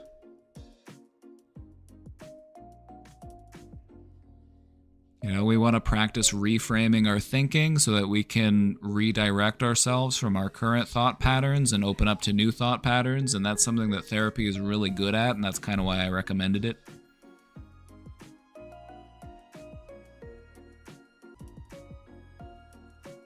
I would also say that unless they explicitly do something that gives you a clear indicator that that's what's happening, then it's not something that you need to worry about. Because here's the thing. The last thing that you want to do is create a self-fulfilling prophecy in which one of those things does happen.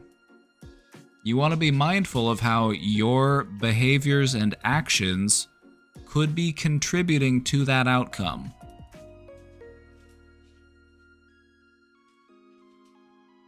You can see how, you know, if one partner just continuously is worried that the other person is unfaithful or that they hate them, it's going to create a rift between you, and it's going to create hard feelings.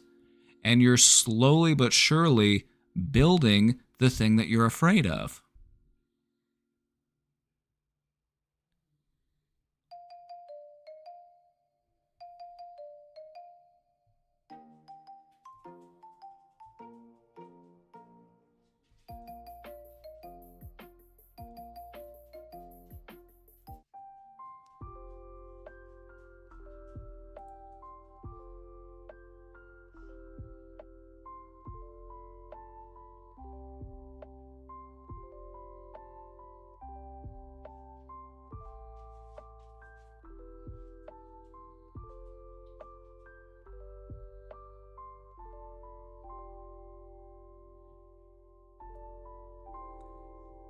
It might be helpful to look inwards and to take a look at why you might have a hard time accepting love as genuine.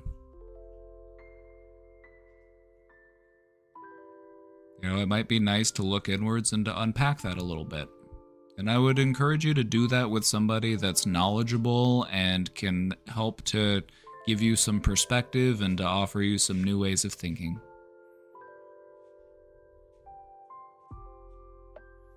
The good news is that you can do something about this. You're not stuck this way as long as you're willing to do the work, all right? So I want to just let you know things can get better.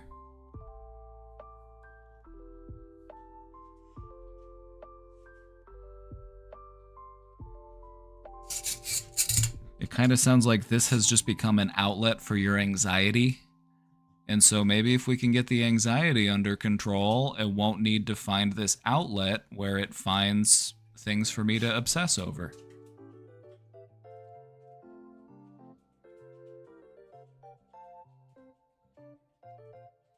It could also be helpful to recognize what is it that these thoughts are trying to get me to do? If these thoughts are trying to get me to overanalyze, if these thoughts are trying to get me to worry or hyperfixate or whatever, recognize what those thoughts are. They're unhelpful, they're intrusive, and then do the opposite of what those thoughts are telling you to do. If those thoughts are telling you he hates you, he's cheating on you, go give him a big hug and tell him you love him. Do the opposite of what that thought is trying to propel you to do. That's you fighting back against it. That's you reclaiming your power over that thought. It's not going to be fixed in a day, but if you continue to do it, if you continue to work on it, it will get better. Start fighting back against those thoughts, and you will win. It's your brain. It's your brain. You are the thinker of thoughts. You are not your thoughts. You are not your thoughts. You are the thinker of thoughts. Your control is in how I respond to those thoughts. What you'll notice is that we don't have any control over the content of our thoughts, but we do have control over how we respond to the thoughts. So consider how you respond to the thoughts and redirect. If I'm having the thought, he's unfaithful, he hates me, do the opposite thing. Hey, you want to hang out? You want to go get dinner? You want to, you want to kiss and hug and, do all that sort of stuff?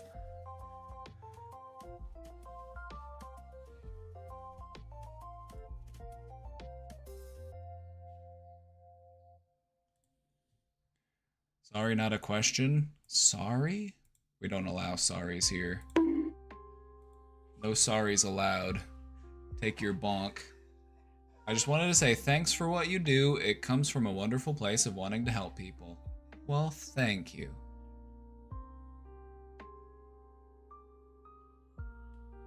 This is my question, thank you. The anxiety projection really helped, and that's definitely it.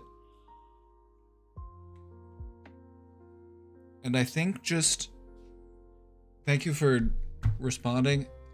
It's definitely misplaced anxiety. Anxiety likes to go to the worst case scenario. Everyone that loves me hates me. Those types of things. That's what anxiety likes to do. Anxiety plays dirty. Antisocial Grace, thank you for subscribing. So when it comes to anxiety, anxiety fights dirty, so take off the kid gloves. Fight it like you mean it. If anxiety is telling you he hates me, he doesn't love me, then do the opposite of those things and go act in a way that reaffirms that love. Instead of stewing in that worry and in that anxiety. You will learn to take those intrusive thoughts and turn them into tools by recognizing that I need to do the opposite of what they're trying to get me to do. That's you taking your power back from them.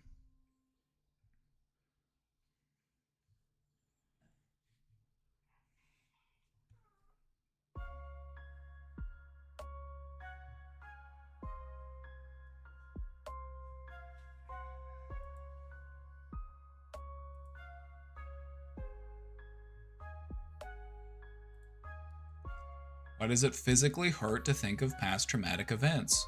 Because the body keeps the score.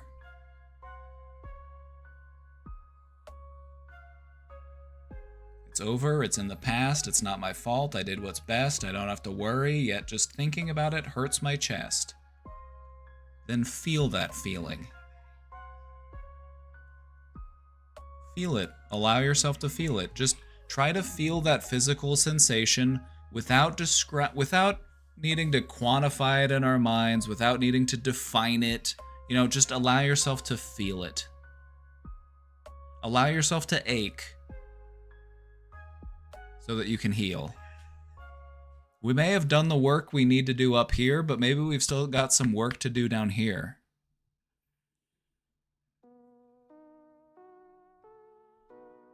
Allow it to pass through you. Exactly. You need to just allow it to pass through you. Meet that feeling head on. Allow yourself to experience it, and then allow it to leave. But no, this is something that trauma does. It doesn't just live in our minds, it also lives in our bodies. The body keeps the score. And so sometimes the processing of trauma isn't just an activity that we do mentally, it's something that can also involve a physical component. So allow yourself to feel that ache so that you can let that pain go. Allow yourself to feel it so that you can say farewell to it.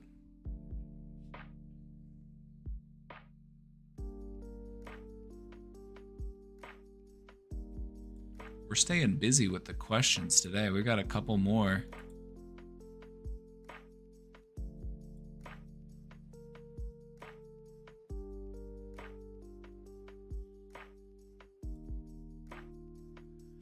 Used to smoke weed, now I moved on to heavier stuff. Life's pretty fucked up, but I still didn't lose hope.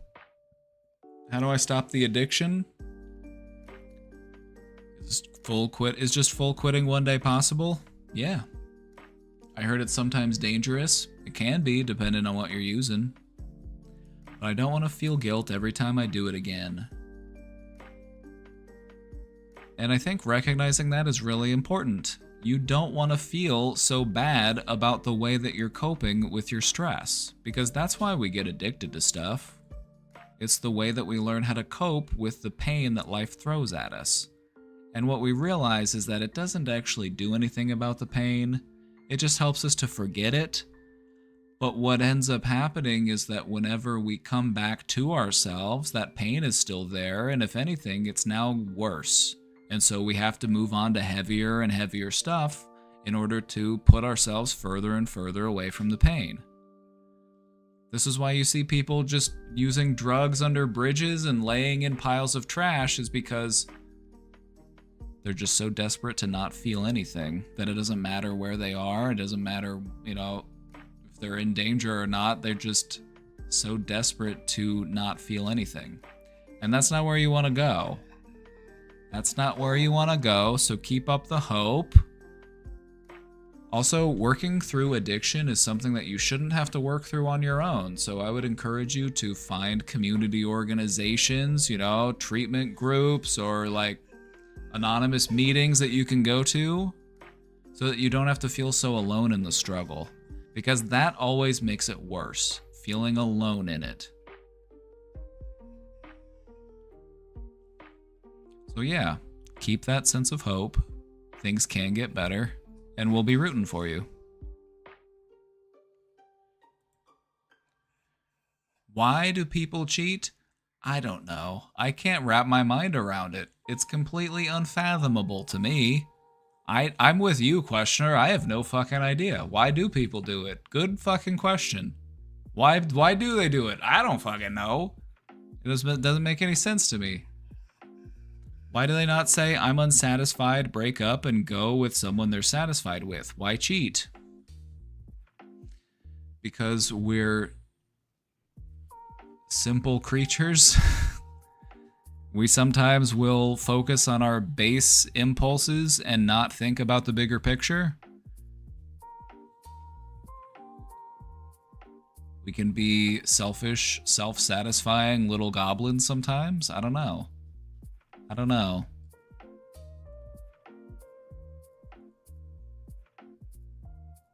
I think ultimately for these people, it comes down to making a choice between doing the right thing and doing what feels good, and people tend to go with doing what feels good. Anyway, I wish all cheaters a very pleasant fuck you. You know, just putting that out there.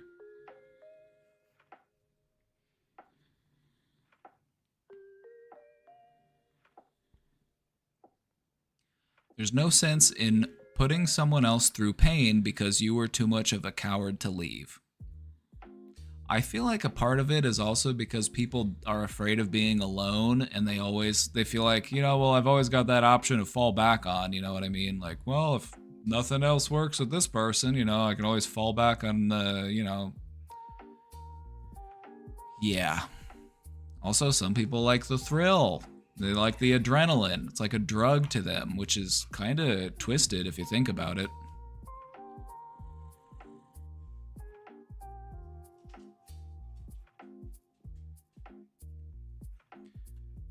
Anyway, I just can't stand the type of person who will say something like, I always cheat in my relationships. It's just an inevitability. I've heard people say that before. More than once. I've heard more than one person say this. And isn't that just so fucked up? That that's just the way they view relationships? It's like, can't help it. I'm gonna cheat. It's like, work on yourself. Like, work on yourself, please, for all of our sake. Work on yourself. Thank you. So why do they do it? For the thrill, to avoid the pain and complication of having to break up with somebody. It's pure selfishness. It's nasty business. Nasty business.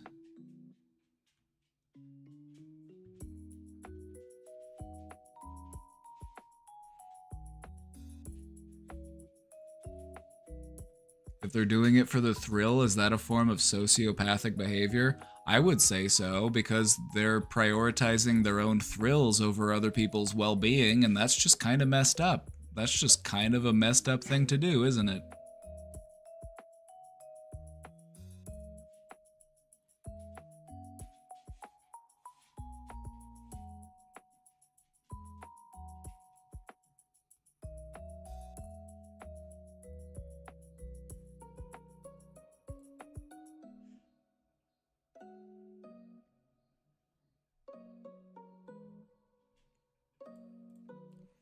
Is journaling a helpful tool in times when triggers bring us back to the pain of trauma?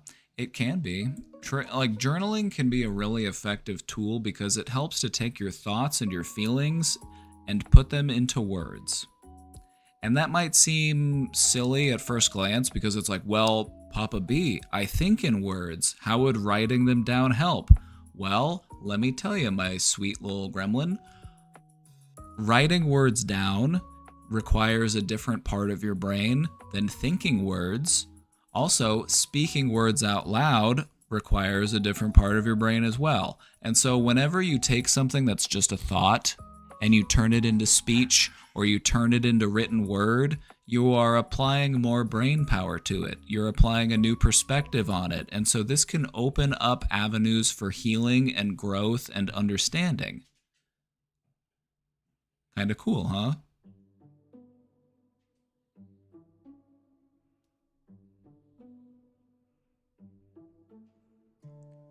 I've heard a lot of cheaters use sex addiction as an excuse. Oh, that's just...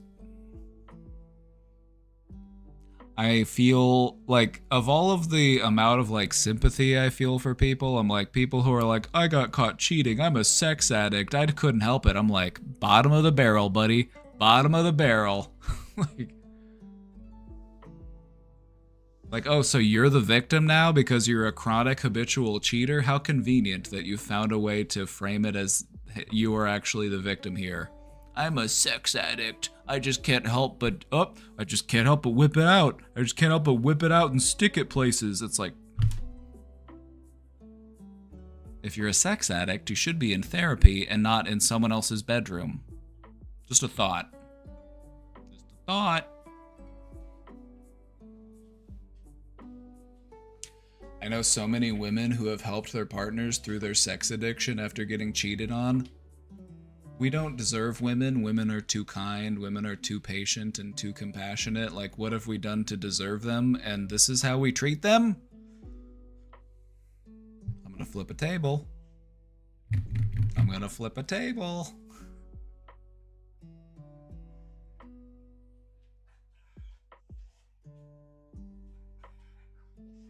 Just, like, I don't want to tell you how to live your life, but if you are ever in a relationship with somebody and they're like, I have a sex addiction, and that's why I cheated, the only words that you should say to them are, well, good luck with that.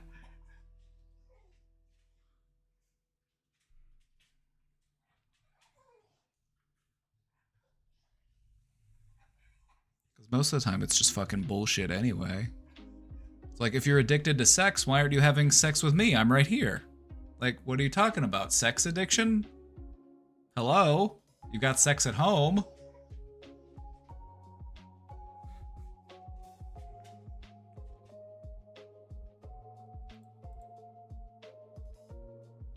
It's like, no, I think what they're actually addicted to is getting away with it. They're addicted to the thrill of getting away with it.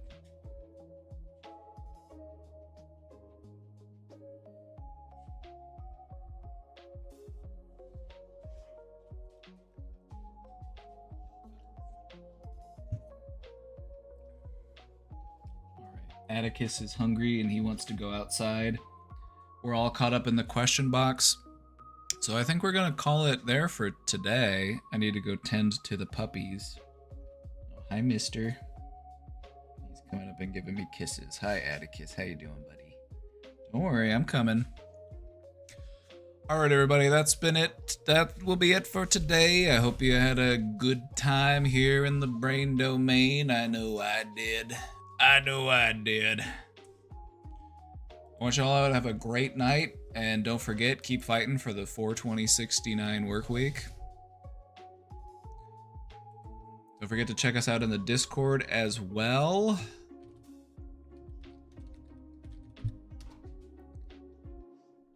Hope y'all have a great night. I will see you all next time. Take care.